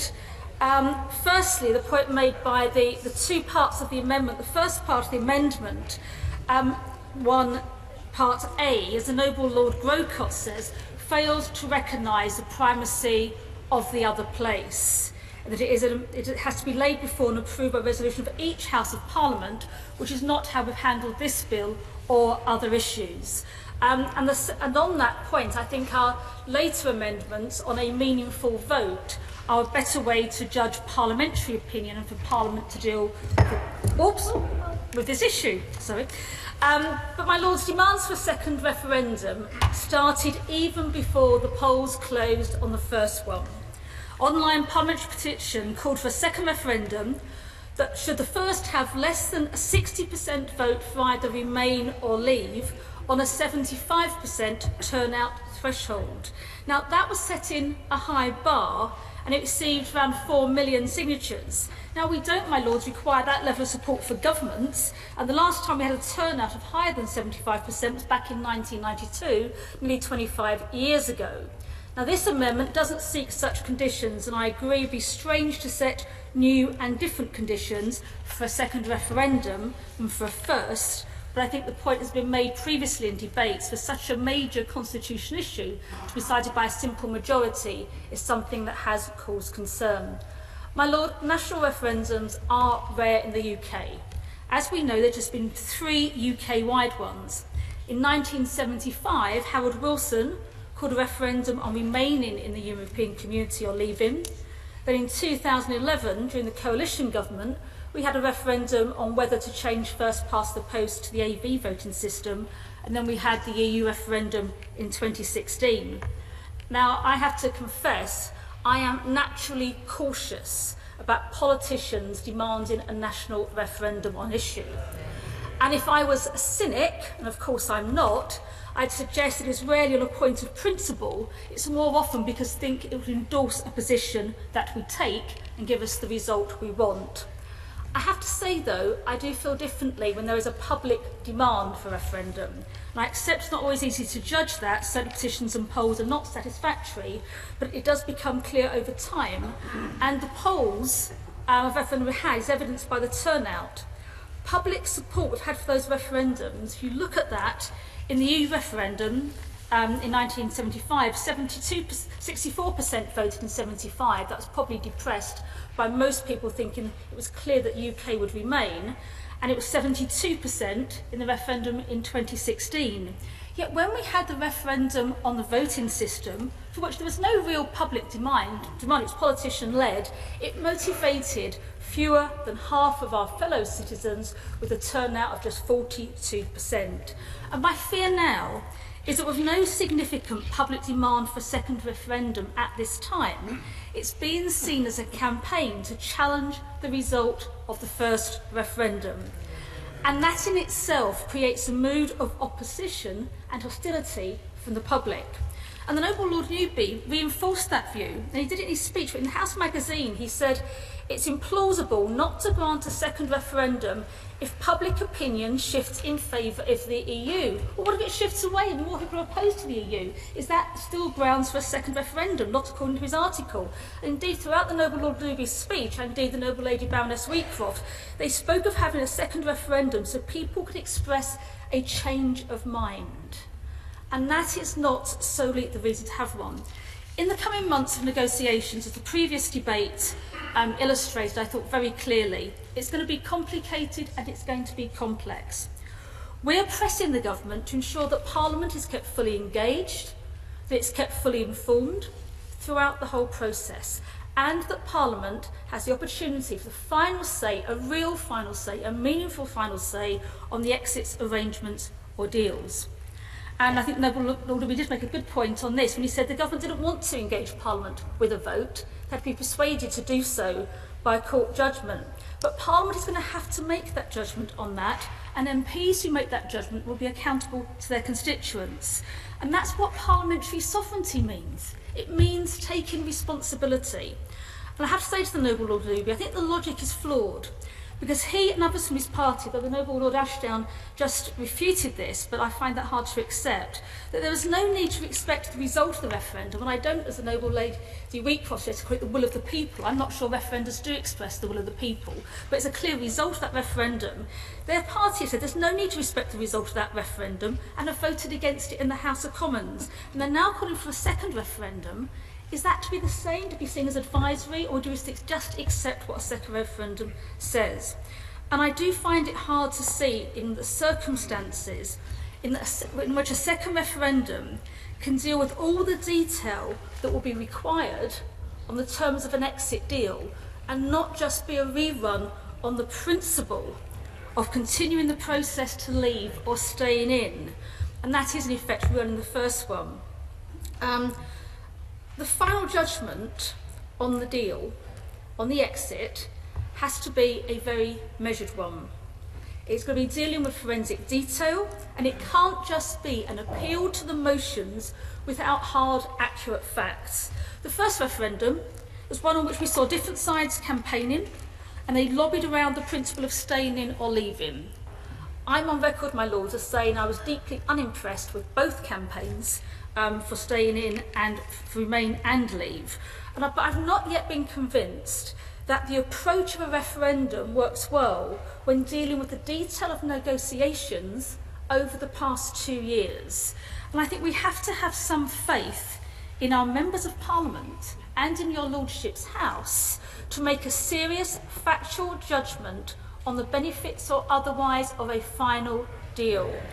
And I agree with the Noble Lord Warner asked, did we trust the government? And I think I've been clear time and time, I do not trust the government to wave them off for 2 years and come back. And that's why we have later amendments about parliamentary engagements and the votes. But I also say to Noble Lords that there is no impediment if, as time and negotiations progress, there's genuine evidence of widespread public demand for a second referendum, that should be listened to. But at this stage, our priority has to be that Parliament has the final say. My Lords, I'd like to speak briefly, you'll be delighted to hear, as I get the sense that many of your Lordships' minds might already be made up on this issue. So I'm going to explain why the government believes this approach would be wrong in principle and wrong in practice. And a number of your Lordships have already made a number of good points, but which I won't repeat. My Lords, I'd like to begin by just taking a step back and to consider people's trust in politics today. It is at a somewhat low ebb. For many people, there is a sense that too many politicians say one thing and then do another. There is a sense, my Lords, that Parliament is divorced from day-to-day life. And this frustration and this disillusionment with mainstream parties encourages them to look to others to represent their views. This, my Lords, is the backcloth to the debate on this bill and this amendment. And let us not forget the democratic path that has brought us here. The Conservative Party promised to hold a referendum and respect the outcome. This Parliament gave people the choice whether to leave or remain in the European Union. A choice, my Lords, without caveat, without condition. a choice the people exercised, having been told by the government, and I quote from the leaflet sent to every household in the land, the government will implement what you decide. And, my lords, the majority voted to leave. To leave, my lords. Not to have a second referendum, not to think again. The people have spoken, and this bill delivers on their wish.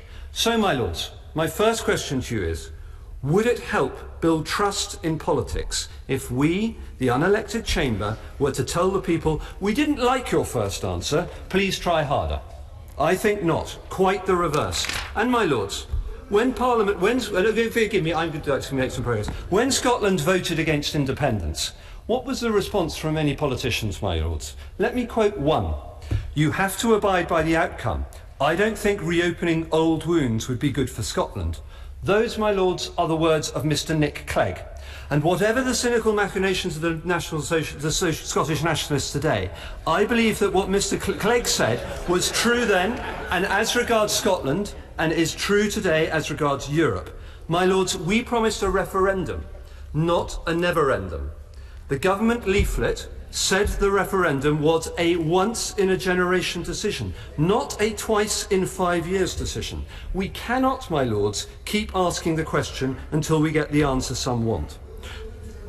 Oh, I will. In the case that the one we didn't ask, which is, shall we have another referendum on in or out? We accept that's not going to happen. Would the Minister please tell, we accept the government has a mandate for a Brexit.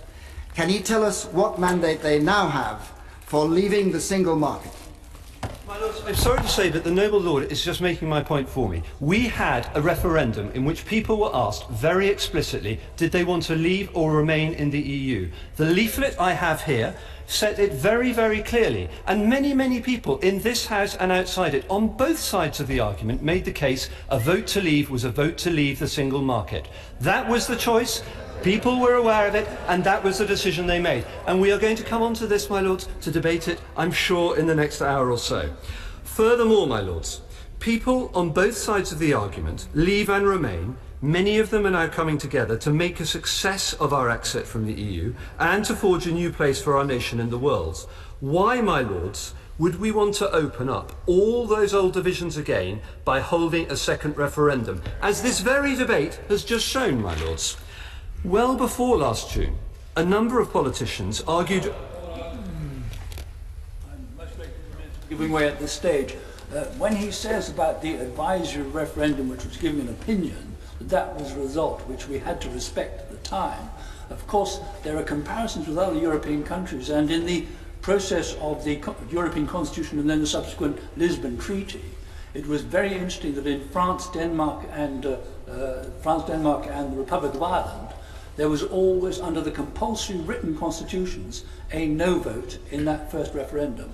Each one was reversed by the governments because they knew it was a vote about the unpopularity of internal politics, nothing to do with Europe. Noble Lord is saying, but I'm sorry to say, that boat and all this argument sailed when we passed the referendum bill, my lords. I mean, that is just simply the fact. If I may continue. Well before last June, my lords, a number of politicians argued a referendum on our membership of the EU was needed precisely because Europe was poisoning the body politic.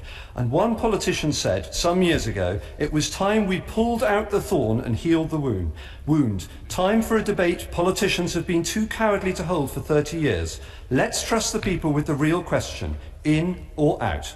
Again, my lords, the words of Mr. Nick Clegg back in 2008. And I agree with the Nick Clegg of 2008. And now, my lords, we have had that referendum. I would argue that another referendum would put that thorn back into British politics and rub salt in the wounds.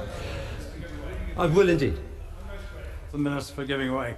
Since it's an occasion for quotations, can I remind him, John Maynard Keynes said, "When the facts change, I change my opinion. What do you do, sir?" Is it the government's position that if, after these negotiations, it decides that no deal is better than a poor deal, the government will not put that to the people of the United Kingdom?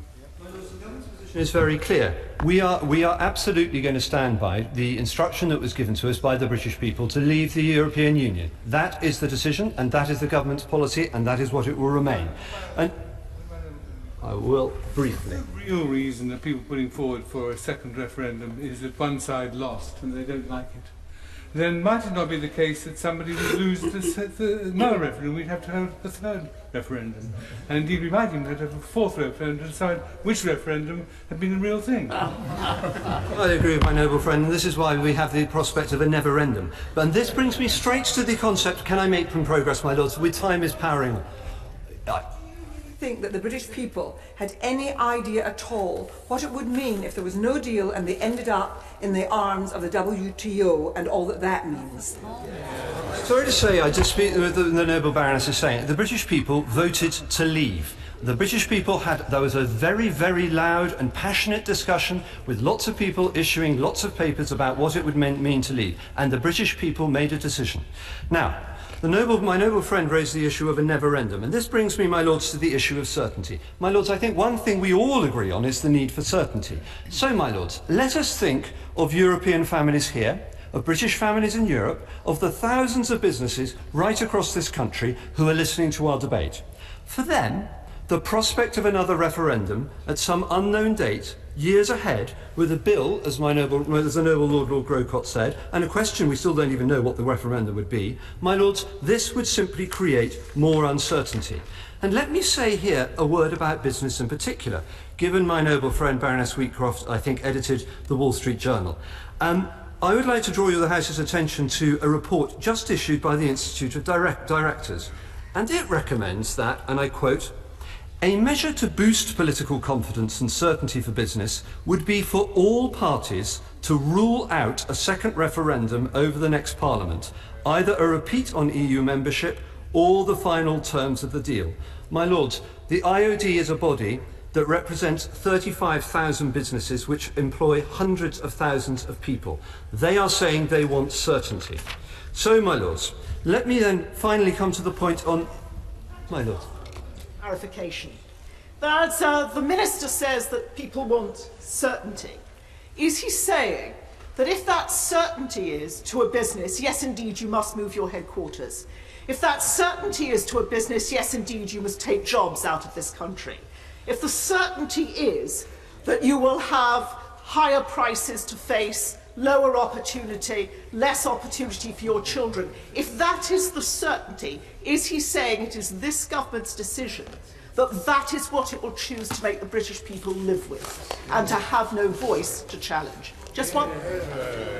So I have many interesting discussions. I just dispute the backgrounds on which she's approaching this. We have set out very clearly, and to provide a lot of clarity and certainty, a view as regards what we wish to achieve in the negotiations. That has provided a considerable amount of certainty and clarity to many of the businesses I've spoken to and in nation-states across Europe. And I think that that is exactly what we now need to deliver on. My lords, I'd like to just quickly turn to the issue of parliamentary scrutiny, which the noble Lord Newby slightly dismissed. My lords, Parliament will be heavily involved in the process of our leaving the EU. This bill, the bill to repeal the European Communities Act 1972, primary and secondary legislation, statements, select committee appearances, the list is quite long. And on top of that, the government will bring forward a motion on the final agreement to be approved by both Houses of Parliament before it is concluded. So, my lords, forgive me, I need to finish. The nub of this matter, my lords, is very, very simple. On the 23rd of June, people voted to leave the EU. It was a choice that this Parliament gave them, and it is a decision that, having been made, we must obey. So I hope the noble lords will withdraw their amendment. He has deployed with great moral strength the argument that the people have spoken. May I just remind him that the majority of those who voted have spoken. Barely a third of the potential illiterate in Britain, in fact, has voted. The situation is not as absolute as he likes to suggest. And may I say to you, noble lordships, that this is a very good reason for taking very seriously the argument that the road of referenda is a very dangerous road indeed. My Lord, the point that the Minister was making a moment ago, that the decision would come back to both Houses after there has been an outcome to the negotiation. What if both Houses reject the negotiated settlement that is forthcoming, does Parliament then overrule the people, or do the people have a chance to have the final decision?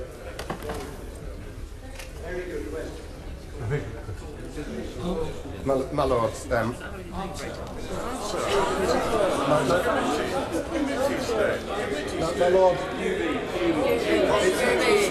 that the Minister is entitled not to wish to answer the question, and I can understand why.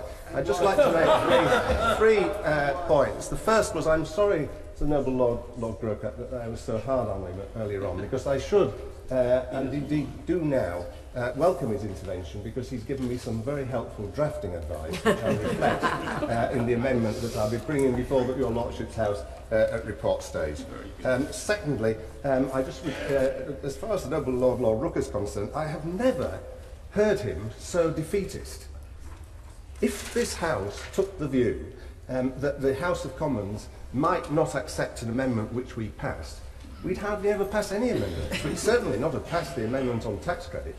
And therefore, I'd urge him to take that as a precedent and think that we might so impress by the quality of our arguments those 20 Conservative backbenchers that they would change their mind in an instant on reading our Hansard and that we get the victory when it went to the other place.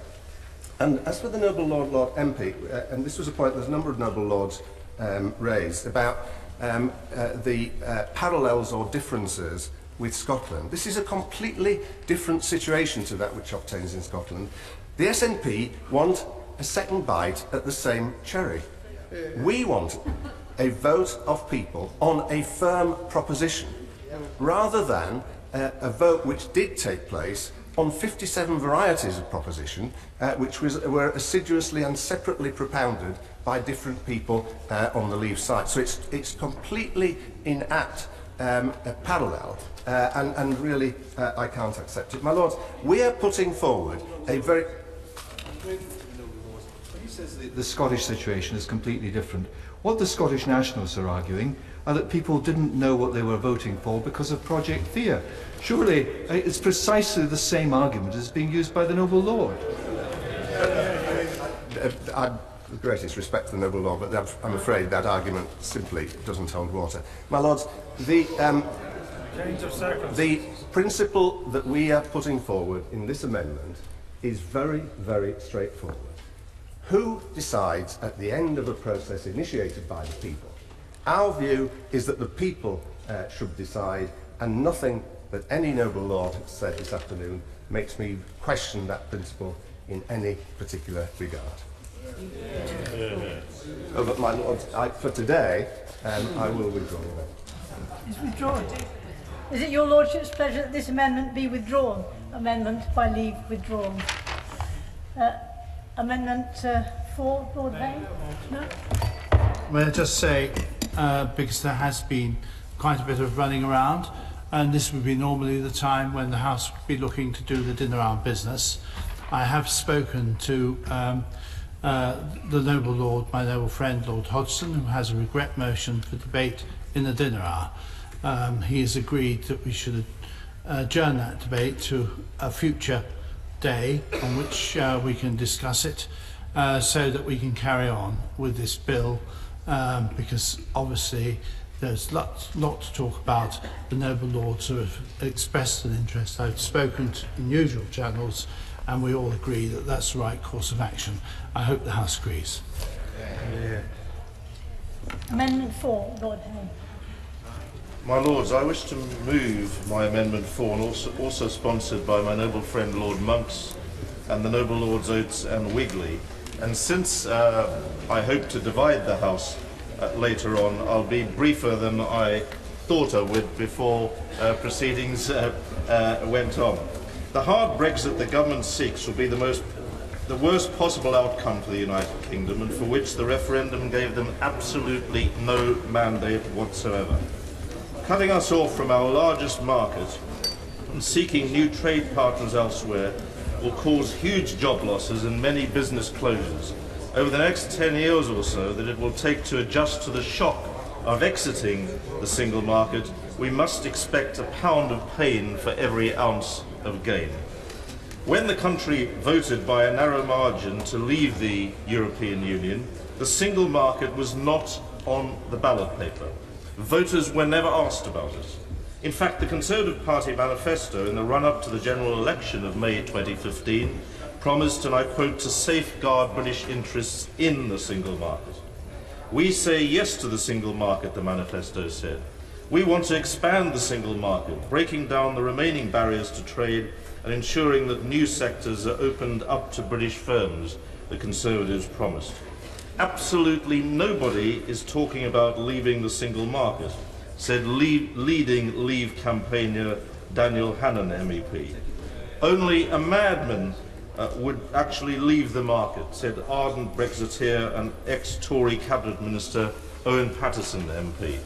Some Leave leaders said the UK could quit the EU while still remaining a member of the biggest, richest single market in the world, accounting for nearly half our trade. Others talked variously of Norway, Switzerland, Canada, or even bizarrely Albania. There was the very opposite of clarity on this issue. And I know, because I knocked on many, many hundreds of doors in the referendum campaign, and people voted to leave the European Union, not the single market. Reaching an agreement on withdrawal from the single market within 2 years of triggering Article 50 will be difficult, if not impossible, and extremely complex. And in my drafted speech, I was going to go into the many complexities. It will also need to be followed by subsequent trade agreements, and not only with the remaining 30 EU and European Economic Area member states. New agreements under WTO rules will also be required with around 52 third countries outside the EU with whom we have existing trade deals at present through the EU. Trade deal outcomes are about relative economic power and weight, and contrary to breezy and I think complacent claims by government ministers and their Brexit acolytes, the UK and the EU will not somehow be equal partners in any negotiation of new trade agreements. The UK depends on the EU for 45% of our exports, whereas the EU exports only 8% of its produce to the UK. We have a trade surplus in services, mainly financial, with the rest of the European Union of 17 billion. The Chancellor said, if the United Kingdom loses access to the single market, it would consider, in his words, abandoning a European-style social model with European-style taxation and regulation systems and becoming something different. Not only would this clearly mean lower labour and environmental standards, it would also mean even further more savage cuts in public services. That is why leaving the single market poses a threat to the social progress and increased prosperity which we've seen in this country over the last 40 years. My Lords, fears about immigration were undoubtedly one of the main motivations for Brexit, as I discovered, if I didn't know it, on the doorstep. However, the right to free movement has never been unconditional. Even under current European Union rules, the UK has had a number of effective tools which are used by other countries in the EEA to manage migration effectively if we wish to do so. Rather than turning our backs on our largest export market by leaving the single market, would not a more constructive approach have been to try to agree a new interpretation of free movement of labour? It is quite possible to impose restrictions on immigration, reflecting a country's needs, whilst remaining in the European Economic Area and therefore in the single market. Belgium, for example, does precisely this by returning to their European Union country of origin each year thousands of migrants who no longer have jobs or never did. Leaving the single market will cause untold harm to the economy and people's jobs, which will be felt most keenly in the already disadvantaged nations and regions where I live, Wales, for example. A hard Brexit will therefore have damaging consequences for the union of our United Kingdom and also for the island of Ireland. My Lords, can I just address a paradox that we find ourselves in? Both the government, and I may say sadly, my party leadership in the other place have effectively put the migration issue ahead of jobs and prosperity. And I think that's fundamentally mistaken. Of course, human rights and of course migration issues have to be addressed. But to put that first, to put migration first, and and I'll vote for our amendment on European Union citizens, of course I will. But if we're to put that first, ahead of jobs and prosperity, which depend on the single market, is perverse in the extreme, in my view.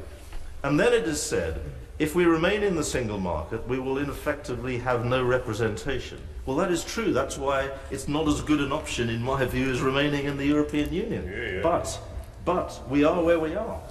And you have to go for least worst options. And Norway, for example, and this is really important, which is in the single market but outside the European Union, has considerable unofficial influence when new rules of the single market are drawn up. They may not be in the Council of Ministers, because you need to be in the European Union to be in the Council of Ministers making the rules and influencing the Commission. They may not be in the European Parliament for the very same reason, being outside the EU. But they have considerable unofficial influence. And is anybody telling me that the United Kingdom, with a massive economy, the third largest in the European Union, as we've heard in this debate before, will not have substantial influence on the shaping of the rules of the single market? I just don't think that that's credible. And of course, it is not ideal to stay in the single market without the benefits of being in the European Union and on the central inner core decision-making bodies. Of course it's not perfect, but I believe it is the best solution given we are due to leave the European Union, and turning our backs on that single market could be catastrophic for the prosperity and jobs, especially of our most vulnerable citizens in this country. And that is why I am putting this amendment to the vote, if with permission of the House later on. Amendment proposed, page 1, line 3 at the end, insert the words as set out on the marshalled list. My Lords, I rise to support Lord... Okay. At the outset of this debate, well, of course, the whole focus is on the concept that as members of the single market, we have benefited and will continue to benefit, and that merely outside and only having access to it, like every other exporting countries into the European region, we would be vastly disadvantaged. I'm afraid I am going to say something which is probably unpopular on both sides, and which really asks your Lordships to look more closely at what is actually happening in the patterns of both European trade and world trade now. I'm not talking about 1990, I'm not talking about the world of globalization in the last century.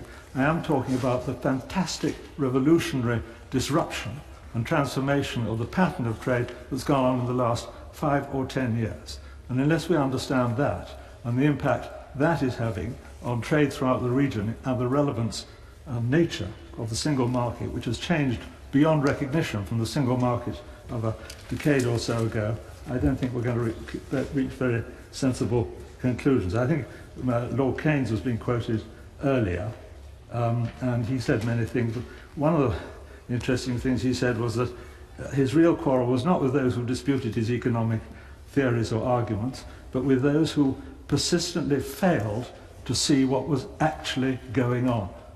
And that really is the theme I wanted to develop, because we can spend enormous indignation on the assertion that in the single market everything is going to be okay, but out of the single market, disaster. Indeed, Noble Lord Haynes put that with great eloquence, and he clearly believes that to be the position. I think we really do have to grasp what is going on in the nature of the flow of trade to see just what the disadvantages would be if, instead of having membership of the single market, with all the standards and regulations and the access and the areas that are tariff-free and the coordination of regulations and so on, we were outside the single market, but still obviously being able to trade into it like any other country. I start from a rather remarkable statement made by the chief economist to the Bank of England, I think last week, in which he remarked that, from his point of view, it would make no material difference, I quote as well, no material effect on the growth of the UK over the next 3 years, you put a time on it, no material on the growth as to whether we were inside the single market or outside the single market.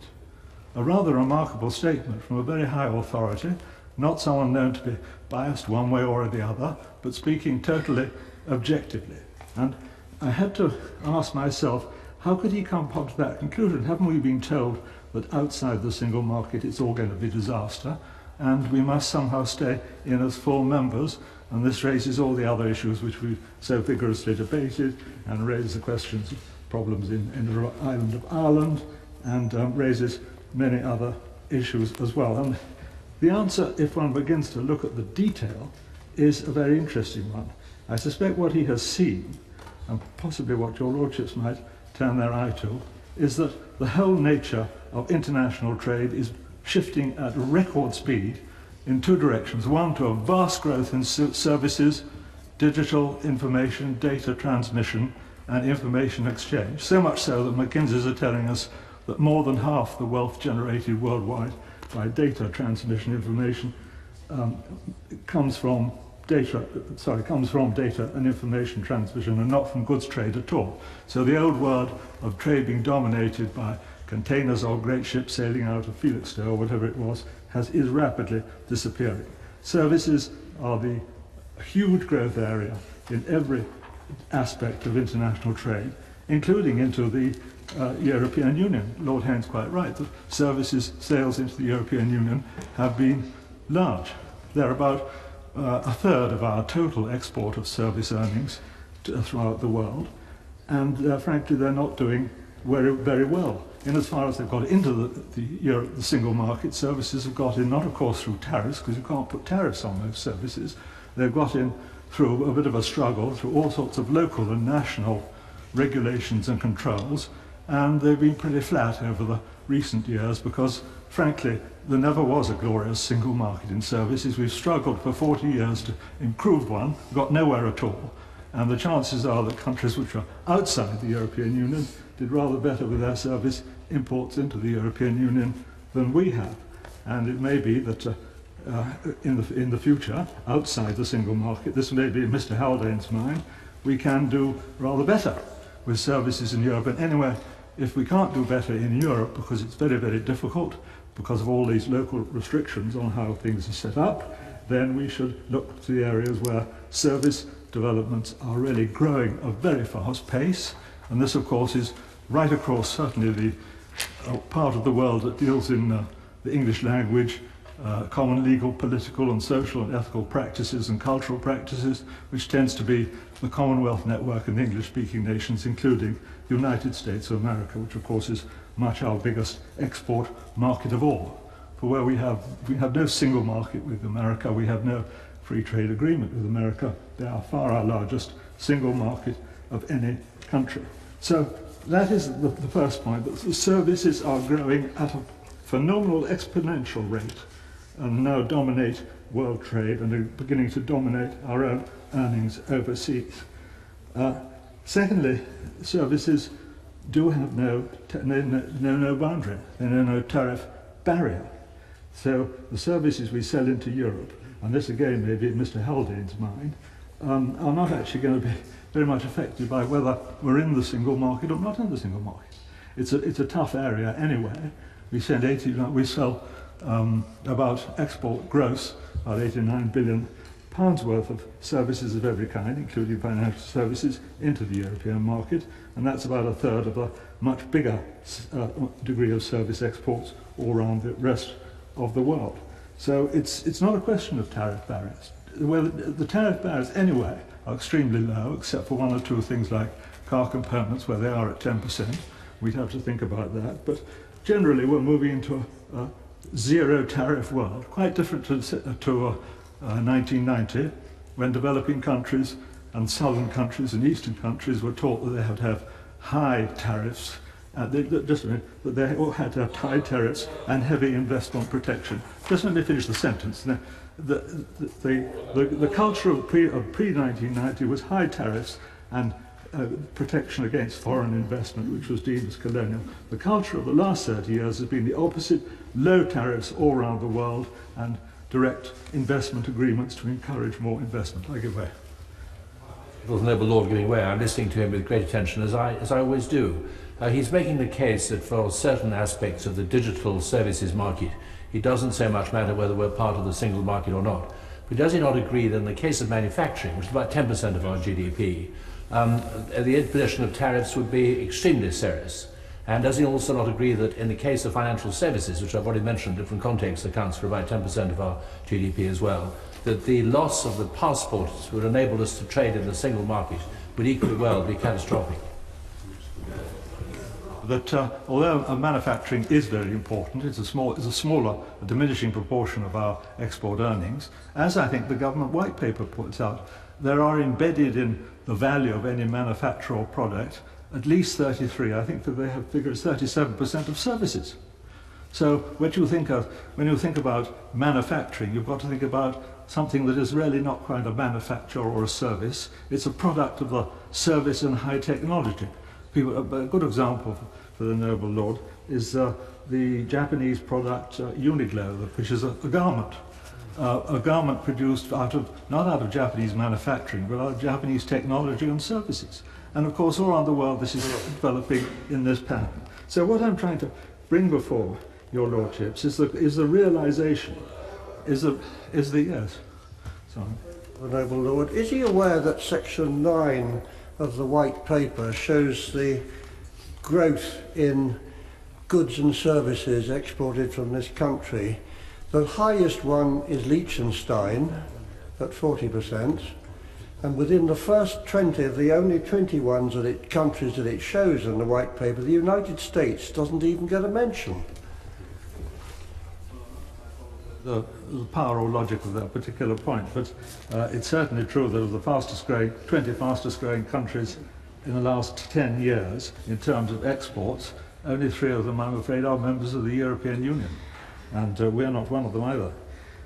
What I just want to, without delaying your lordships further, point out that, as well, in the words of the European Commission themselves and their analysts, 90% of world demand over the next 10 years is going to be generated outside Europe, and I suspect at least a half or 2/3 of that is going to be generated from the fantastic explosion, a disruptive explosion of transfer of know-how, information, and digital technology of every conceivable kind. This is the world of the very near future. We may have arrived there already. What it means is that this apparent, what's been called a cliff edge or disaster or dividing point between being inside today's single market and being outside it, but dealing in many things that don't have a tariff on them, or are services which know no national boundaries and can be transmitted regardless of distance, whether to the nearby European region or to the other side of the world. This is becoming a completely new pattern in which we have to operate. And to operate effectively, we have to think in terms of vast increase in our improvement in skills, massive increase in every kind of condition to accelerate innovation, and to find our way into the gigantic new growth markets of the future, which I'm afraid are going to be largely outside the European Union. Our Europe remains very important to us. The bilateral arrangements we have with the European countries remain important to us. We're not at all sure at this moment, which underlines the absurdity of trying to tie down the government. We're not sure who we're going to be negotiating with, how much power Mr. Barnier will have, what the say will be of the 27 capital countries.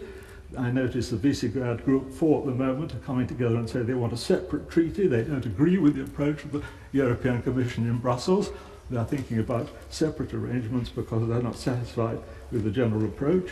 We all heard day before yesterday, one of Mrs. Merkel's chief spokesmen saying they disliked the whole aggressive approach of Jean-Claude Juncker and the Brussels Commission. We have no idea what is being brewed up and developed as a position the other side of the channel to approach us, or who we're going to be dealing with. What we do know is that these trade trends which I've described are proceeding at a great pace. They're driven by technology at an exponential pace. with the development of Moore's law, Metcalfe's law, and all the other aspects we know.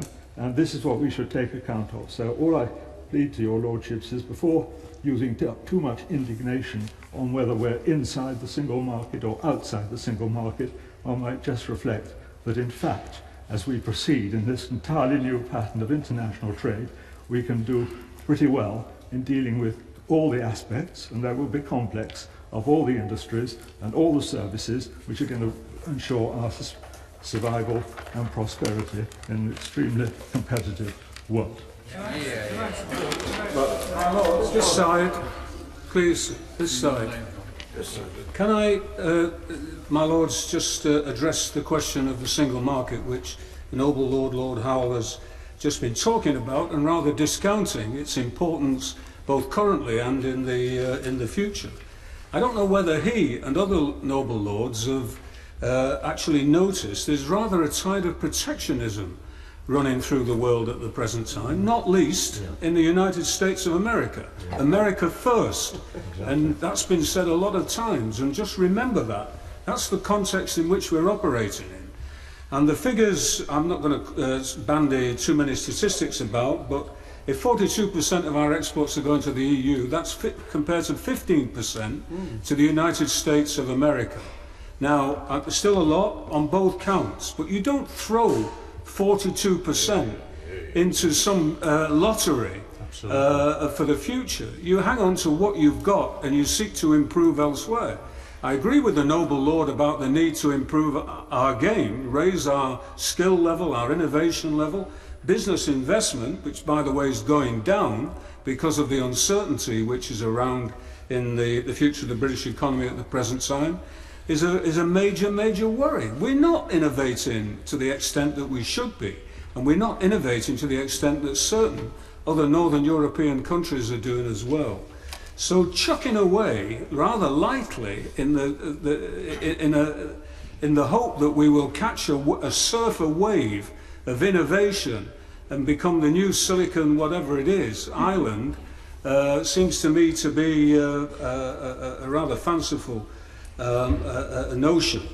And don't forget too that I'm not familiar with what Mr. Haldane said. I did read it, but I didn't get the same impression as you just got. But something like the Treasury most recent forecast is that if we collapse out of the single market, then that will cost us 7.5% of GDP after 15 years. Now I don't know which is right and which is wrong. I'm not an expert, but just bear those facts in mind. Now, I'm not going to speak for very long. My noble friend, Lord Hayne, covered it very well. And in the early debate about the EEA, which was moved by my friend Lord Lee, that covered it too. But I just want to remind, particularly members of the Conservative Party, about why they should consider the single market to be important. After all, Mrs. Thatcher was, as much as anybody, the originator of the single market. She, and with Jacques Delors adding on the social bit, basically came up with the idea of a big single market. I remember, and Lord Lee will remember too, Jacques Delors explaining the conversation the two of them had at a conference at the TUC. She said, I want a big market, and he said, you can. I'll do my best. He added in some helpful social things which the trade unions like, and about the only reason we like the single market, to be honest. We may not like a free trade agreement that doesn't have any social protections. That would be a NAFTA type agreement would certainly not suit us, because that becomes a race to the bottom on labour standards and on welfare and social considerations. And let me read, it's not just Mrs. Thatcher, let me, my noble friend Lord Hayne reminded the other side about the number of people in the referendum campaign who did speak in favour of staying in the single market, not least the current Foreign Secretary Boris Johnson, who said he'd vote for the single market. So he differentiated between the single market and EU membership, and that is what we're seeking to do tonight with this particular amendment. And it's important for inward investment, which is the point that was so important in the 1980s. It's important for companies' supply chains. We heard about the milk in Ireland earlier, but there are many examples where things are going backwards and forwards in the car industry, Airbus and so on. And let nobody dismiss these as old technology which the digital revolution is going to make redundant. They're not. They're absolutely fundamental to who we are, what we are, and the kind of country we are and are going to be in the future. And avoiding tariffs, the tariffs on some goods are very substantial if we collapse into the WTO system. And the passporting issues in the City of London, there's already signs of banks establishing extra offices, extra staffing within what's going to step the European Union, in Paris in particular at the moment. Even HSBC, our biggest bank, is doing it. So don't be complacent about this particular issue. And of course, membership of the single market would ease the problems that we debated earlier in Ireland, and maybe would remove at least one reason for another referendum in Scotland. What's at stake here is jobs, living standards and rights. And bear that in mind. We're playing poker if we go down the government route with the people's livelihoods on a very, very big scale. Are we likely to get that comprehensive free trade agreement within 2 years? I've not met anybody yet who knows anything about trade negotiations who thinks that's the case. And I do think that before we ditch the single market, we should be very, very careful. And I was very disappointed when I heard what the Prime Minister said at Lancaster House, and also in the government white paper, that the government are moving in that direction. I hope they will keep the scope to change direction. And perhaps bear in mind the point that Lord Liddell made earlier, which is this an issue which could be an interim transitional provisional measure while we negotiate the trade agreement? Is this something that we could put in place that would continue? Well, not put in place, it's in place. Why do we have to give it up if it's in place, by the way? But it's something that's in place, and we try and hang on to that pending the negotiations which the government seems so keen on. So that's my plea tonight. Have a look at this amendment. Have a look at keeping our membership of the single market. Hopefully, I'd like to see us keep it on a permanent basis. But if that's not possible, then on a transitional, provisional basis might just be possible. It might, in fact, be the only game in town when you get to the end of those 2 years. My Lords, purpose between access to a market and membership of it. But most of the speeches made on behalf of Remain, which they really are on behalf of, make that confusion. Nobody's arguing, I don't think, I've never met a person who says we shouldn't have access, we shouldn't do business with the single market, in the same way as they'll want to do business with us. The question is whether we want to be members of it. And I so agree with what my noble friend Lord Howell said about the fact that the world is changing now. I mean, for a start, the single market is a trade bloc. And it has a long and, I was going to say, noble history of being a trade bloc, but it's based upon German technological protection and French general centralisation and protection. That's the foundation of it philosophically. And Britain is a high seas trading nation and shouldn't, I think, be part of that. But it should be, of course, trading with them. No one argues that. Though, of course, one has to point out that it's a fairly sluggish market. It's a protected market, but a sluggish market. Now, I think my noble friend Lord Howell was absolutely right in saying that the world is, of course, my friend's part. The noble Lord giving way, but on that point, before he goes into his next one, this idea that you can choose between access and membership. Membership has some obligations, what you've got to do on standards, etc. And it's Alice in Wonderland, is it not? Would the noble Lord like to reflect on this? To say, oh, we would much prefer to have access but not membership. I mean, the choice is there. And in fact, it's been said from the front bench today, where by leaving the European Union, the public certainly believes that we would have left the single market as well. Of course they will make that choice, and of course they will want to choose whether or not they will want to continue trading with us. But since we're one of the largest markets, the answer is like yes. Now, the other point I just wanted to just turn to is your I think absolutely, my honourable friend is absolutely correct diagnosis of the markets changing. And the fact is that so much now of what is being up for grabs for negotiation is outside the terms of the single market. But to take one example, which the proposer of this amendment and I have had discussions about in the past, the air service agreements.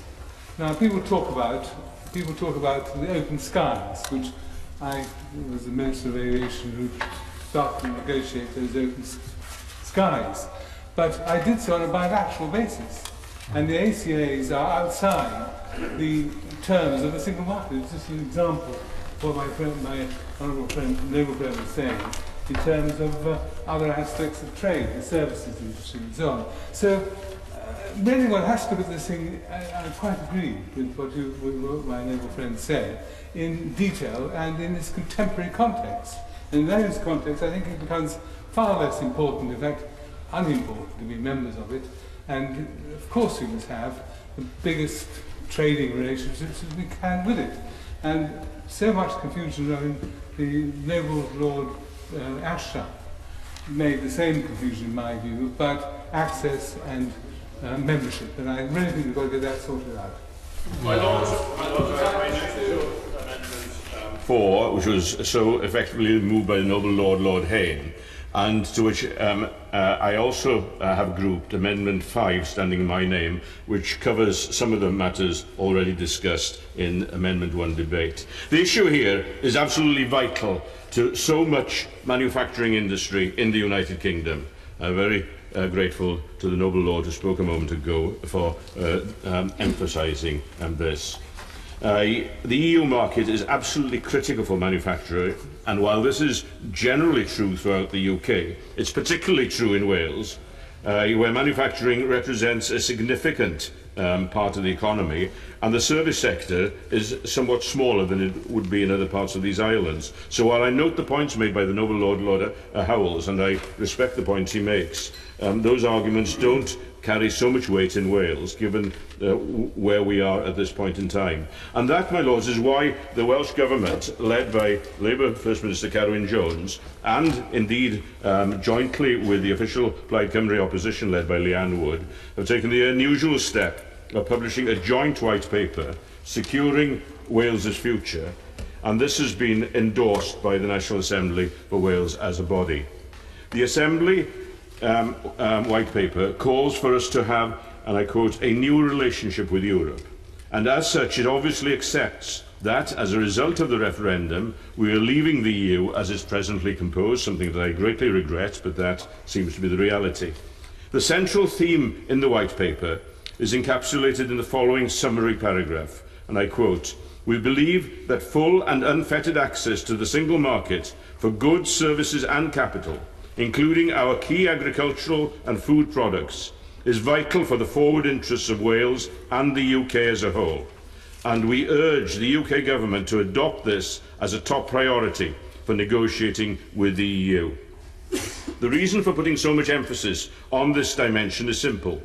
When the old heavy industries in Wales declined as a source of employment, the replacement strategy adopted by successive Labour and Conservative governments in London and thereafter by governments of Wales in Cardiff, and central to the highly successful work of the WDA, that strategy was to maximise the inward investment to Wales by companies from America and Asia wanting to secure a manufacturing base in order to sell to the EU market. This approach has been the key strategic element which has helped Wales build a new manufacturing economy over the past 3 or 4 decades. And I personally saw the merits of this at first hand having worked before entering politics with 3 American corporations, Ford, Mars and Hoover at Merthyr Tydfil at that time, and then having helped set up a small company, Alpha Dyffryn, which I chaired for 9 years, and this company was the sprat which caught the mackerel and secured now the Siemens factory at Llanberis, where it employs some 400 people, and it was established to sell to the European market. What I know of all American companies coming to be based in Wales, companies like Ford at Bridgend, they do so to sell to a European market of 500 million customers. If such companies had to overcome tariff barriers or technical barriers, they would think twice before locating in Wales, or indeed in North East England or Merseyside or the Midlands, and they would certainly be thinking twice about increasing the investment that they've got. Such unhampered access is equally relevant to key Welsh industries such as agriculture, where 90% of our exports of beef and sheep meat go to the European market. Now, the Welsh Government are not being blind or deaf to the outcome of the referendum. They recognise that 2 elements which influenced some, though not all, of the outvoters were, firstly, migration levels from EU to the UK, though this only amounts to 2.6% of the population in Wales, and secondly, the wish to avoid what some saw as unnecessary regulation. And these 2 may militate against our continuing full membership of the single market, though we note that this is a price Norway finds worth paying, as has already been mentioned. And some of these of those campaigners to leave the EU actually argued that we would be able to seek a Norway-type relationship during the campaign, as has been mentioned. The Assembly White Paper states explicitly that the Welsh economy, and I quote, will continue to need migration from EU countries to help sustain our private sector economy and public services. This is true of the tourist sector, of food processing, of the university sector, and of much more. So as far as immigration is concerned, it is both in the interests of Wales and of the EU to reach an agreement which allows barrier-free access to the single market in return for an agreement to allow EU migrants to come to Wales to work. And I emphasise the words "to work." That is the key element in the Assembly White Paper approach. It states explicitly that, and I quote, the freedom of movement of people is linked to employment. That should be the requirement, and that should be acceptable, and it should be acceptable both to EU countries and ourselves. Now, what we ask in these amendments is that the government commit to such an approach in their negotiations with our 27 EU partners. Equally, with regulations that may be needed to avoid market distortion, it should be possible to agree for the UK to legislate for such regulations as may be needed to maintain a level playing field. In fact, the House of Lords EU Committee recognises this in its report, Brexit, the Options for Trade. And if I may quote very briefly from that report on page, I think it's 76, paragraph 43, and I quote, the report seems to have an ability to collapse, and I quote, the notion that a country can have complete regulatory sovereignty while engaging in comprehensive free trade with partners is based on a misunderstanding of the nature of free trade. Modern FTAs involve extensive regulatory harmonisation in order to eliminate non-tariff barriers and surveillance and dispute resolution arrangements to monitor and enforce implementation. The liberalisation of trade thus requires states to agree to limit the exercise of their sovereignty. And I think that that was a very pertinent paragraph in the context of these amendments. My Lords, what is being sought by this cross-party approach in Wales is neither unreasonable nor impractical. Indeed, the wording of the Government White Paper leaves a small chink of light that suggests they may, in their hearts, be amenable to such an approach. In fact, they actually state in paragraph 8.3 of the White Paper that a new negotiated agreement, and I quote, may take in elements of current single market arrangements in certain areas, as it makes no sense to start again from scratch when the UK and the remaining member states have adhered to the same rules for so many years, unquote. But precisely. So why won't the government accept one or other of these amendments as a token of their sincerity in that approach, or at least bring forward their own amendment at report stage along these lines? Industry, business and agriculture would then sleep very much easier, and so would the Government of Wales.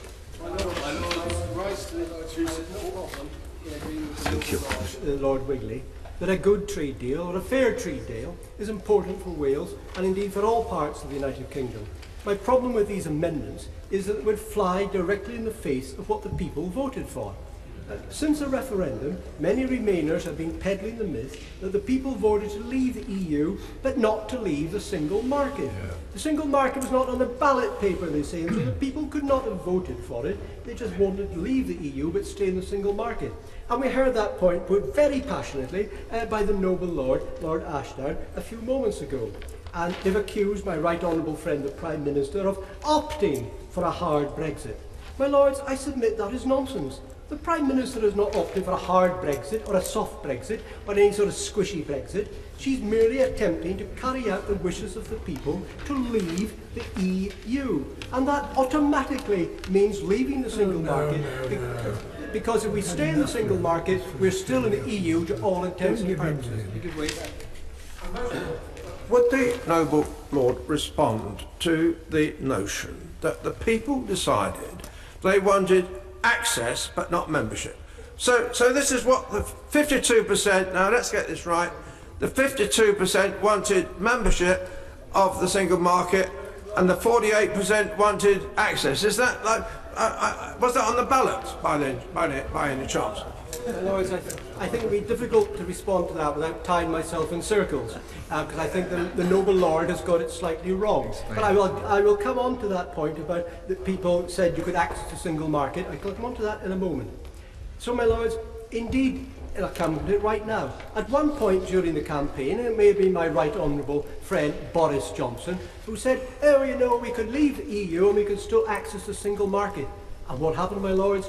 All hell broke loose. It's not that we were shot down, but the government and their advisors dropped the equivalent of all their bunker-busting bombs on us. They said, no, no, said the Prime Minister, said the Treasury, said the BSE campaign, if you vote to leave the EU, then you're out of the single market, you're out of the customs union, you can't have one without the other, said all the government spokesmen.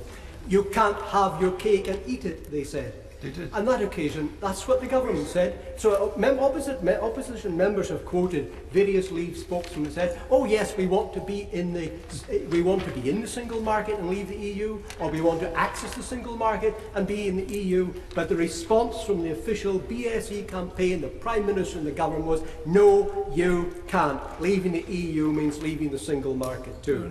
On that occasion, my lords, the Remain campaign were not economical with the truth. Could I just make the point that the argument that Leave made was the Remainers were exaggerating and they were wrong.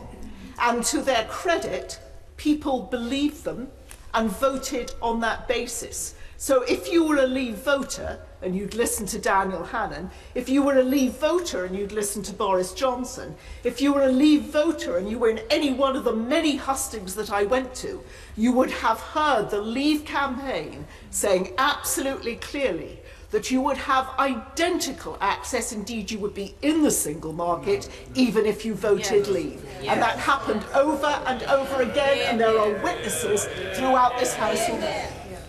I must say to the noble lady, if the Leave campaign tried that early on in the campaign, it was certainly shot down by the government and the Treasury and all their spokesmen very, very early on. And I must say to the noble friend, yes, sir. I'm most grateful to my noble friend. Isn't the point a very simple one, which the noble lord doesn't appear to appreciate, that every country in the world has access to the single market? The issue was whether one was a member of the single market, which would mean that all businesses, i.e. 90% of the businesses in this country, would be bound by these rules and regulations, which would apply to exporters. That was the distinction that was being made. My noble friend, as an expert in these matters, is absolutely right. He puts it very succinctly. My Lords, please correct me if I'm wrong, and I'm very happy to be shot down on this point, but is it correct that if we stay in the single market, if we stay in the single market, then we have to accept what the EU calls the 4 fundamental freedoms, including open borders? Yes. My Lords, is it true that if we stay in the single market, we'd have to pay into the EU budget to a certain extent? My Lords, is it correct that if we stay in the single market, we'd have to let the European Court rule over us? Yes. My Lords, is it correct that if we stay in the single market, we'd have to accept laws made by a body over which this Parliament would have no say or control? Yes. My Lords, that's not leaving the EU, and those who advocate staying in the single market know it full well. It's staying in the EU by the back door, and that's not what the British people voted for. My Lords, about that the people of Norway voted to not join the European Union and accepted all the things he said they'd accepted. My Lords, the last thing I heard from Norway, I think, was in the news last week, but I believe a Norwegian minister or former minister said that whatever we do, don't join the EEA like they did. It was a terrible mistake. Now, I'm not here to answer for Norway's decision, but I'm here to support the decision of the British people, all 17.2 million of them. My Lords, I was part of the Leave campaign, a little junior cog, and afterwards, after we were successful, some detailed studies were done. Now, contrary to the public view that everybody voted Leave to stop immigration or control it, the vast majority of people, like 72%, voted Leave because they said we wanted control back of our country, we wanted sovereignty back. And it was only about 23% who put immigration at the top. Now, of course, admittedly, if you're taking back sovereignty and control and Parliament in charge, that does mean that Parliament's in charge of immigration and a lot of other things as well. But let's not pretend that people voted Leave purely because of immigration or because they wanted to stay in the single market. My Lords, I conclude with a comment I made in my second reading speech when I quoted my right honourable friend, Sir Oliver Letwin. And Sir Oliver Letwin MP was one of the government's foremost Remain campaigners. He's one of the Prime Minister's sort of guru in thinking about these things. And this is what he said in the other place on the 31st of January. He said, "I made it clear that an inevitable consequence of leaving the EU would be leaving the single market and leaving the customs union. It seems to me that the people voting to leave were voting with their eyes wide open, knowing that the consequences might be our falling back on the WTO rules," unquote.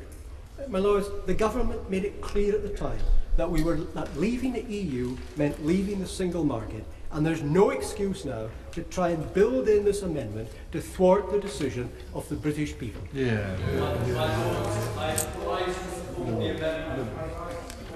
Amendment 4. My Lords, I do so because it is beyond me what the government is doing in its extreme form of Brexit in taking us out of the single market, why it is doing it, and above all, why those on the Conservative benches who supported remaining are allowing them to do it. It's true that there was an instruction from the British people that we should leave the European Union, but there was not an instruction, however much the noble Lord Blencathra might wish there was, for us to leave the single market, for the very simple reason that, as the noble Lord Hayne has pointed out, that matter was not on the ballot paper.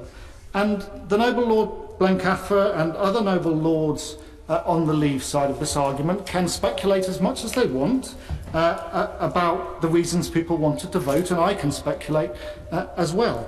But the truth is that none of us actually know. All we know is the instruction that was given on the 23rd of June. And the referendum campaign, I have to say, didn't help much. The campaign on either side, frankly, in terms of getting to the facts, was not terribly helpful. The noble Lord has quoted a whole number of Conservative politicians.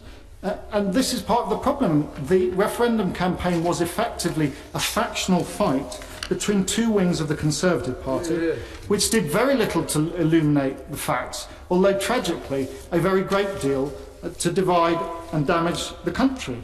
But what we do know, however much it may be protested by those opposite, is what all the mainstream parties promised the electorate at the time of the last general election, and that was that we would stay in the single market. And that was at a time when the referendum was a likelihood, it was indeed a pledge in the manifesto of the Conservative Party. And as a noble Lord Hayne also mentioned, the Conservative Party manifesto couldn't have been clearer. To avoid any ambiguity, it emphasised its clarity in the section that deals with this. And it said, we say yes to the single market. And it didn't caveat that in the way that people suggest. It said, we say yes to the single market. And so it's unclear to me why the Prime Minister has decided, given that she has no other mandate on this matter than that manifesto, why she's saying no to the single market. And I've heard the noble Lord Lamont and other, including some ministers, argue that the unambiguous pledge in the Conservative manifesto was somehow trumped by the fact that there would be a referendum and the government would respect the result. But you can respect the result of the referendum and withdraw from the European Union without withdrawing from the single market. Deciding to leave the EU does not mean leaving the single market, however much the noble lords opposite would like it to do so. And as has been mentioned, there are a number of countries which are members of the European single market but are not members of the European Union. And Norway in particular was raised by the noble Lord Hanne. Norway, which sought to negotiate joining the EU at the same time as us in the 1970s. In the end, it had a referendum or voted against, but they became members of the single market. And we should be very clear that when Norwegian ministers were saying that's not the ideal thing, they weren't saying don't be members of the single market. They were saying for goodness sake stay in the European Union. You know that. And to suggest otherwise is just nonsense. So it's absolutely clear it's possible to be both outside the EU and inside the single market. And the question, therefore, is whether it's desirable. And in my view, and my very strong view, it is. We know increasingly the issue of world trade is not tariffs, but it's non-tariff barriers. Yes. And as the IFS noted in its report on the single market, which was published in August last year, the service sector is particularly important to our economy and to our tax receipts, and particularly vulnerable. And the financial services sector in particular is likely to be disproportionately hit by loss of the single market. My lords, for many of us, the decision to leave the EU is a tragedy that goes far, far beyond economics. But the tragedy is being compounded by the government's decision to pursue extreme Brexit, no matter what the cost is to our economy. We have the opportunity tonight to ask them to think again. My lords, we should take it. Yeah. Lords, I would like to reflect on... Extremely brief, I assure you. I just want to take up one point that the noble Lord Hayne raised earlier. He acknowledged in his contribution the significance of immigration to the result of the referendum. He didn't say it was the main reason, but he acknowledged its significance. So it seems to me, therefore, that a key question is whether we can indeed stay in the single market and control immigration. And he mentioned, I think, that other countries, such as Belgium, have found a way to control immigration within the single market by removing people without a job. My point is this: the situation in the UK is entirely different from that, from Belgium. We have over 2 million European citizens working here, which is fine. But we can't skate over the fact that the whole situation is different, the numbers are much larger. People here may not know that last year 625,000 EU citizens took out national insurance numbers. They will be, I think, not all working, some will be short term, but my point is that the scale of it is absolutely enormous. We know, of course, that the net migration is 180, equal almost to that from the rest of the world. So there's no prospect of any serious measures of control if we remain in the single market. My Lords, I'm grateful to follow the noble Lord Green.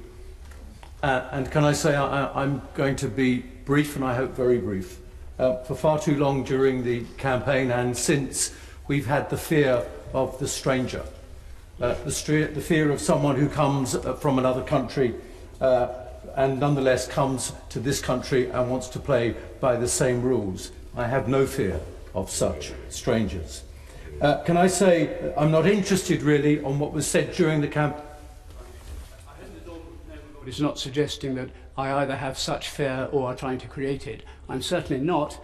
For 15 years I've tried to bring to people's attention the broad facts on this issue, and I hope you will acknowledge that. I acknowledge that fully, and I hope that the record will reflect that. I did refer to the campaign and since.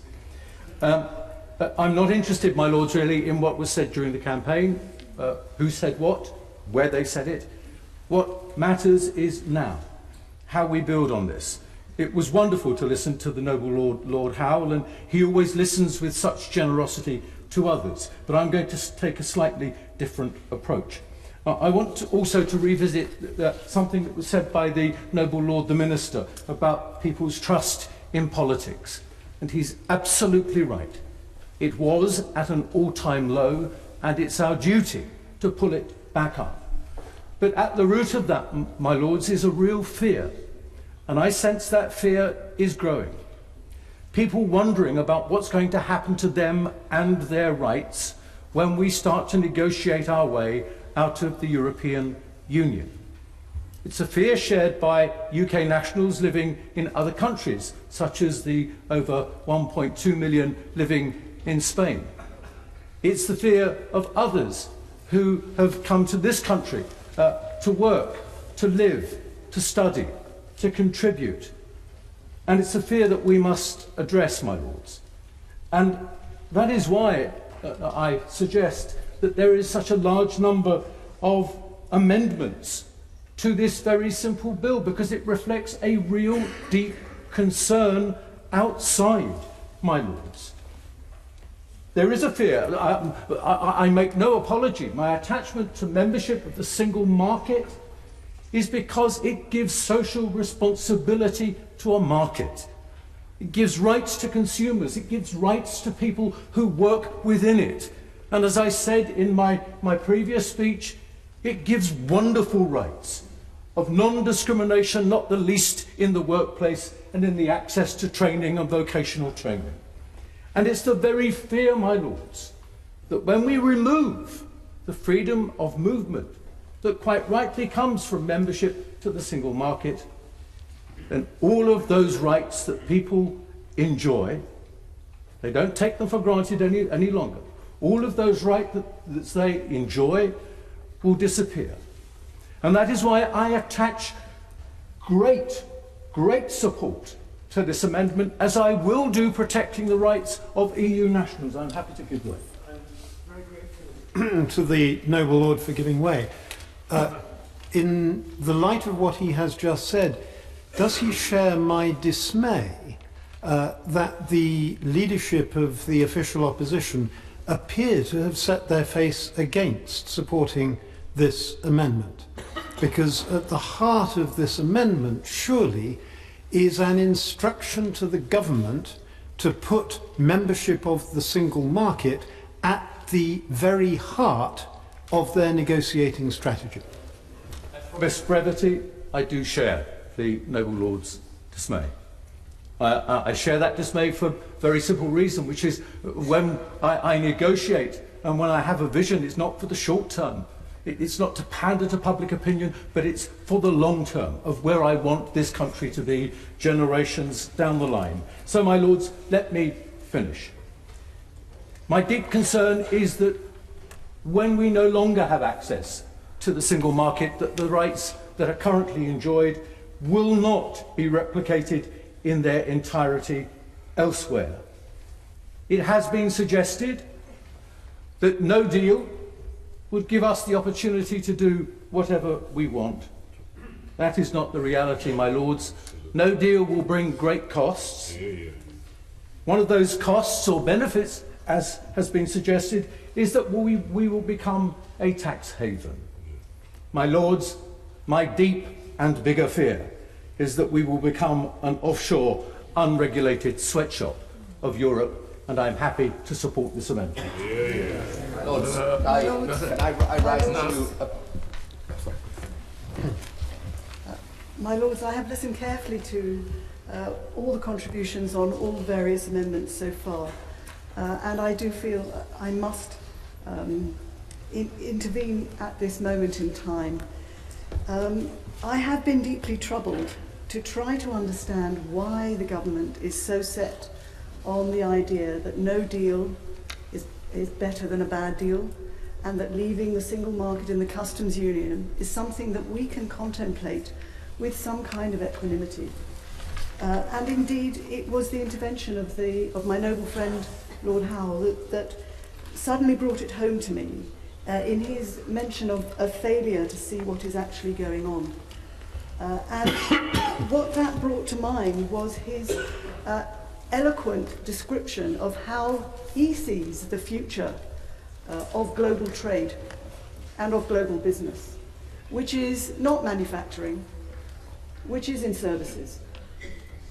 But that is a vision that is not shared on other benches across this House, nor indeed by myself. And indeed, I would argue that it is not shared by the majority of this country, because what the implication of his remarks would be the destruction of our manufacturing sector and millions of jobs across this country.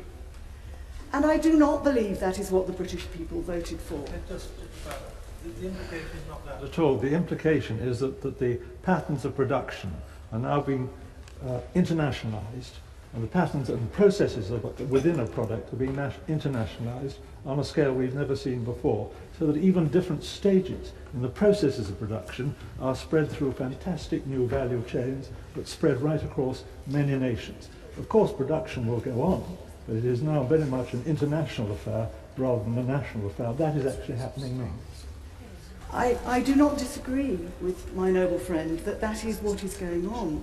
But by leaving the single market, what we are doing is hampering our manufacturing industry and putting barriers in the way which will ensure the destruction of millions of jobs.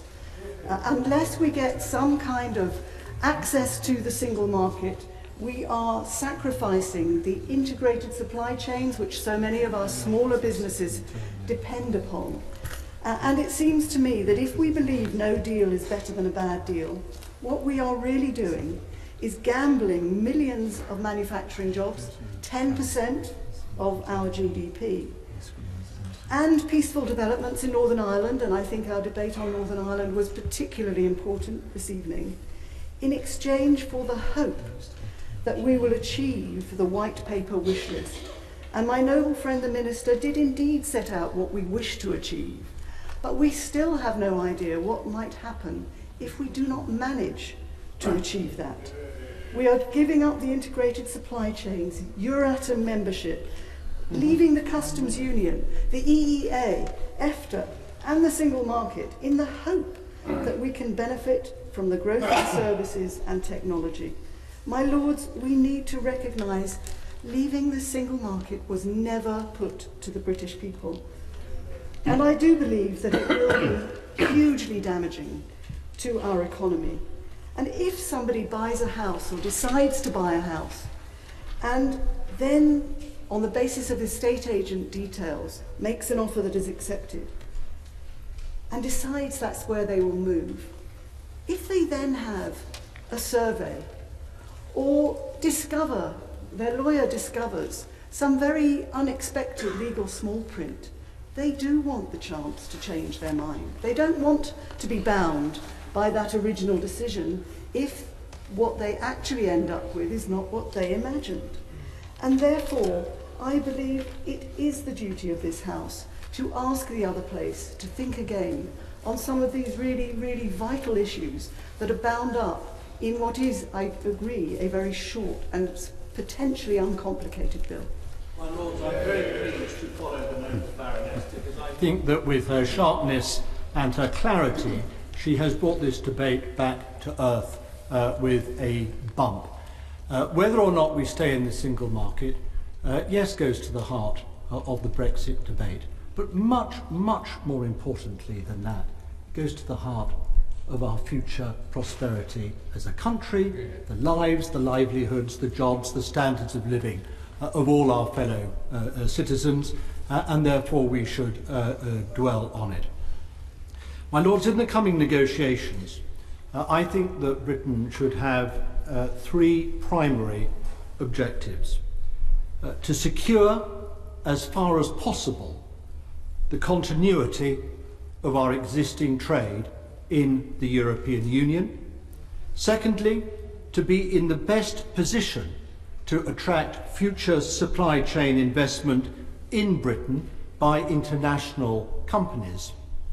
And thirdly, to optimise our ability to make future trade agreements with other countries. I believe that all these objectives would best be served by our continuing in the single market through the European Economic Area, as Norway did when in the 1990s its public rejected membership of the European Union, but seeking the economic opportunities that were available to it in Europe, decided instead to join the EEA. Now, I believe this very strongly. I have to say, not only in opposition to the government's chosen path, what I think has rightly been called Brexit at all costs, which I think is both desperate on their part and potentially very damaging indeed to our economy, but also in disagreement with the argument on grounds of sovereignty made by Keir Starmer in the other place, that staying in the single market through the EEA would make Britain subject to rules that the rest of the EU has made. My Lords, I think this is what lawyers would describe as a piece of Nelsonian knowledge. It's what happens when you intentionally place your telescope to your blind eye. I accept that hitherto the EEA shows what small countries like Norway, like Iceland and Liechtenstein were able to secure when committing to being part of the single market. But Britain is not of the same status, size or type of any of those countries. A British version of membership of the EEA, in my view, and I think this is an absolutely key point, would retain much more significance, influence, and much more clout in setting the standards for our largest export market. By removing ourselves both from the European Union and from the single market, we would only theoretically be more sovereign, and we would be considerably poorer. I'm reminded of what the noble Lord Heseltine said when he put it in this way: a man alone in the desert is indeed sovereign, but he is also powerless. Now, my Lords, I respect the result of the referendum. But where I part company from the government is in my belief that we now have an absolute duty to obtain the closest, best possible economic relationship with our largest export and investment market after we leave the European Union. Merely seeking a future free trade agreement between Britain and the EU that deals with tariffs and some customs procedures will fall far short of actually being in the single market. And yes, my lords, that is the difference that the noble Lord Spicer and the difference that the noble Lord Forsyth drew our attention to between access and actual participation through membership of a single market. The former, access, we have to beg for. The latter, we have by right. And that is a very fundamental difference.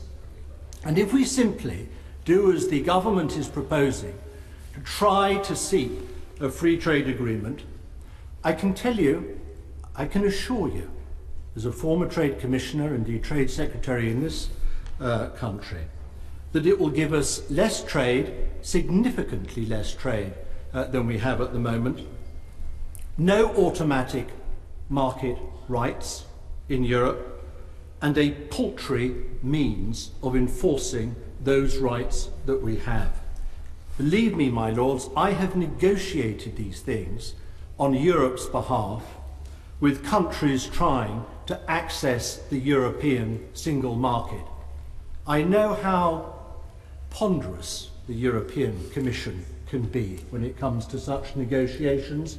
I know how difficult it is for third countries, and that's what we would be, to get access on the terms that they want and need. A free trade agreement would not cover all trade. It would not cover services as well as goods, and that's a fundamental point. And the agreement, if we ever get one, given how relations between ourselves and our European partners have gone downhill since the Prime Minister's October speech to the Conservative Party conference. That agreement, if we get it, will take a very long time to obtain, and it will certainly stretch way beyond the 2-year cut-off point of Article 50 itself. And that's why I think that John Major is absolutely right to have made the speech that he has this evening at Chatham House, when he has strongly and in vigorous terms attacked the government's approach to Brexit and called, quite rightly, for a little bit more charm towards our erstwhile partners and a little less cheap rhetoric. Now, indeed, in a number of key national capitals, I'm most grateful. With his distinguished European background, why doesn't the noble Lord fight to keep us in the European Union as Kenneth Clarke is doing in the Commons? Why am I not fighting to keep us in the European Union? My word. Judging by the inbox in my email, I think the noble Lord must be the only person in this country who doesn't believe that I'm not fighting for Britain's continued membership of the European Union. But of course, being a Democrat, I accept, well, I respect. No, I'm sorry, there's no point in waving his hand in that sort of Edwardian way. We have had, I'm afraid, a referendum. But the point is this: we can now make a choice between leaving the European Union and wrecking our economy, and leaving the European Union and making the best economic job that we can of doing so. Because, my lords, there is a huge difference between negotiating our future trade relationship from the safety of being a relative insider, which is what we would be as members of the EEA, as opposed to being an outsider, like any other country jostling for preferential access to Europe's marketplace, fighting with many others for access at Europe's border. Now, of course, the single market is not perfect, notably in its coverage of all services, but almost half British trade in goods and services takes place in the European market, almost half. And it should be an absolute priority, therefore, for us to secure the continuity of that trade we already have. But, my lords, there's another crucial issue for us, given the nature of our manufacturing sector in this country. Now, the noble lords, notably noble lord whose name is on the amendment, touched on this himself. The point is that the single market is not just a huge trading space. It is also a giant factory floor. Trade, increasingly, amongst mature economies, is less now in finished goods than in part finished goods, moving back and forth across borders, often many times as part of increasingly sophisticated value chains. Dory, why have we got such a massive balance of payments deficit? My lords, it's not a question of everything being hunky-dory. It's a matter of how desperately worse off we would be if we were not to remain in the single market. For goodness sake, please, can we just apply a little reality to this? You know, President Trump, even President Trump may wake up one day and realize that given the nature of 21st century trade in the world today, that 40% of the content of Mexican exports to the US actually originate in the US. That is the reality of trade. That is the reality of the single market, and why I have no hesitation in describing it as a vast factory floor. And another thing that is changing in trade is that while tariffs and customs controls are important, as we will find out, increasingly so are product standards, copyright and intellectual property rules, investment rules, and yes, increasingly so, rules governing data sharing and transfer. In the single market, and here is the point, we have a single rule book that covers all these things. And therefore we have an even playing field across the entire European single market on which our businesses can conduct their business. Outside it, we will struggle, especially if, my lords, in pursuit of a US trade deal, we choose to comply with equivalent American rules instead of European ones.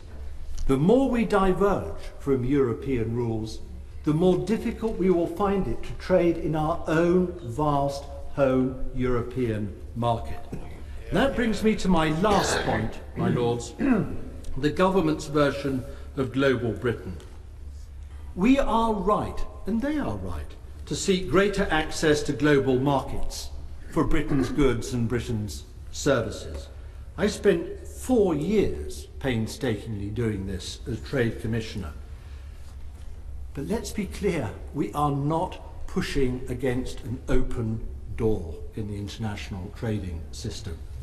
Many fast-growing emerging economies where we want to deliver our goods and our services in future are becoming more protectionist than ever, and public sentiment is hardly making the prospects for trade more positive in these economies. And President Trump will make things a whole lot harder. The policy of America first and the protectionism that comes with it will spread like a contagion, if we're not careful, across the international trading system, making new agreements even more difficult than they are now to negotiate in the future. And that, my lords, is why I think the government is taking a huge risk in jeopardising the trade we currently have, the trade that we currently bank in the single market, for the sake of entirely speculative gains elsewhere in the future. And they are not gains, they are speculation of what we hope we will be able to achieve elsewhere in the world later. Let's remember, we cannot even begin to negotiate any sort of trade arrangement with the European Union until we've finally left it, and when we know what we will have to offer to other countries in other future trade negotiations will depend very largely on our future relationship with Europe's single market. If, like Norway, we entered the EEA, stayed in the single market, but left the customs union, as Norway has done, we could both trade more easily in Europe and form trade agreements with others in the rest of the world. My lords, that really would be having your cake and eat it. Out of the EU and the single market, on the other hand, it is not yet clear how the government will manage the negotiation. But if the word on the street is right, and that ministers will seek sectoral agreements, for example in automotive goods and financial services, I think they are going to be disappointed. I would be very surprised if the EU negotiated on this basis, partly because of their completely understandable objection to cherry picking, but also because of the sheer practical difficulties involved in creating customs arrangements that would be very problematic to design and introduce, and even harder to police. My lords, I have the feeling that the government simply does not understand what exactly it is biting off in trying to negotiate a whole new trade deal on the basis that they are with the European Union outside the single market. Perhaps they do understand how difficult it's going to be, and perhaps they secretly agree with the noble Lord, Lord Lawson, that when it comes to it, it would be better simply just to pay the bill and leave without getting a deal at all. I hope very much this does not happen. It would be an economic disaster for our country. But let's be clear, any deal on offer on the basis of the government's current approach would be highly suboptimal for us. That's why I support this amendment, to leave the European Union, if that is the will of the people and the will of Parliament, but to stay in the single market. Yes, it would mean compromising on some of the political objectives that many Leave campaigners hold dear. But my lords, there is the whole country to think of, not just the ideologues amongst the Leave campaigners. And that is what Parliament is meant to do, to reflect and represent the interests of the whole country and not just one part of it. Pleasure to follow on from Lord Mandelson, who speaks with great authority. I think they're winding up. These benches, we fully support the amendment and the excellent arguments made by the original mover, Noble Lord Lord Hayne, and the other signatories, Noble Lord Lord Monks, Lord Oates, Lord Wigley, and indeed the tour de force by the Noble Lord Lord Mandelson and the remarks of Baroness Altman. They are extremely convincing. And my noble friend Baroness Kramer answered the Noble Lord Lord Blencathra, who said that it was clear that leaving the EU means leaving the single market. That is absolutely not the case. And the point was made by the noble Lord Hayne about the Conservative Manifesto of 2015. We say yes to the single market, and he answered very effectively the noble Lord Lamont. Now, the government claims that it wants free and seamless and frictionless trade, or at least as possible. Those two words, as possible, have great import and meaning, because it won't be possible to have free and seamless and frictionless trade if we are not in the single market and the customs union. And anything else is very much second best. And the noble Lady Baroness Altman summed up, as did the noble Lord Mandelson, it's about integrated supply chains. And if it wasn't important whether we're in the single market and customs union, these car firms in succession, Nissan, Vauxhall, and now apparently BMW is about to move production of electric minis out of the UK. No doubt they'll be knocking on the government's door very soon to try and get a similar comfort letter out of the government. The noble Lord Howes talked about how goods sailing out of Tilbury was passé. Well, it doesn't seem to be passé to manufacturers in this country. And any alternative to being in the single market and the customs union is more bureaucratic and more cumbersome. And in addition, any condition, any terms for trading freely with the EU single market will mean compliance with product standards and other regulation, and data standards were mentioned, and that has caused a huge amount of problem for non-members of the EU, including the United States. And this fetish that the government has that we should be, pretend that we've never heard of the European Court of Justice, they're going to have to face up to the fact that it's one way or another, directly or indirectly, we are going to have to accord with EU law and the rulings of the court. And as I said the other day, there's going to be some kind of smoke and mirrors effect there.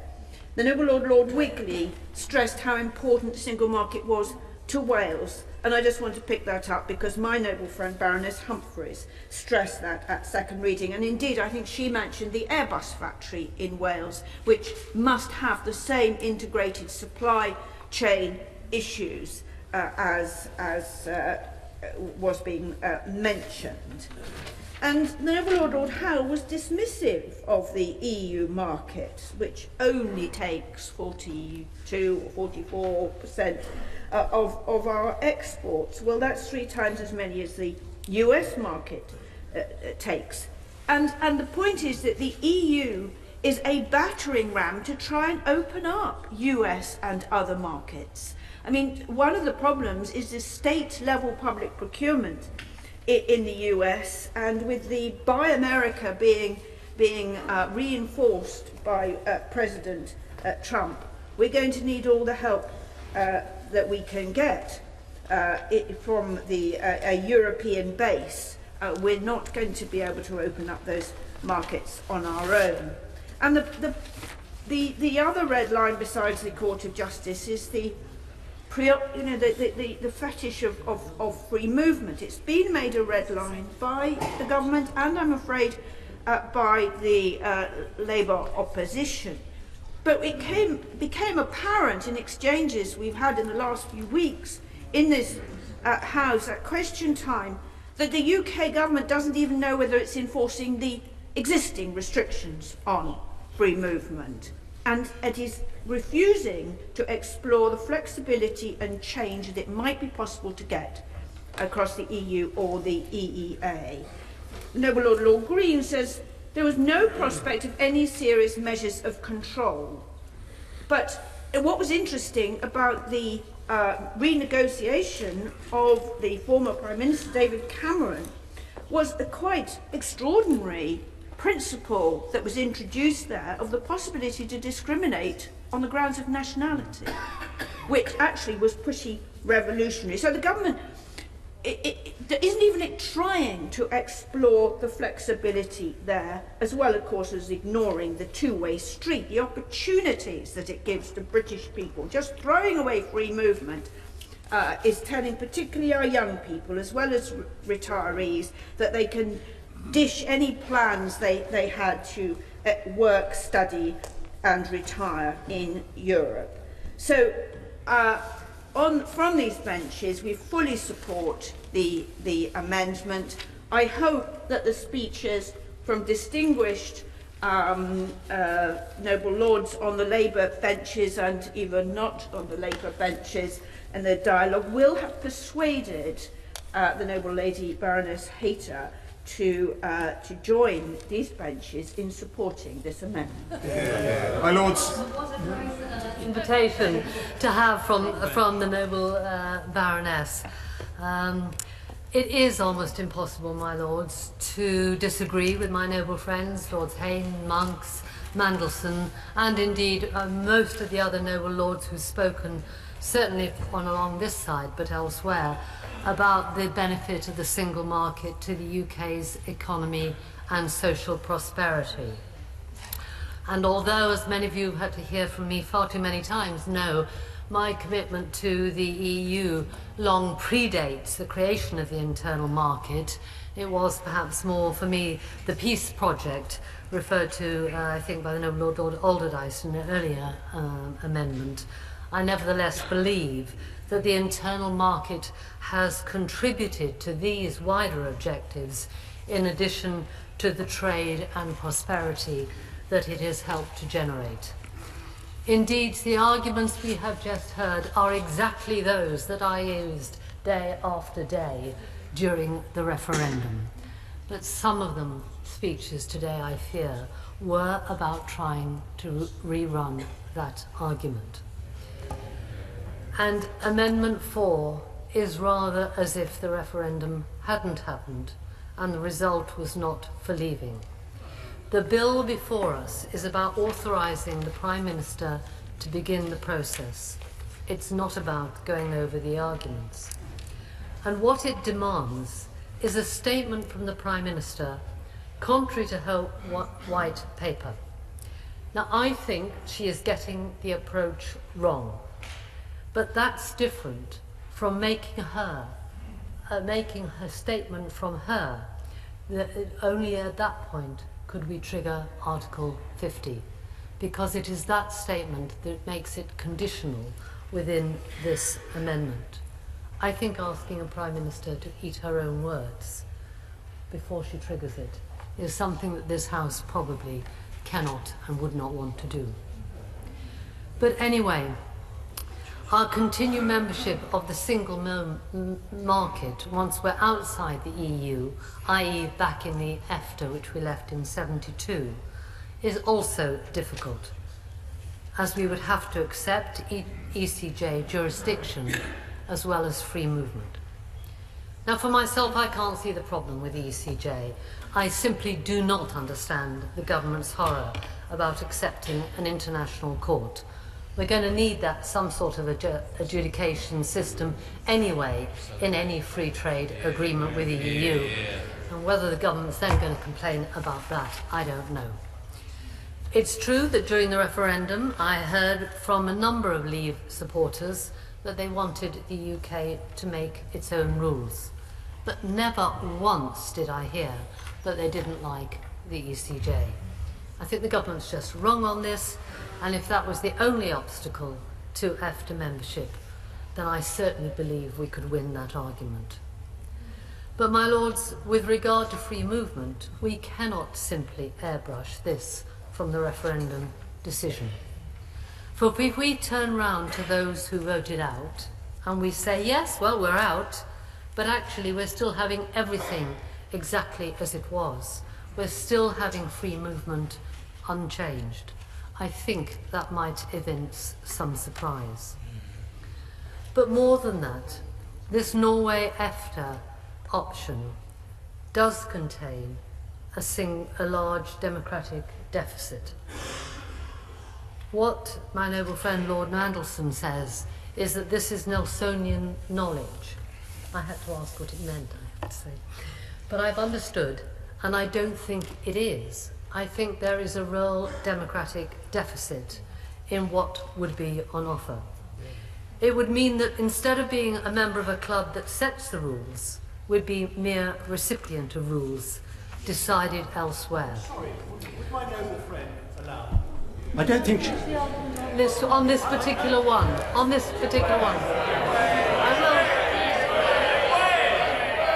I will give way if I could make one statement first.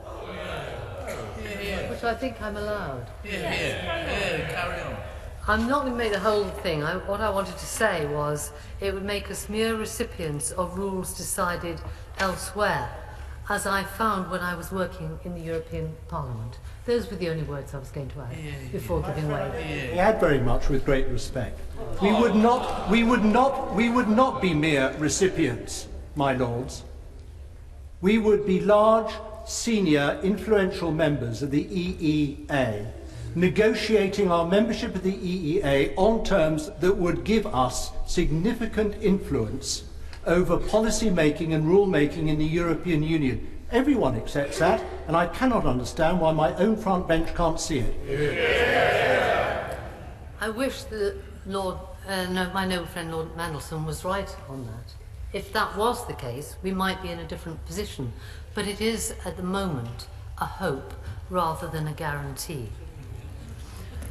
My lords, when I was working in the European Parliament, and any of you who may have been in the Commons at the time may remember when we saved the 1000cc motorcycles, and we saved Kippers and Scottish Arbroath Smokies.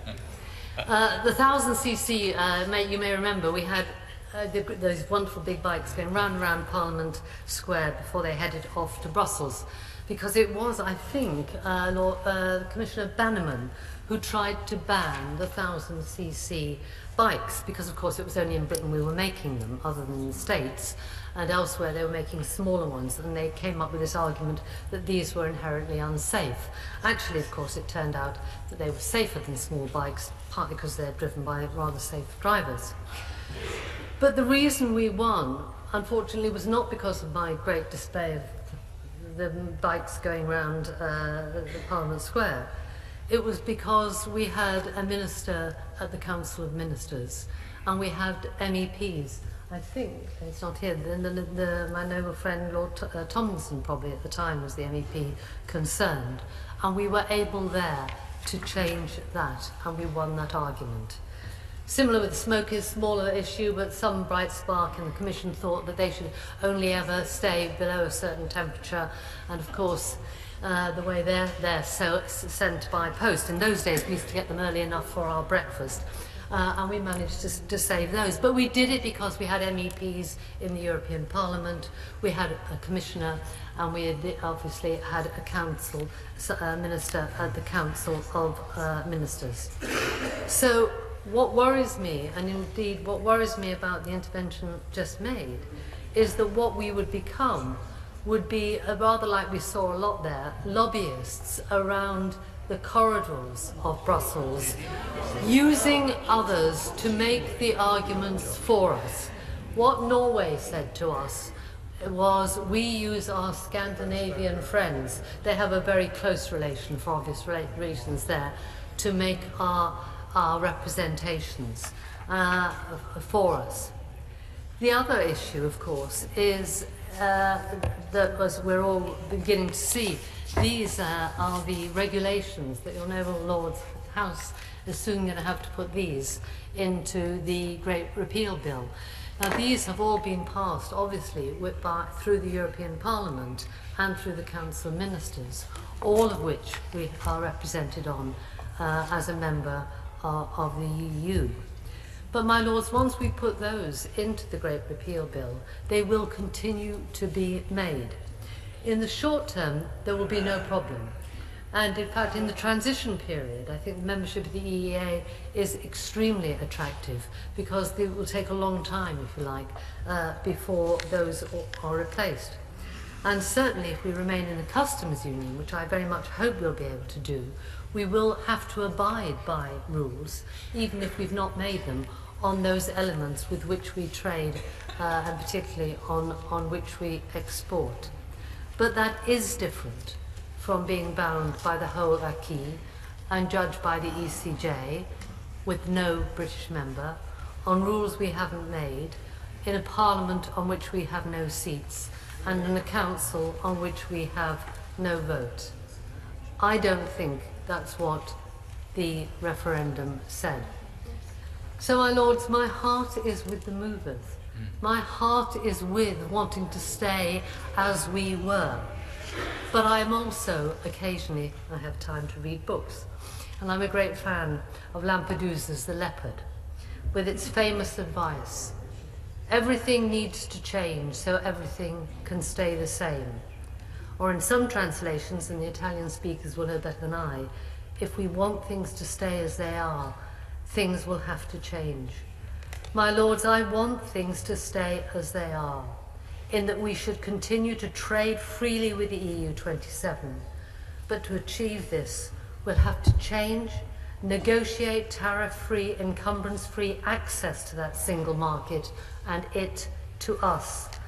That's what we must aim for. We have a fight ahead of us to keep our position in the customs union, to ensure that tariff-free trade, and to work for the three objectives that have just been set out by my noble friend Lord Mandelson, and the closest possible relationship with that EU27. Our task is to persuade the government that they have set their sat-nav for the wrong destination, and that's where our energies must go. But giving people the unrealistic hope that staying in the market, single market, despite the referendum and our exit, is a possibility, is, I think, an unfair thing to make them think could happen. We need to continue to trade as freely as possible with the EU that we have to leave. And for that reason, we are not able to support this amendment.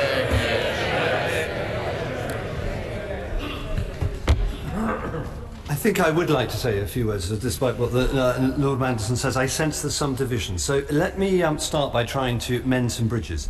Pardon the pun. All of us in this House, my lords, wish our country to prosper, and we all want to see more investment and more jobs. And the question, the very simple question that these amendments raise, is a simple one. In light of the vote to leave the EU, how can we best do that? Now, I know that the noble Lord Hayne and Lord Monks and other noble lords whose name are on these amendments have long held views that the best route to achieve that aim is, at least in part, for the United Kingdom to remain within the EU and within the single market. Now, my lords, I respect their views and the steadfastness of which they hold them, and I fear that even though I will try my best at being eloquent, I'm sure that what I'm about to say will not deflect them and a number of other noble lords, such as the noble Lord Mandelson, from supporting this amendment. But let me just briefly set out why I believe why this government opposes this amendment.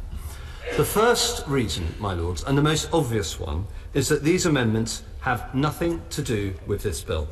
This bill has one purpose only: to enable the government to start the process of negotiation. It is not, my lords, a means to dictate the terms of the negotiation. Second, my lords, is the democratic arguments. And very briefly, as I said earlier, the government promised to hold a referendum and honour its results. And yes, I know the Conservative government did say it would protect our role in the single market in that manifesto.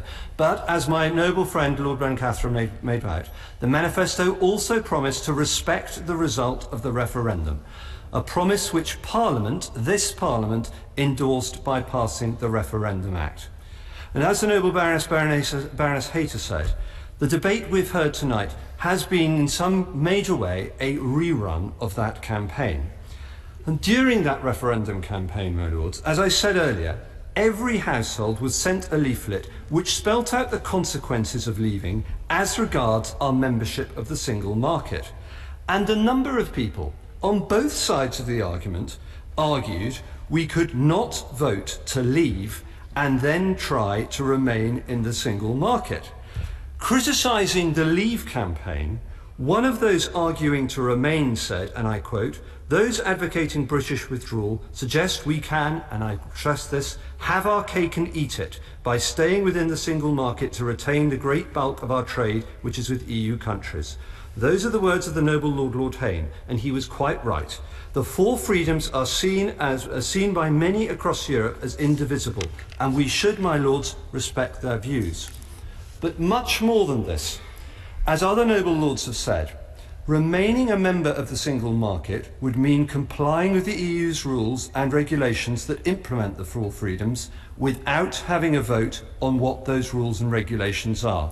It would almost certainly mean accepting a role for the Court of Justice of the European Union, and it would mean still not having control over immigration, not just relying on enforcement powers, but creating an immigration system, my lords, which this government intends to build, that allows to control numbers and encourage the brightest and best to come to this country. And as to the customs union, were we to remain a full member, we would remain bound by a common external tariff, and this would greatly limit our ability to strike our own trade deals and our freedom to determine the level of UK tariffs. And were we to remain within the common commercial policy, we would not be able to pursue freely our bold, ambitious trade agenda with the rest of the world. We would, instead as now, be ceding responsibility for this to the European Union. So, my lords, to remain a member of the single market and to remain a full member of the customs union would, to all intents and purposes, mean not leaving the EU at all.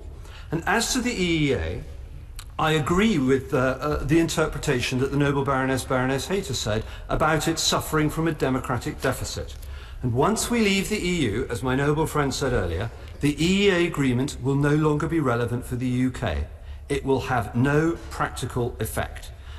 But we do expect a phased process of implementation to cover our withdrawal from the EU, in which both Britain and the EU institutions and member states prepare for the new arrangements that exist between us. And this is intended to give businesses enough time to plan and prepare for the new arrangements. And those interim arrangements we rely on will be a matter for negotiation. Now let me turn to our approach to trade with the EU. To clarify, does that mean you're not ruling out EEA membership for the transition? My lords, I have nothing further to add to this other than it is a matter for the negotiations, my lords. It is a matter for the negotiations, and I'm not going to go further. And indeed, that is what I said as I checked the transcript of the Select Committee that the noble lord so rightly brought me up on earlier. It is exactly consistent with what I have said. Let me now turn to our approach to trade with the EU once we have left. First, as my noble friend Lord Howe pointed out, he pointed out the intricacies of this, and it's absolutely true, a basic point, that across the world, countries which are not members of the single market trade with Europe. And the single market is not a tablet of stone. In services, as the noble Lord Mandelson so rightly said, which drives so much of our wealth creation, the single market is incomplete, likewise on digital services. And so, my lords, with that in mind, the government has a clear aim: to seek an agreement for the freest and most frictionless trade possible in goods and services between the UK and the EU. And my lords, I'd point out, we start these negotiations from a unique position. The EU exports to the UK £290 billion of goods and services each year. And on day one, we will have exactly the same regulations and standards as our negotiating partners. So the focus will not be about removing existing barriers or questioning certain protections, but about ensuring new barriers do not arise. And the scale of trade means that it should be in our interests and Europe's interests to come to some agreement.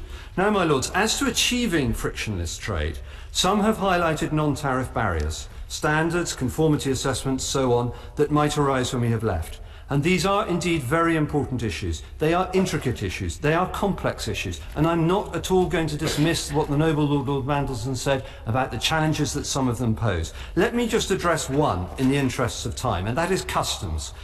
Now, sophisticated supply chains, as noble lords will know, can operate between countries which don't, for example, have a formal customs union. The US and Canada do not have a customs union, but highly complex and integrated automotive supply chains, for example, operate across their borders. Next, there are many precedents of means to reduce border bureaucracy. The EU has agreements with China, Japan, the US and other countries to allow businesses with so-called authorised economic operator status access to simpler and faster customs procedures. And today, UK companies with AEO status account for around 60% of UK imports and 74% of UK exports. Next, my lords, we have already one of the most advanced customs systems in the world. 99% of customs declarations are received electronically and 96% are cleared within seconds. So, my lords, I'm not disputing that, that there are challenges ahead. I am, though, saying that there are precedents on offer and that we are building on a strong base. And what I would ask, my lords, is that those of your lordships who, like me, voted to remain, stop fighting the battles of the campaign, but come together to help us to think of ways in which we can continue to thrive, continue to trade, and to overcome some of these challenges. But my lords, the issue raised by this amendment are indeed worthy of debate, but with the greatest of respect, this amendment has no place in this bill and would undermine the expressed intent of the British people, which is to leave the EU. I would therefore ask the noble lords to withdraw their amendment. My lords, respectfully, I completely disagree with the proposition that the Minister just made. Yes, I did say that the European Union was preferable to staying in the single market. I did. That was my belief. That's what he believed. That's what the Prime Minister of the day, David Cameron, argued. That's what all of us on the Remain side argued. Now our task is very different. Given we're due to leave the European Union, we have to make the best of a bad job. We have to rescue something from this which will protect jobs and prosperity, and that is what this amendment is about. It suggests that this will add delay. No. It'll add no delay. Just look at what the text of the amendment says. It gives an undertaking to negotiate under the process set out in Article 50 on the basis of the United Kingdom retaining membership of the European single market. To achieve, to negotiate, it's to actually try to go down that road. And I tell the Minister, it's a lot easier and a lot quicker than the alternative under the WTO rules. And the completely unknown waters that we're about to sail into, and how difficult and how long that might take. If he's concerned about delay, then he should be supporting this amendment, because it'll produce a lot simpler an outcome than the one that otherwise awaits us. And can I also say, remaining in the single market is not against the outcome of the referendum. The referendum was about leaving the European Union. That's the question that was on the ballot paper, not about the single market. If we retain our membership of the single market, there is a much better chance of Scotland staying in the United Kingdom. If we retain membership of the single market, there is a much better chance of resolving the problems that we discussed earlier on about the border between Northern Ireland and the Republic. And I do not accept the case put very eloquently by my front bench that staying in the single market will result in a democratic deficit. The WTO alternative will result in a much, much bigger democratic deficit than is perceived by those who criticise this amendment. We will still, as my noble friend Lord Mandelson says, as a very large economy, have the opportunity to have significant influence. Maybe not in the Council of Ministers, maybe not in the European Union, European Parliament, because that requires membership of the European Union, in which we will no longer have, but actually by having the clout that we will have in negotiation for future rules and so on in the single market. I think I make no criticism of my front bench. I think they have done a fantastic job in very difficult circumstances. My criticism is for my party leader, because I think he will be judged by history as being on the wrong side of this argument, of forcing us to do something in the Labour Party that we do not actually in our hearts really believe in.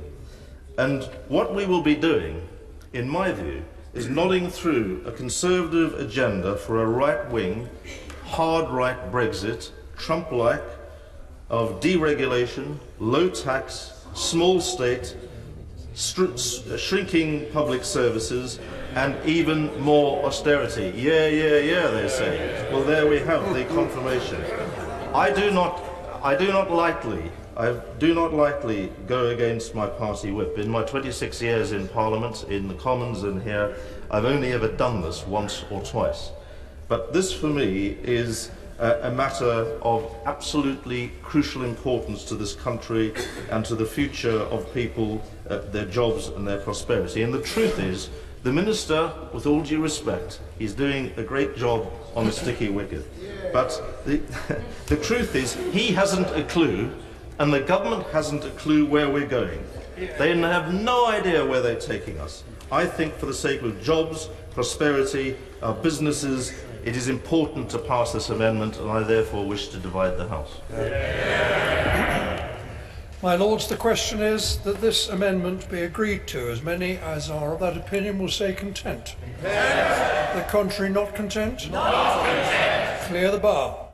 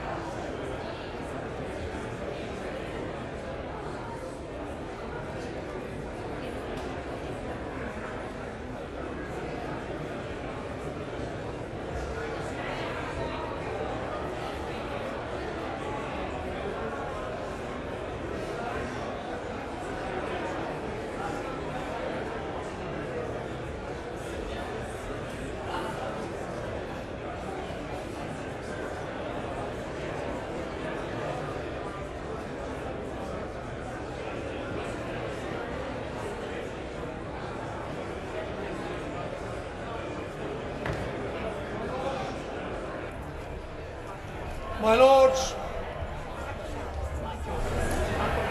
the question is that this amendment be agreed to. As many as are of that opinion will say content. The contrary not content. Not content! The contents will go to the right by the throne, the not contents to the left by the bar.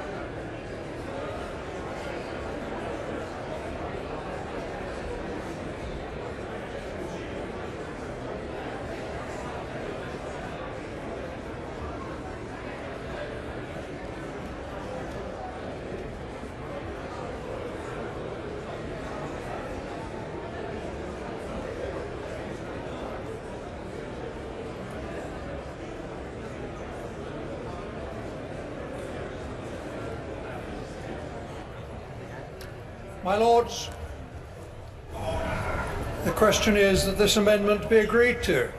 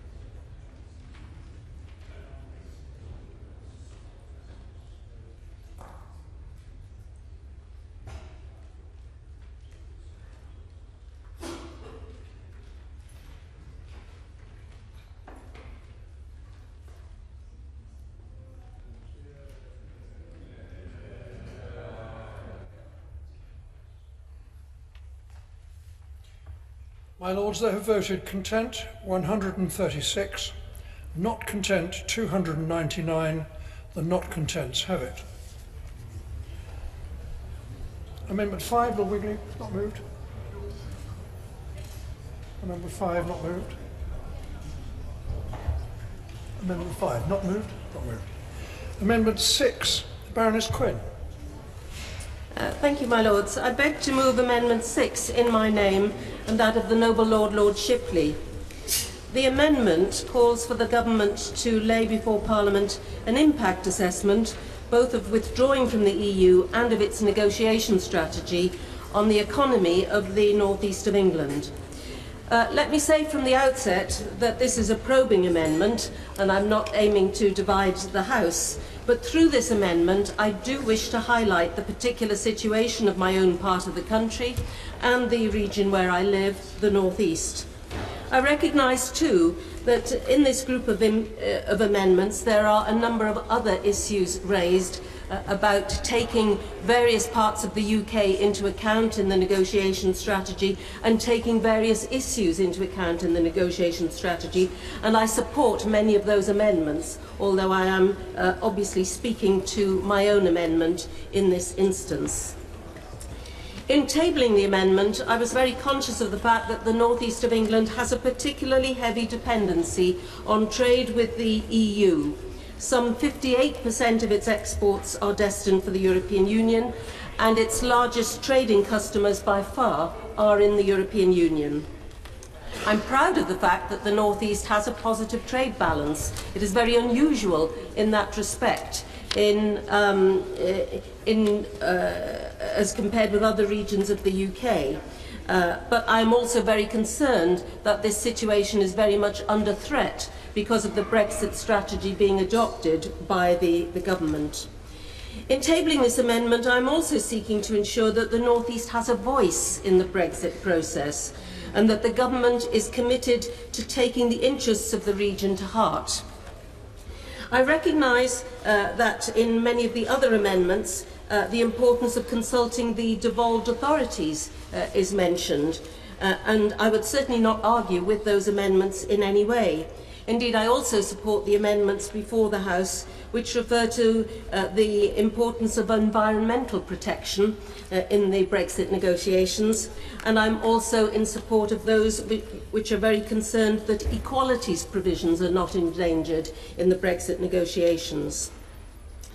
But I am concerned that in our current devolved structure, the regions of England, particularly the northern regions and the North East itself, do often risk being the Cinderellas of our political and economic system, and that they are easily overlooked, despite the fact that the size of their populations and the importance and potential of their economies should give them a more important say. My amendment is in line with some that were tabled in the House of Commons, in particular new clause 31 tabled there about the impact on regions, and new clause 163 on the importance of consultation with regions. I echo some of the words spoken in the other place, and particularly as regards the North East, the comments that have been made there by my honourable friends, if I can call them that, Catherine McKinnell and Phil Wilson MP. However, the amendments in the Commons overall received very little attention and almost no response whatsoever from the Minister in the Commons, no doubt because of the rush timetable and the programming which governed the Commons proceedings on this bill, and therefore I make no apologies for introducing my amendment and supporting other amendments that are before us this evening. My amendment is about process, so given that the Minister earlier kept saying that the bill should stick to process, I hope it will appeal to him. It is also an amendment which can't be criticised as giving away the government's negotiating strategy in advance or tying the government's hands in its dealings with our European partners. Where it is trying to tie the government's hands is in terms of committing itself to a proper structure for dialogue and consultation with the North East and with the rest of the United Kingdom.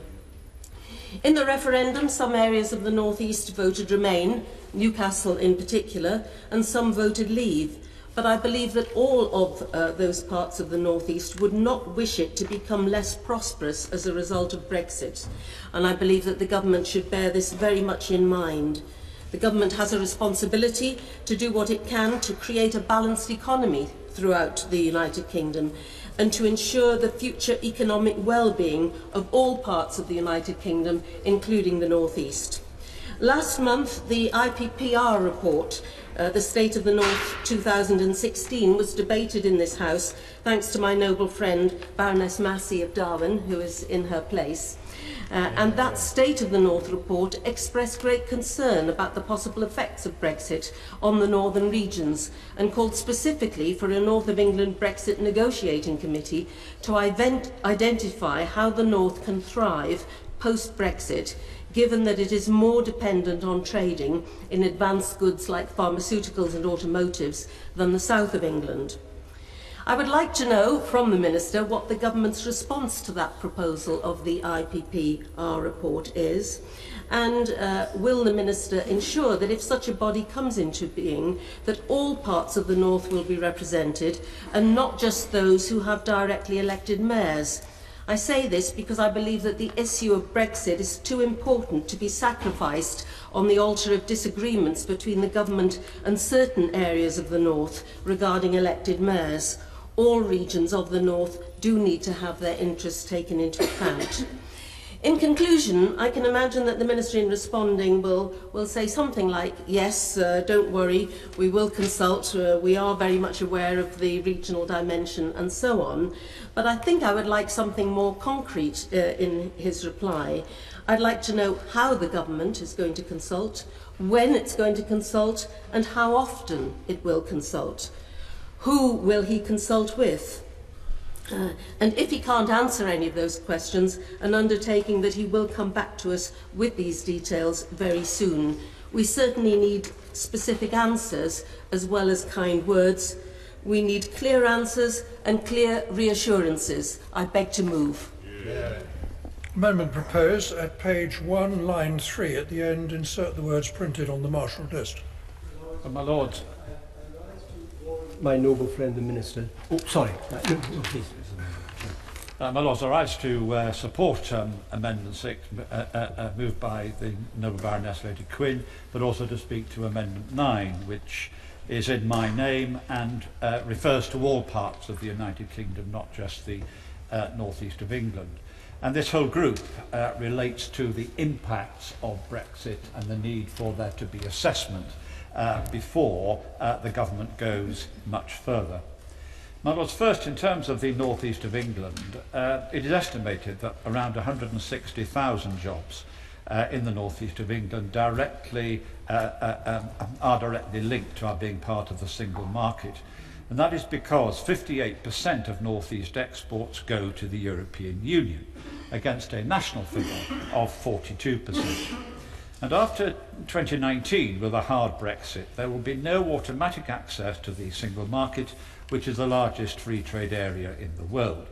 So I want to ask the Minister what the economic advantages are to the North East of England, or indeed to any part of the United Kingdom, in losing that automatic access. And I'd like the Minister to explain how the government plans to protect it. Now, I understand the Minister met with the North East Chamber of Commerce last Friday, following an initiative by my noble friend Lord Beath. And I'd like to ask the Minister whether this will be the first of many such meetings. I ask because there are structures in London and in Scotland and in Wales and in Northern Ireland for the government to relate to. But, my Lords, what about the rest of the United Kingdom, the English regions? There must be regular meetings held with those regions to put them on an equal footing with Scotland, Wales, Northern Ireland and London. And for that reason, I think we need regional impact assessments of leaving the European Union. And as an example of the problem, and as the noble Baroness Lady Quinn emphasised, the North East of England has a net balance of trade with total exports amounting to £12.14 billion in 2015. No other region does so well in having such a positive balance of trade.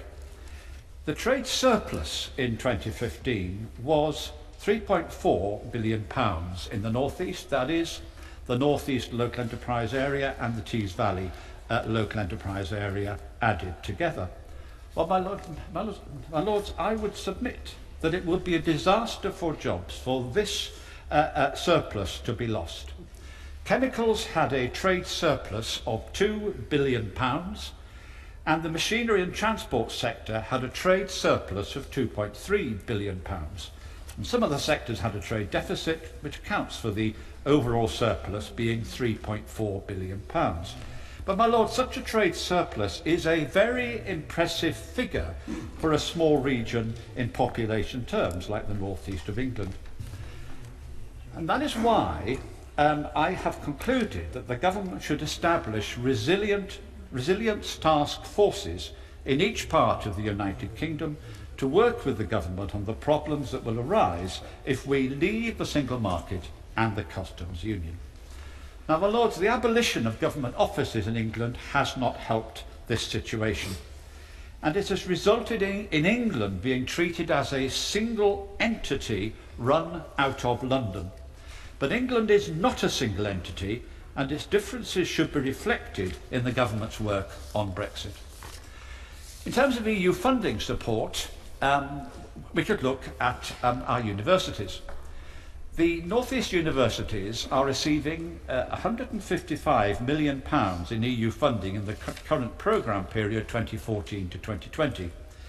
They stand to lose access to much of that funding once we have left the European Union. So my question to the Minister is this: will the government pick up the bill? Will it guarantee equivalent funding after 2020?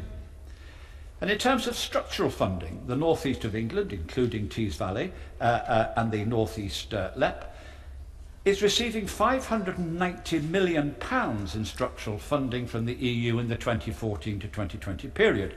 And as other examples, Cornwall will be receiving £476 million, Greater Manchester and Leeds City region over £300 million each.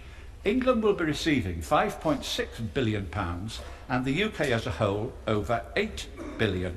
So, my lords, could the Minister tell us what the government's plan is to make this money available after Brexit?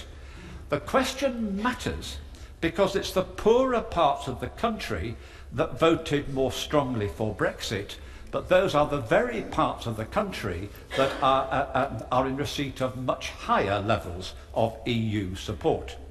So, my lords, this is the challenge for the government. Has it in place any plans, 8 months after the Brexit vote, to make those poorer parts of the United Kingdom resilient in the face of Brexit? And the danger is that it's these very areas that will fall yet further behind once we leave the EU in 2019. So, my lords, can the Minister tell us what are the government's plans in the face of Brexit to generate growth in the poorer parts of the United Kingdom? I apologise to the noble Lord Lordship for attempting to get in before him. I had forgotten there were others on the order paper with amendments they wish to speak on. My Lords, I must warn my noble friend the Minister that I'm very tempted to support these amendments, provided he can give me two firm assurances. First, that these assessments will be carried out by the Bank of England, the IMF, and the same geniuses at the Treasury who forecast that by 2030 we'll be £4,322.15 worse off. And second, that he will send these assessments to Mr Juncker and Mr Barnier, and I can think of nothing more likely to completely mislead those with whom we will be negotiating. Or better still, he could perhaps get PricewaterhouseCoopers to do it after their spectacular set at the Oscars last night where they couldn't count up a few hundred votes correctly. My Lords, in all seriousness, when have you ever seen an impact assessment attached to a government bill which was remotely worth the paper it was written on? They're meaningless rubbish and no one takes them seriously. I did take one seriously when I was asked to chair the Joint Select Committee on the original draft so-called Snoopers Charter Bill, which some other noble lords and members of the Commons served on. We went through that impact assessment in detail and we tore it to shreds. It was out by, it estimated about £900 million as expenditure. Like our committee calculated, the real figure will be about 2 to 3 billion. So, my lords, we all know that impact assessments are not very accurate. But on the other hand, let's suppose the government did manage to write a proper impact assessment. We could do it on a sector-by-sector basis for each industry. I suppose we could get the leaders of those industry and all their other experts to draw up a proper SWOT analysis, as we call it, where ministers had a pretty accurate assessment of the strengths, weaknesses, opportunities and threats to that industry of staying in or leaving the EU. So let's say those SWOTs were spot on accurate. Does anyone seriously suggest that we should then publish those and hand them straight over to the EU negotiators so that they can spot all the weaknesses in our position and the strengths we want to exploit? It would be the height of folly to do such a thing. Indeed, it would be barking mad. But if we do that, let's not stop there, my lords. Let's send Mr. Putin a list of all our defence weaknesses and get MI6 to tell ISIL about any gaps in our security. Well, Mr. Barnier, when the EU give us a paper on their strengths and weaknesses, will they tell us their impact assessments of Britain? Well, of course not. Now, I'm not being totally facetious, my lord, not at all. We are going to embark on negotiations which will determine the future of this country. The EU is reported to be demanding a 50 billion divorce settlement from us. Now, I hope we will strongly resist that. But if we are so daft as to publish any weaknesses in our arguments against it, then we could end up robbing the taxpayer of billions. Billions and billions are at stake. Now, I'm not against impact assessments per se. In fact, I do prefer the SWOT analysis. And indeed, I hope that our ministers and the Prime Minister have them. But I also hope and pray they're keeping them under the top secret cover, they're keeping them very close to their chest, and the last thing we want is to have them published or shared or laid before Parliament, which is probably even worse than just publishing them in the press. My Lords, I wonder if I could be slightly less cynical than the noble Lord Bencathra on the subject of impact assessments. I wish to speak to the amendment number 22, which is there in my name and that of Lord Lenny and also Baroness Hayter and my noble friend Lord Kerslake. But as I say, I want to take a less cynical view about impact assessments. And just for the historical record, it might be interesting to your lordships to know that when we were negotiating our accession to the European Union, the first thing we tabled in Brussels was an impact assessment of the European budget on the United Kingdom, which of course had not been a part of the European budget till then. It was a very long way different from the one tabled by the Commission in return, but we were actually right. And the consequence of being right was a very long negotiation in the 1980s under the noble Lady Baroness Thatcher, which resulted in the rebate system. But the point I'm making is this. When we were negotiating before with the European Union from the outside, we didn't have any hesitation whatsoever about producing an impact assessment, and thank heavens we did, because otherwise we would have not got the commitment from the European Union that if things went as we predicted rather than as they predicted, they would adjust the budgetary burden, which eventually they did. Now, I want to look forward now, not backwards, because it does seem to me quite odd. We're 8 months now from the referendum, a little bit over, and it does rather defy belief that the noble Lord, the Minister and his colleagues have not actually conducted some impact assessments by now. If not, I'm not at all sure what they've been doing, but since I know that he is an extremely hard-working person, I can assume that they have in fact quite a lot of impact assessments. So they're not sharing them with anyone else. It was rather odd, I thought, that when the Prime Minister spoke at Lancaster House, and even more so when a white paper was published, there wasn't a single blooming figure in either of those two documents, not one. Now, that was a trifle odd. It's not what the government normally does. It's even odder, of course, if they've got impact assessments. It could be that they're so awful they don't want to tell anyone about them. That also would not be hugely comforting.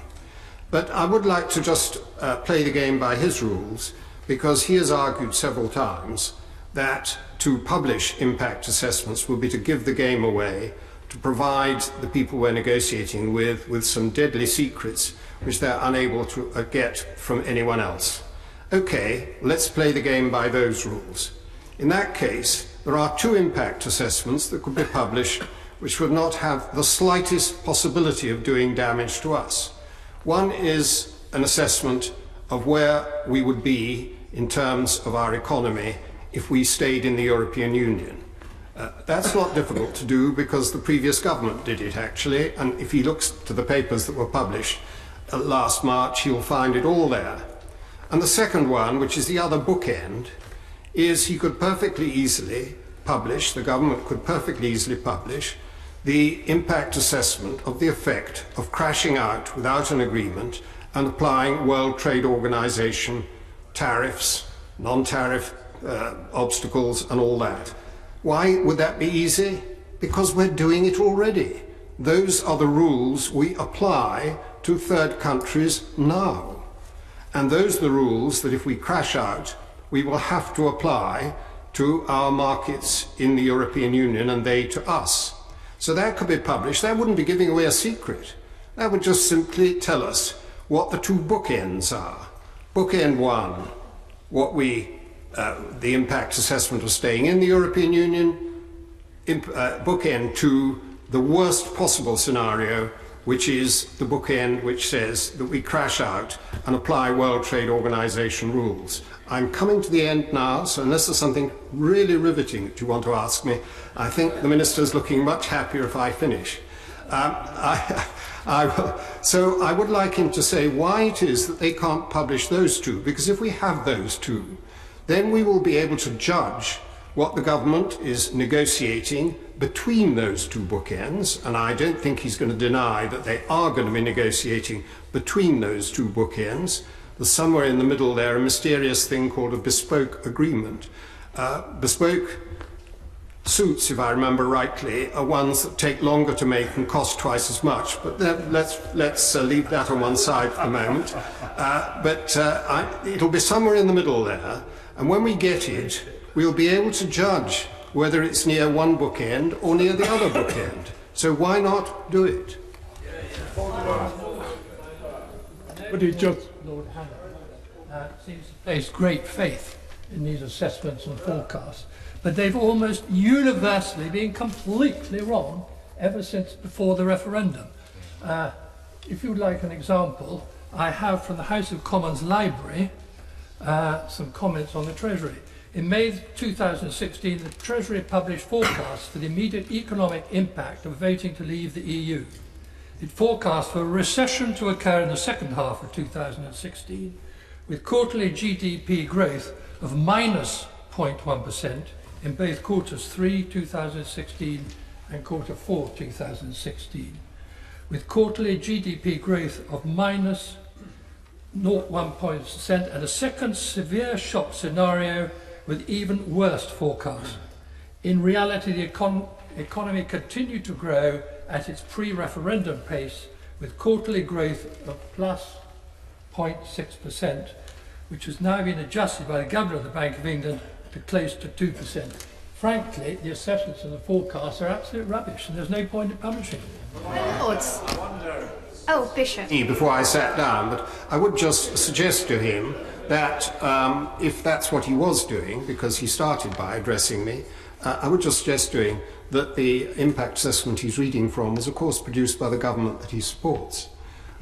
He seems to have a little shame over that now, but it was produced by the government he supports. Moreover, if you look at the government legislation that comes through every day, there are hundreds of impact assessments produced by the government he supports. Is he saying they're all rubbish? Sorry. My Lords. Bishop. My Lords, I declare an interest as a member of the Court of Newcastle University. Baroness Quinn's and Lord Shipley's amendment asks for an impact assessment of the effect of Brexit on the economy of the North East. And when we think about the economy of the North East, perhaps our thoughts turn first of all to the funding, the EU funding the economy receives, and then to manufacturing sector. But the city of Newcastle is deeply enriched by the presence of two first-class universities, and there are 50,000 students in the city of Newcastle. Tomorrow, a report will be released to the media which demonstrates the extraordinary contribution of Newcastle University to the economy of the North East. The university adds £1.1 billion to the economy overall. Newcastle University alone, not including all the other universities in the North East, is the fourth largest employer in the North East, and the university accounts for 6% of all jobs in Newcastle. In addition, research grants totalling £105 million have helped support major investment in research, ranging from research into ageing to subsea and offshore engineering on the banks of the Tyne. I do hope the Government Minister will be able to reassure us that the Government will assess the impact of Brexit on our universities, and in particular our universities in the region, which quite clearly are major players to our economic flourishing. If our universities are undermined by not being able to attract students from this country, Europe and beyond, with limitations on immigration, if they're not able, as Newcastle University does at the moment, to go for staff who are at the top of their field and not seeing nationality as a limiting factor, and also, of course, being able to attract the funding, the EU funding that Lord Shipley referred to, that is going to impact on them not just from being world-class institutions, but also to impact on their contribution to the economy of a place like the North East. The University of Newcastle, and others will be the same, is a major player, the fourth largest employer in the region. So I hope the impact assessment will value the economic significance that universities have and when they make to our economy, as demonstrated by the report that will be out tomorrow about Newcastle and the North East. Speak to my three amendments, finally. 13, 14 and 15. And these are not about negotiations, these are not about going to the EU and begging for a decent Brexit. These are about the things that we have to do here in the UK to make sure that we have enough environmental protection for the future. So, Amendment 13, this amendment would ensure that in relation to the EU-derived environmental protections, the UK judicial system would be ready, following departure from the EU, to effectively perform the enforcement functions currently undertaken by institutions of the EU. As has been already noted by many members of this House, the environmental protections currently guaranteed by our membership of the European Union rely on an established and robust system of monitoring and enforcement provided by EU institutions and agencies. We must make sure that we replace these with something. The most important part of this system has been the strong pressure to implement the law and to do so within a specified timescale. This incentive to adhere to the law arises from the monitoring role of the EU agencies, the Commission acting as the guardian of the law and responding to legitimate complaints. If the government is serious in its ambition to be the first government to leave the environment in a better condition than that in which it found it, then ministers must give details on how this complex and robust system of legal enforcement is going to be replaced here in the UK. Amendment 14 is on environmental regulators, and it would ensure that following withdrawal from the EU, the UK's environmental regulators and enforcement agencies, that is the Environment Agency, Natural England and the Department for the Environment and Rural Affairs, are adequately funded and authorised to effectively perform the regulatory functions currently undertaken by EU institutions. Effective and again robust environmental protection relies on well-funded, well-staffed institutions to monitor compliance with environmental law. It also needs powerful regulators and courts to ensure that breaches of the law are challenged. For the last 40 years, this system of environmental enforcement in the UK has been grounded in the institutions of the European Union, the European Commission and the European Court of Justice. And so far, there's just been a few offhand comments from ministers and one line in the white paper giving no detail about how this important system of checks and balances and safeguards is going to happen once we're out of the EU. The government's basically asking us to vote blindly and without caveat for a major upheaval in the way that our countryside and wildlife and natural environment is protected. We still don't know if the government intends to rely on existing regulators to fill the gap of our leaving the EU. I think it's time to be very clear about what we're going to do, because there are millions of people that care about that. And Amendment 15 is access to justice relating to environmental legislation, so that the UK government would remain committed to providing access to justice on environmental issues for citizens of the UK following withdrawal from the EU.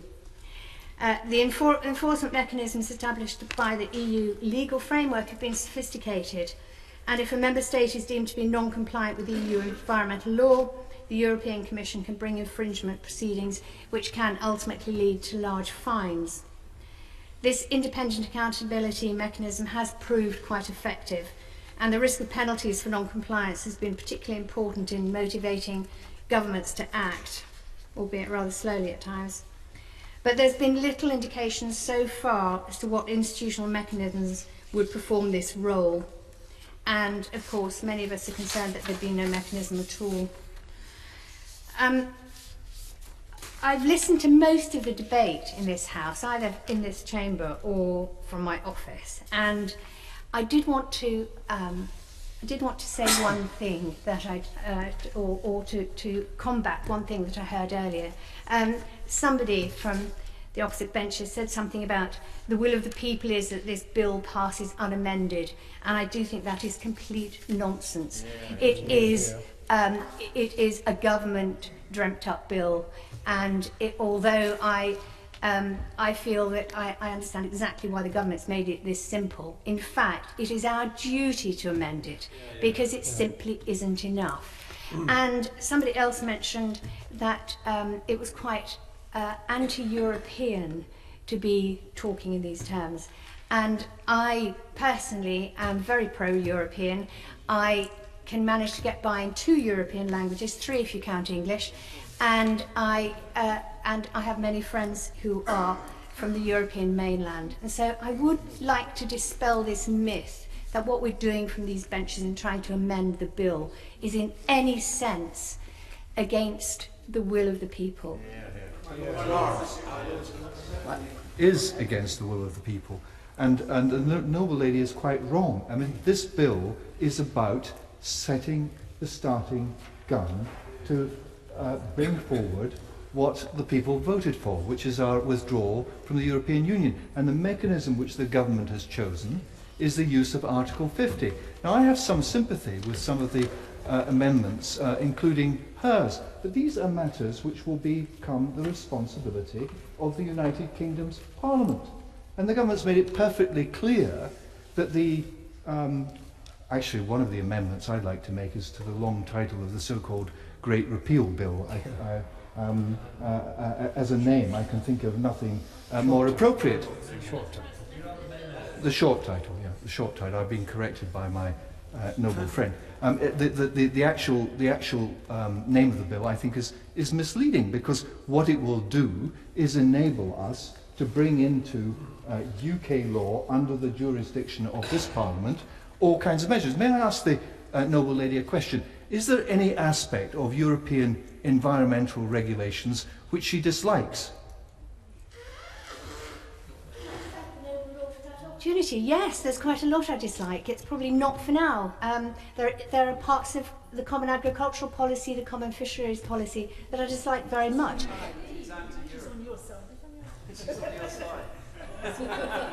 But my point My point is that what we have to do is make sure that our standards don't drop.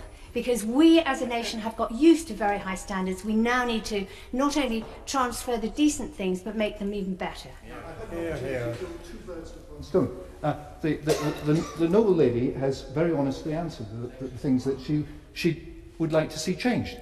The great news is that as a result of this, she will be able to persuade this Parliament to do so. She can make as many speeches in this House as can people in the other place, and we do not have the power to change these matters. And that is the great breakthrough. So I'm surprised that the noble lady is bringing amendments to a bill which is simply starting the process that will enable her to make the kind of changes which she wants, provided she can persuade a group here. The other bill which has been called is from a sedentary position. We heard from the Liberal benches, the noble lady's a leaver. We're all leavers now. Apparently we're not. Well, I've been listening from the Liberal benches, I've been listening to speeches telling us that they accept the results of the referendum, they respect the results of the referendum. I could wait.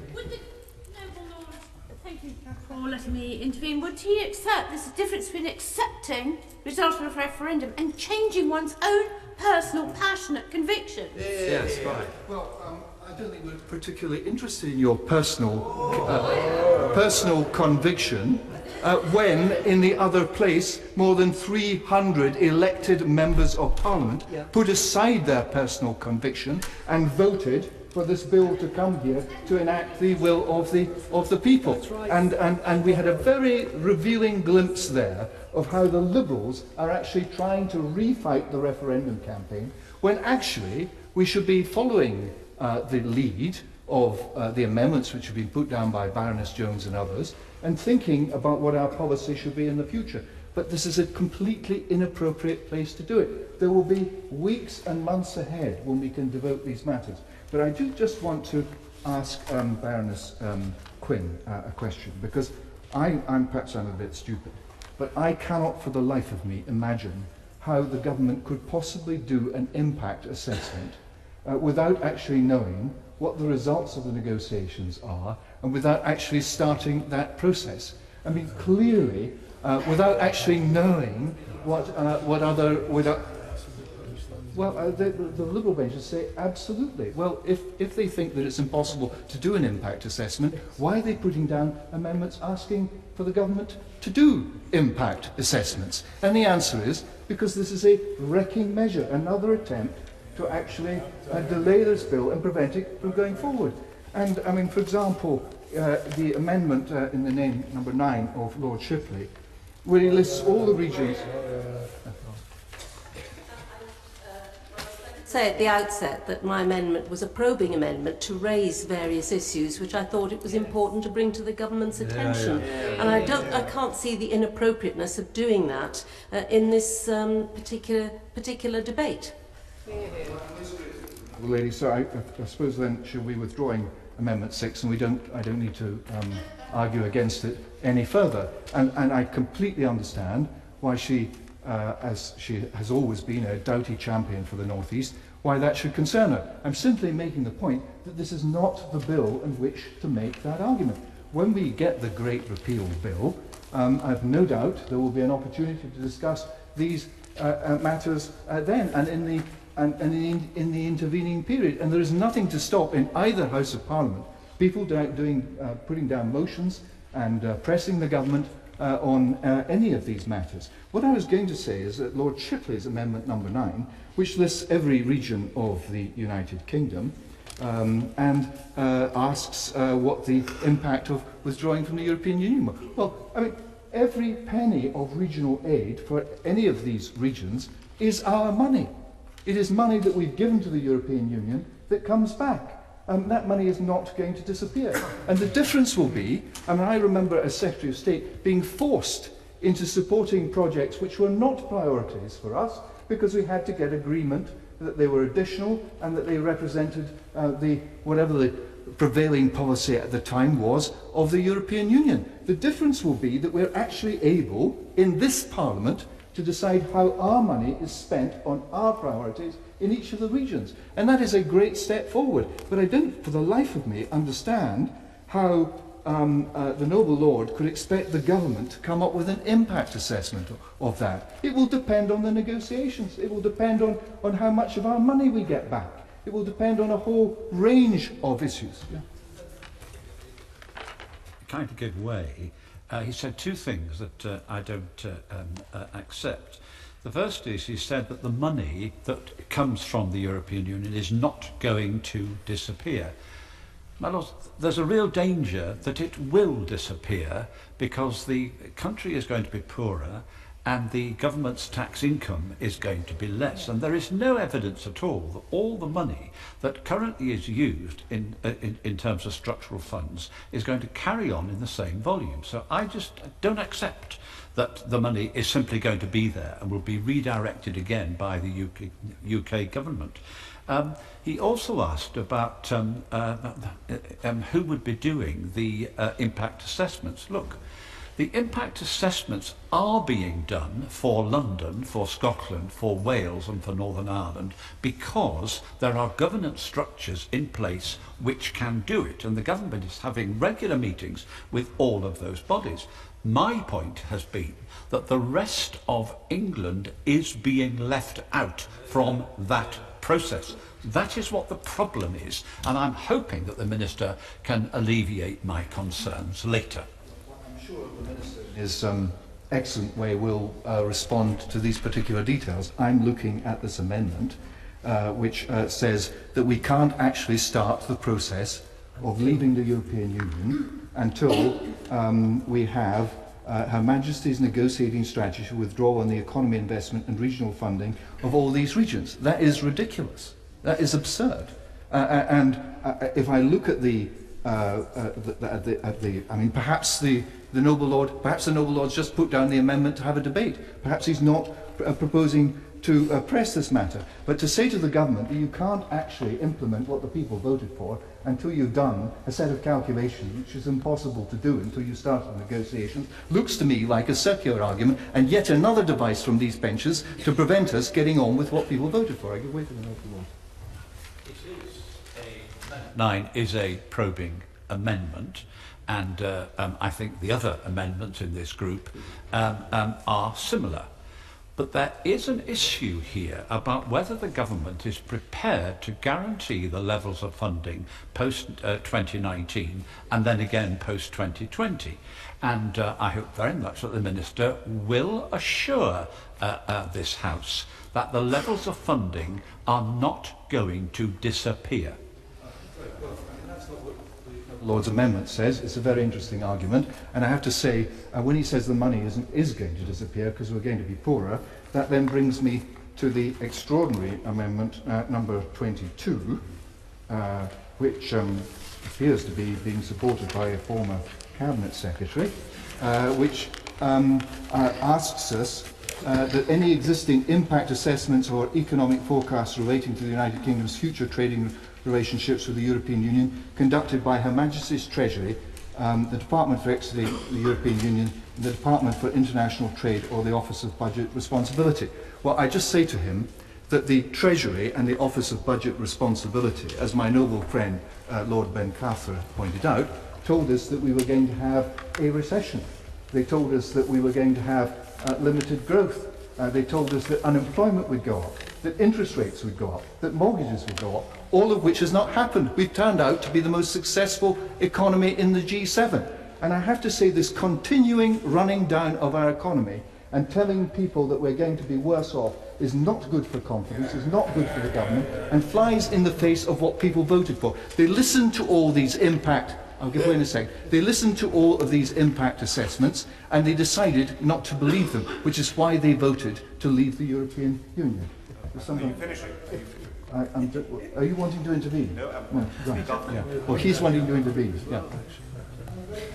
Lord, I just wonder if the noble lord would find it useful if one of the four noble lords whose name is on Amendment 22 spoke to them first before the noble lord responded to them.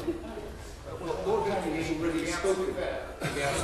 I did speak to 22 when I spoke earlier in the name of the others, and I'm sure my noble friend Lord Kerslake will now manage to deal with the aspersions cast upon him.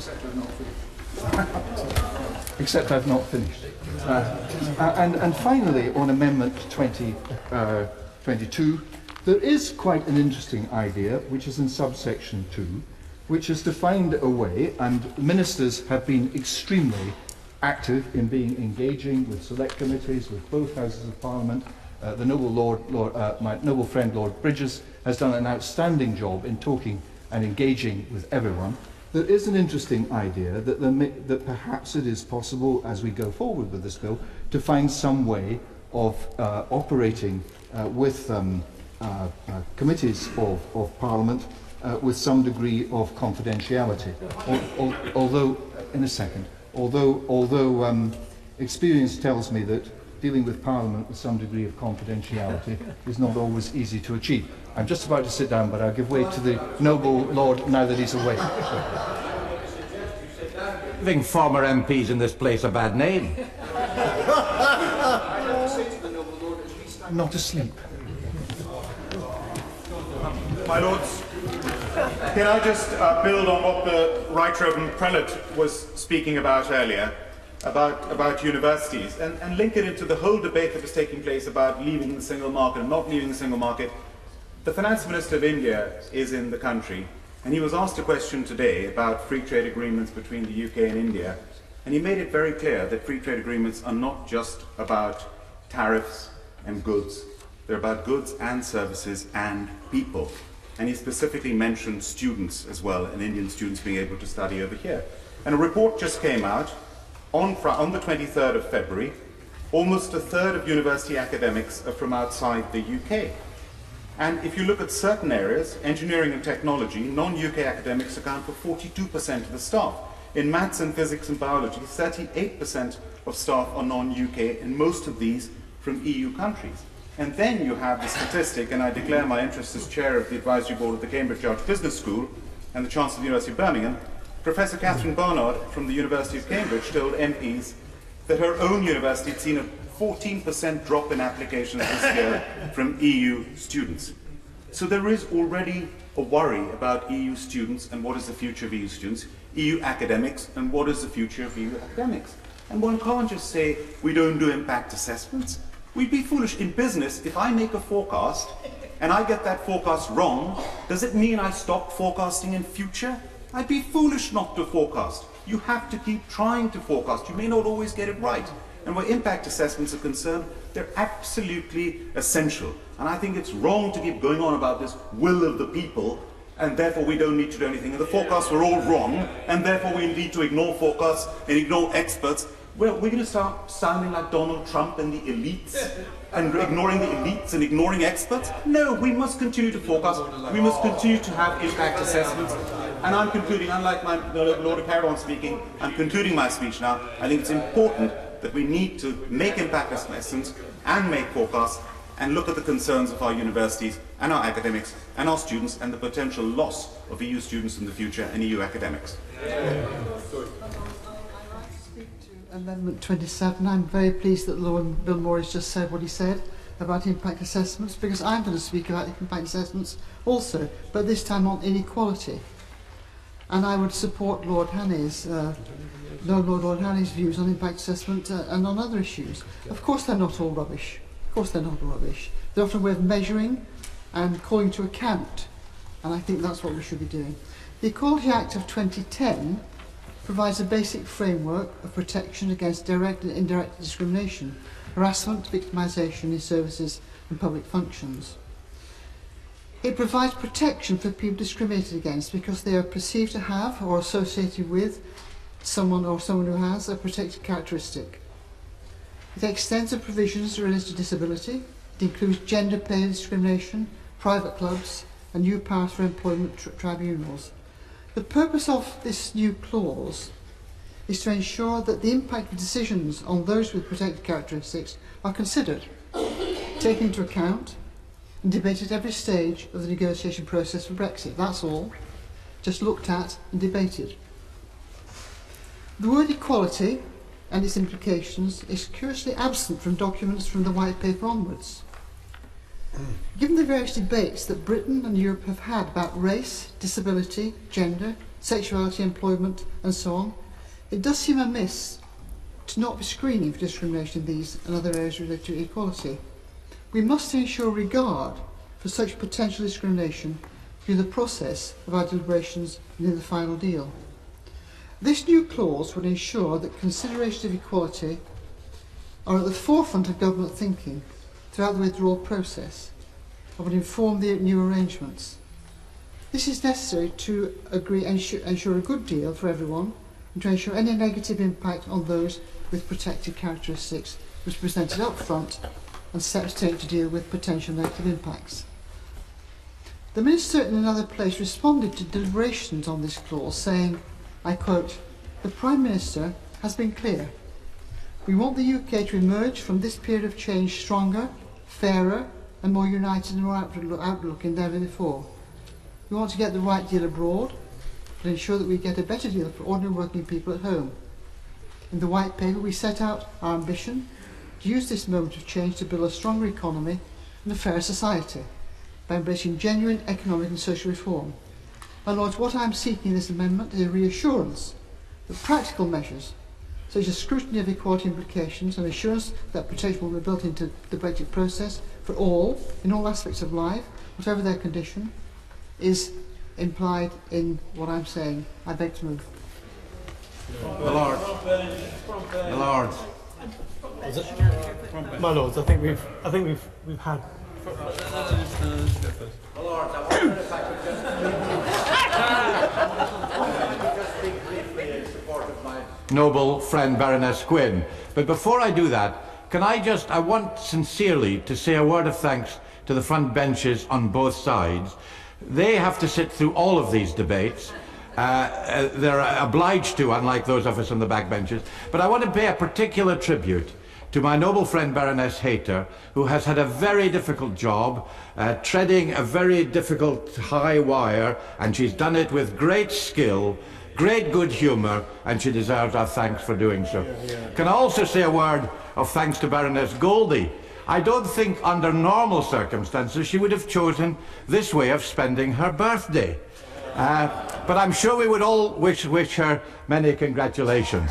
If I can just say to the noble Lord Forsyth, you know, we got into this referendum. We were against it. Labour Party didn't want a referendum.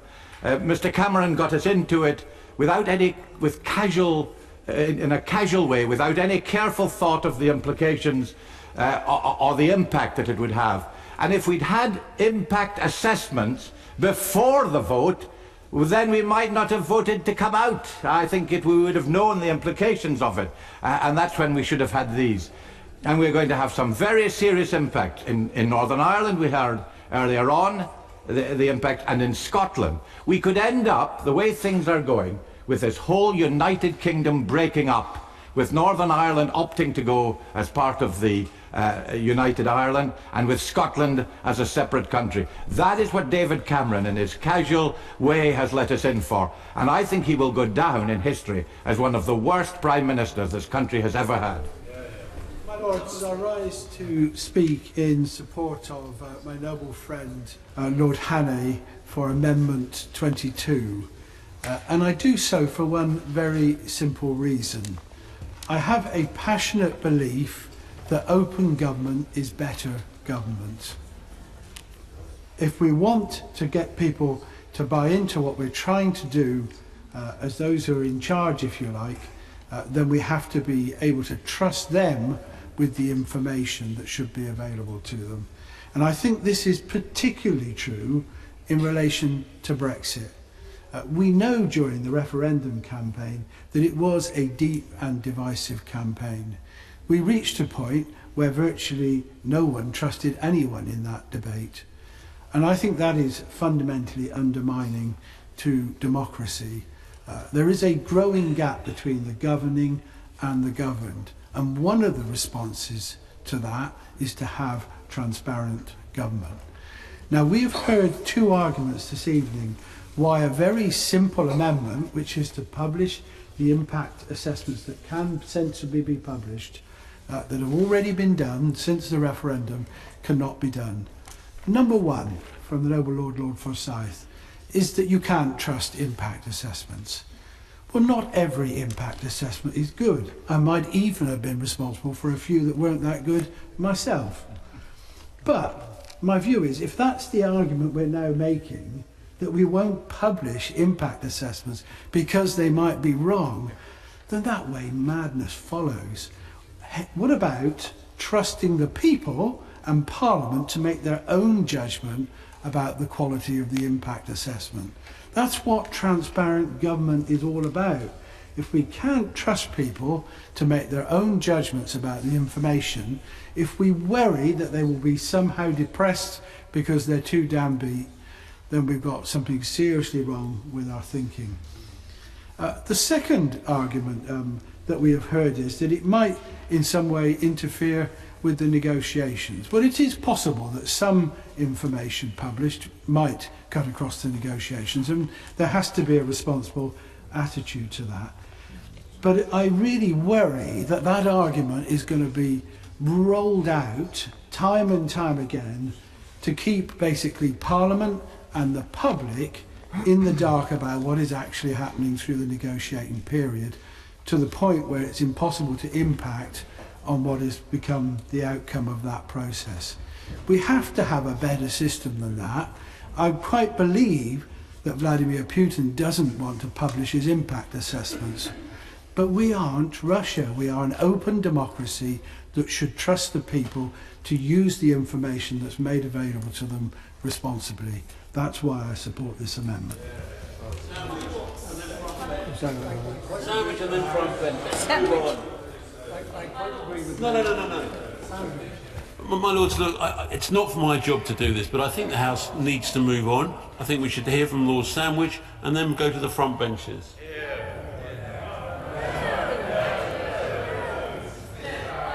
I don't see the need for any impact assessments in this bill, because the need doesn't arise because, as the my noble friend Lord Forsyth has said, this bill is not taking us out of the EU, but it's simply enabling the government to trigger Article 50. There is no impact to assess from that enabling. It is not the place to get into detail over the negotiations or the structures around them. And it's vital that we do not bind the government administratively or legally in their negotiations, because it will only undermine their ability to get the best possible deal for the country. And I appreciate that the noble Lord Hannay has said that my noble friend Lord Bencathra was being cynical about impact assessments. But I dealt with a number of impact assessments when I was working in government, and I was frequently frustrated by their lack of accuracy. This was in part due to the lack of management information in government departments. Non-executive directors of government departments appointed from outside the civil service were often shocked by the poor quality of the information on which decisions were based. My noble friend Lord Maud, who I see sitting there, made valiant attempts to improve the quality, but I fear there is a long way to go. Just last week, my right honourable friend Sir Oliver Letwin criticised the quality of advice from civil servants, in particular the concern that not enough of their advice was factually based. My concern is therefore a general one about the utility of such impact assessments. The other point I was going to make, but I think it's been made now, that they're inherently driven by a number of assumptions and predictions. I don't want to labour the issue, but the various predictions, not only by Her Majesty's Treasury, but also by the IMF, the IFS, the OECD, and the Governor of the Bank of England, of the immediate consequences of Brexit failed to materialise. So my concern is that impact assessment could well be of dubious quality and accuracy. And that basis, my Lords, I would urge the noble Lords to withdraw their amendments on the need.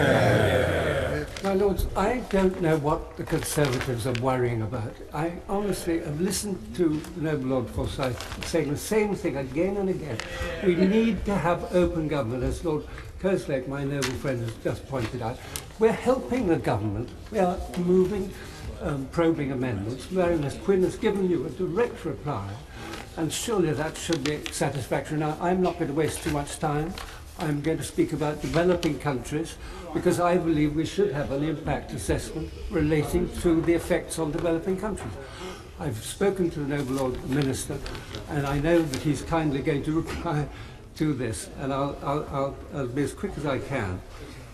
I won't repeat what I said at second reading, but my amendment number 28 reflects my concern about the effects of withdrawal on the least developed countries and the countries recovering from conflict.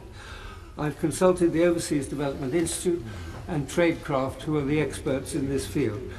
And I know one of the answers the Minister will give is that we simply cannot tell what the effect is in numerical terms at this point. But it might be of interest to him that the ODI estimates that the least developed countries could lose approximately £323 million annually if current preferential access is discontinued. And I accept there will be pluses and minuses. On the one hand, we may be sacrificing the interests of the ACP countries who currently benefit from association with the EU, especially the smaller states and the islands who are vulnerable to climate change. But some countries, like sugarcane producers, will have suffered from the EU's protection of its own markets and may well want us to abandon Fortress Europe in favour of bilateral agreements through the WTO or a new version of the generalised system of preferences, and I accept that. But not yet knowing the maths does not mean that we can take no action. The interests of LDCs haven't been mentioned in any of the documents relating to withdrawal. And my point is that the government must surely undertake a review of some kind and assess whether or not these countries are going to be damaged. And how we respond to that must be part of the negotiations. We may well have to introduce or reintroduce aid policies to make up for any losses in trade and investment. Aid agencies generally see fair trade agreements as more beneficial than aid, but they fear that Brexit will mean new free trade agreements or EPAs that could disadvantage poorer countries. They would like to see trade policies which are linked to the Sustainable Development Goals, so crafted that they're lined up with those countries' own objectives. My Lords, I quote Sir Simon Fraser's Tacitus lecture at this point. He says, "These EU trade agreements are vital for their development goals. The UK will no longer be able to champion their access to the EU market as we have in the past. We have a moral responsibility to address the concerns of these countries, which illustrate how Brexit may have unforeseen repercussions well beyond Europe." And finally, my Lords, I did mention security and enlargement and in Eastern Europe, and that's another area where we may have to use our aid programme to make up for shortfalls left behind. And NATO will not be enough. It's the economies in those countries which will suffer. We need to know the effect of our withdrawal on aid programmes as well. So those are the concerns I have. It's not asking a lot of the government, that they need to make some assessment. We've a considerable reputation as a trading and aiding nation, and we must take care not to damage our relations with countries who respect our values and traditions, both in the Commonwealth and in the rest of the world. My Lord. My Lord. No. That's my Lords. It's getting late. I'm going to try and be brief. But first of all, I want to congratulate the Lords and Baronesses who have put their names to the various amendments that are being discussed in this group, because probing amendments are an entirely appropriate part of our process. And it seems to me that every one of these amendments raises, reflects an underlying anxiety that exists in different sectors and in different regions of our country.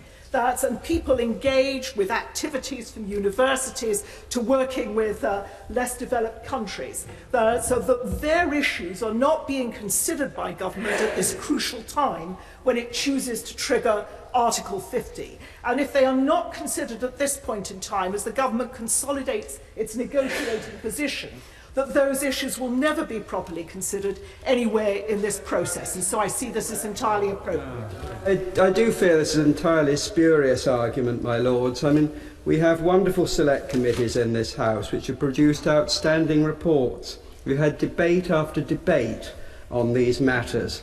We have opportunities for many other such debates. We have other legislation coming on. What we have before us is a one-clause bill. We've had 7 hours of debate and we're only on the 5th group of amendments. We have probing amendments which people say they have no intention to carry, and I believe there are other fora in this House to have those kind of discussions, and I believe we should get on with delivering what the people in the House of Commons have asked us to do. Can I say to Lord True, I believe there is a real difference of opinion within this House, and that for many the point of triggering is a point at which they need that reassurance, and I hope that the Minister will take that on board. Because we've got quite a range of amendments that have come forward. Baroness Jones's amendments stand rather separately because they focus on issues around the regulation and enforcement of environmental protection that's under whatever will be the new regime. But nearly all of these other amendments that have been raised call for an impact assessment because we have regions and sectors of our economy who are concerned that the government has not taken their issues on board and does not understand the impact that the shape of its negotiations will have on their regions and those sectors. And Lord Shipley is exactly right to say that when it comes to impact assessments, government has thought that they are entirely appropriate for some sectors and some regions, including London, which is the sector closest to my heart. But that doesn't mean that that same degree of attention, engagement, and dialogue is necessary for other parts of the country and for the many varied sectors. And as I say, I hope the government will take that very much to heart. Now, a number of people have said impact assessments, they're absolutely pointless. Let us not hope so, because it is precisely on the basis of impact assessments that the government is shaping its trade negotiations and sending out its negotiators to talk with Mr Barnier and with the other members of the EU negotiating team. So if they have done them badly, we are all going to pay a price. And may I say, one of the ways to be assured that they have not been done badly is to pick up exactly Lord Carslake's point, which is to make sure that they are in the public arena so that there is proper dialogue around them, and where there are problems and issues, those are identified before mistakes are locked into a negotiating process. And I say this as someone who has watched government negotiations very close up on a number of issues, and I am very concerned about the closed thinking that quite often shapes government negotiations and becomes its inevitable flaw. Can I also say, because this is a point that has been raised, and it was raised by Lord Blencathra and Lord Forsyth, that to an impact assessment that shows where we have strengths and where we have weaknesses would undermine a negotiating position. My Lord, the first rule of any negotiation is respect the other side. And the assumption that Monsieur Barnier, with all the resources of the EU behind him, is incapable of doing an impact assessment in as much detail as the British government, or perhaps even greater, is a foolish assumption. The other side will know our strengths and weaknesses before we go into that negotiation, and that is something that our negotiators in turn should be very well aware of, and it means that a level playing field is established very quickly for negotiation. Sorry, Lord de Morley. The noble Baroness, but the noble Lord Hannay told us earlier of a very specific example of where our impact assessment was completely different from the EU's impact assessment. And you can have differences, but the point is it was by exposing those differences become relevant in the process of negotiation. Lord Hannay made it clear that by being clear about our impact assessment, we gain strength and opportunity and we're able to position ourselves far more effectively in a negotiation. One of the things that bothers me as someone who has spent a lifetime in negotiation is constantly hearing negotiation discussed as if it was some sort of poker game. It isn't. It's a grown-up activity, and it seems to me making sure that our negotiators fully understand where they stand and what the issues are, and that is done best by transparency, is absolutely fundamental. And may I say to those who simply dismiss the fact that we need to deal with our weaknesses as well as our strengths, this strikes me as just an extraordinary situation, because if we don't understand our weaknesses, and we don't have those well discussed and we don't have those well recognised, I don't know how we put a negotiating position together. My Lords, I'm not going to continue because these are only probing amendments, but I do look very much to the government to take on board the underlying message, which is that many parts of the country and many sectors feel disengaged. The government has said it has certain priorities. When I talk with the financial services industry, they say we've been guaranteed top priority. Others will be sacrificed for us. Now, if that is the message, that is one that leaves people genuinely and appropriately worried. And it seems to me that that discussion has to take place. We need to know on what basis all of this moves forward.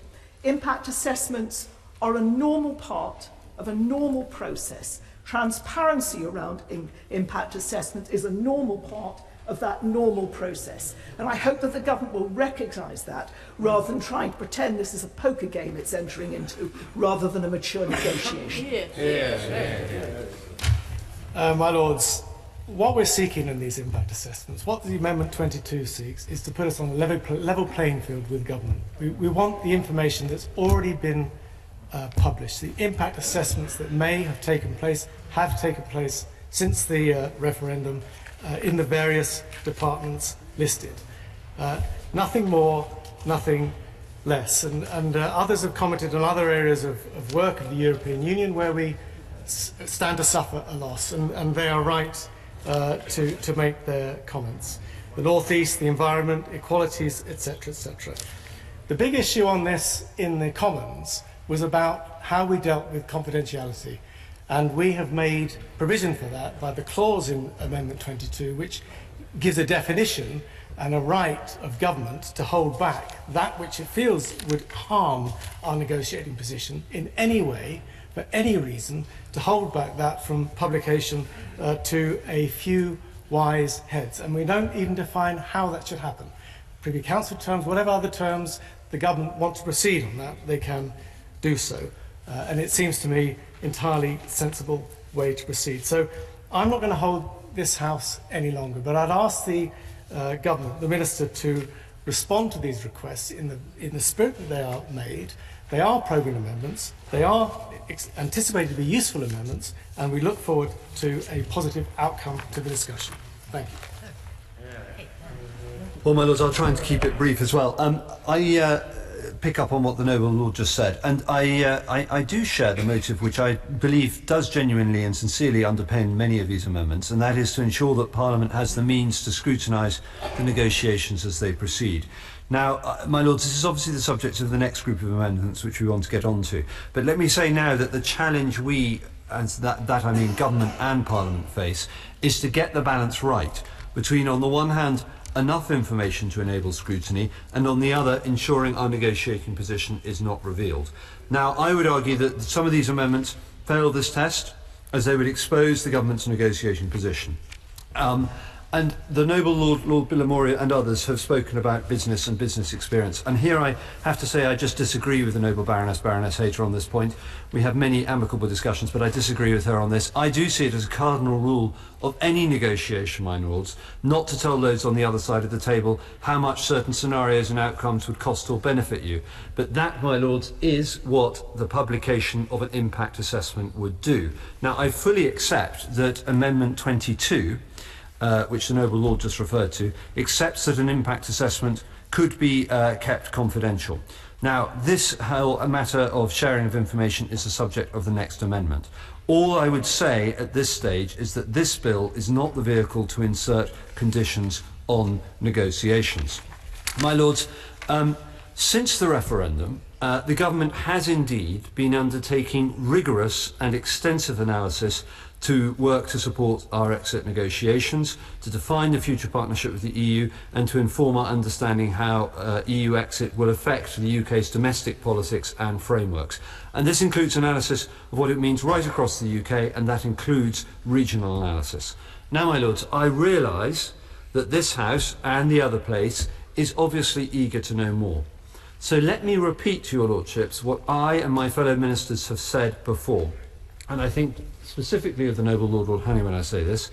If and when we believe we can share further information, we will, so long as it does not undermine our negotiating position. And we will ensure that our Parliament receives at least as much information as the European Parliament. My Lords, let me just now address some specific points that were raised. Amendment 27. This makes reference to the Equality Act 2010 and protected characteristics. My Lords, we are of course aware that, that exiting the EU will herald a change in a whole host of ways, and I can assure the House that all the protections covered in the Equality Acts of 2006 and 2010 will continue to apply once the UK has left the European Union. The UK is already well placed to continue championing equality, thanks in part to the legal protection assured by the Equality Acts. And the public sector equality duty requires public authorities in the exercise of their functions to have due regard to the need to eliminate discrimination, harassment and victimisation, advance equality of opportunity and foster good relations between people who share protected characteristics and those who do not. My Lords, we will continue to comply with our legal obligations under that Act. I agree with the sentiments of Amendments 13, 14 and 15.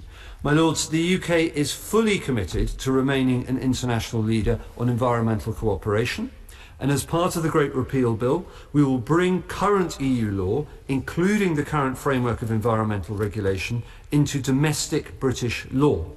And any changes to it, as my noble friend pointed out, any changes to it would be subject to parliamentary scrutiny and approval. But my Lords, this is not the time to set down in statute anything on environmental regulation. As to the Aarhus Convention, this is a United Nations agreement to which the UK is a party in its own right, meaning that the convention will continue to apply to the UK after we leave the EU. And many of those convention's obligations are currently implemented through EU law, which, as I say, will be converted into domestic law. Now, turning to the Noble Earl's Amendment, Amendment 28, which refers to the impact of withdrawal on the UK's trade, security and aid policy towards developing and post-conflict countries. My Lords, as I have said before, leaving the EU does not and cannot mean the UK turning its back on Europe, nor the rest of the world, and we will continue to face the same global challenges. And we want to work with our partners in Europe and elsewhere to alleviate suffering and hardship. Doing so is not just in our national interest, it is the right thing to do. So, my Lords, we aim to enhance our strong bilateral relationships with our European partners and beyond, projecting a truly global UK across the world. And as your Lordships will know, we are only one of a handful of countries in the G20 that has pledged to and delivered on spending 0.7% of GNI on overseas aid, and the UK will continue to be one of the most important global actors in international affairs. And as to trade, which the Noble Lord the Earl referred to, the UK's exit from the EU creates a major opportunity to send a positive signal that our markets are open and that we wish to forge new trade deals with nations across the world, both developed and developing. Now, I know that this House and the other place will wish to debate this in the months to come, and my door remains open to the Noble Earl and the Noble Lord the Earl and others to discuss this. But, my Lords, once again, now is not the time, now is not the place in this bill to commit to publishing a report on this prior to notifying on Article 50.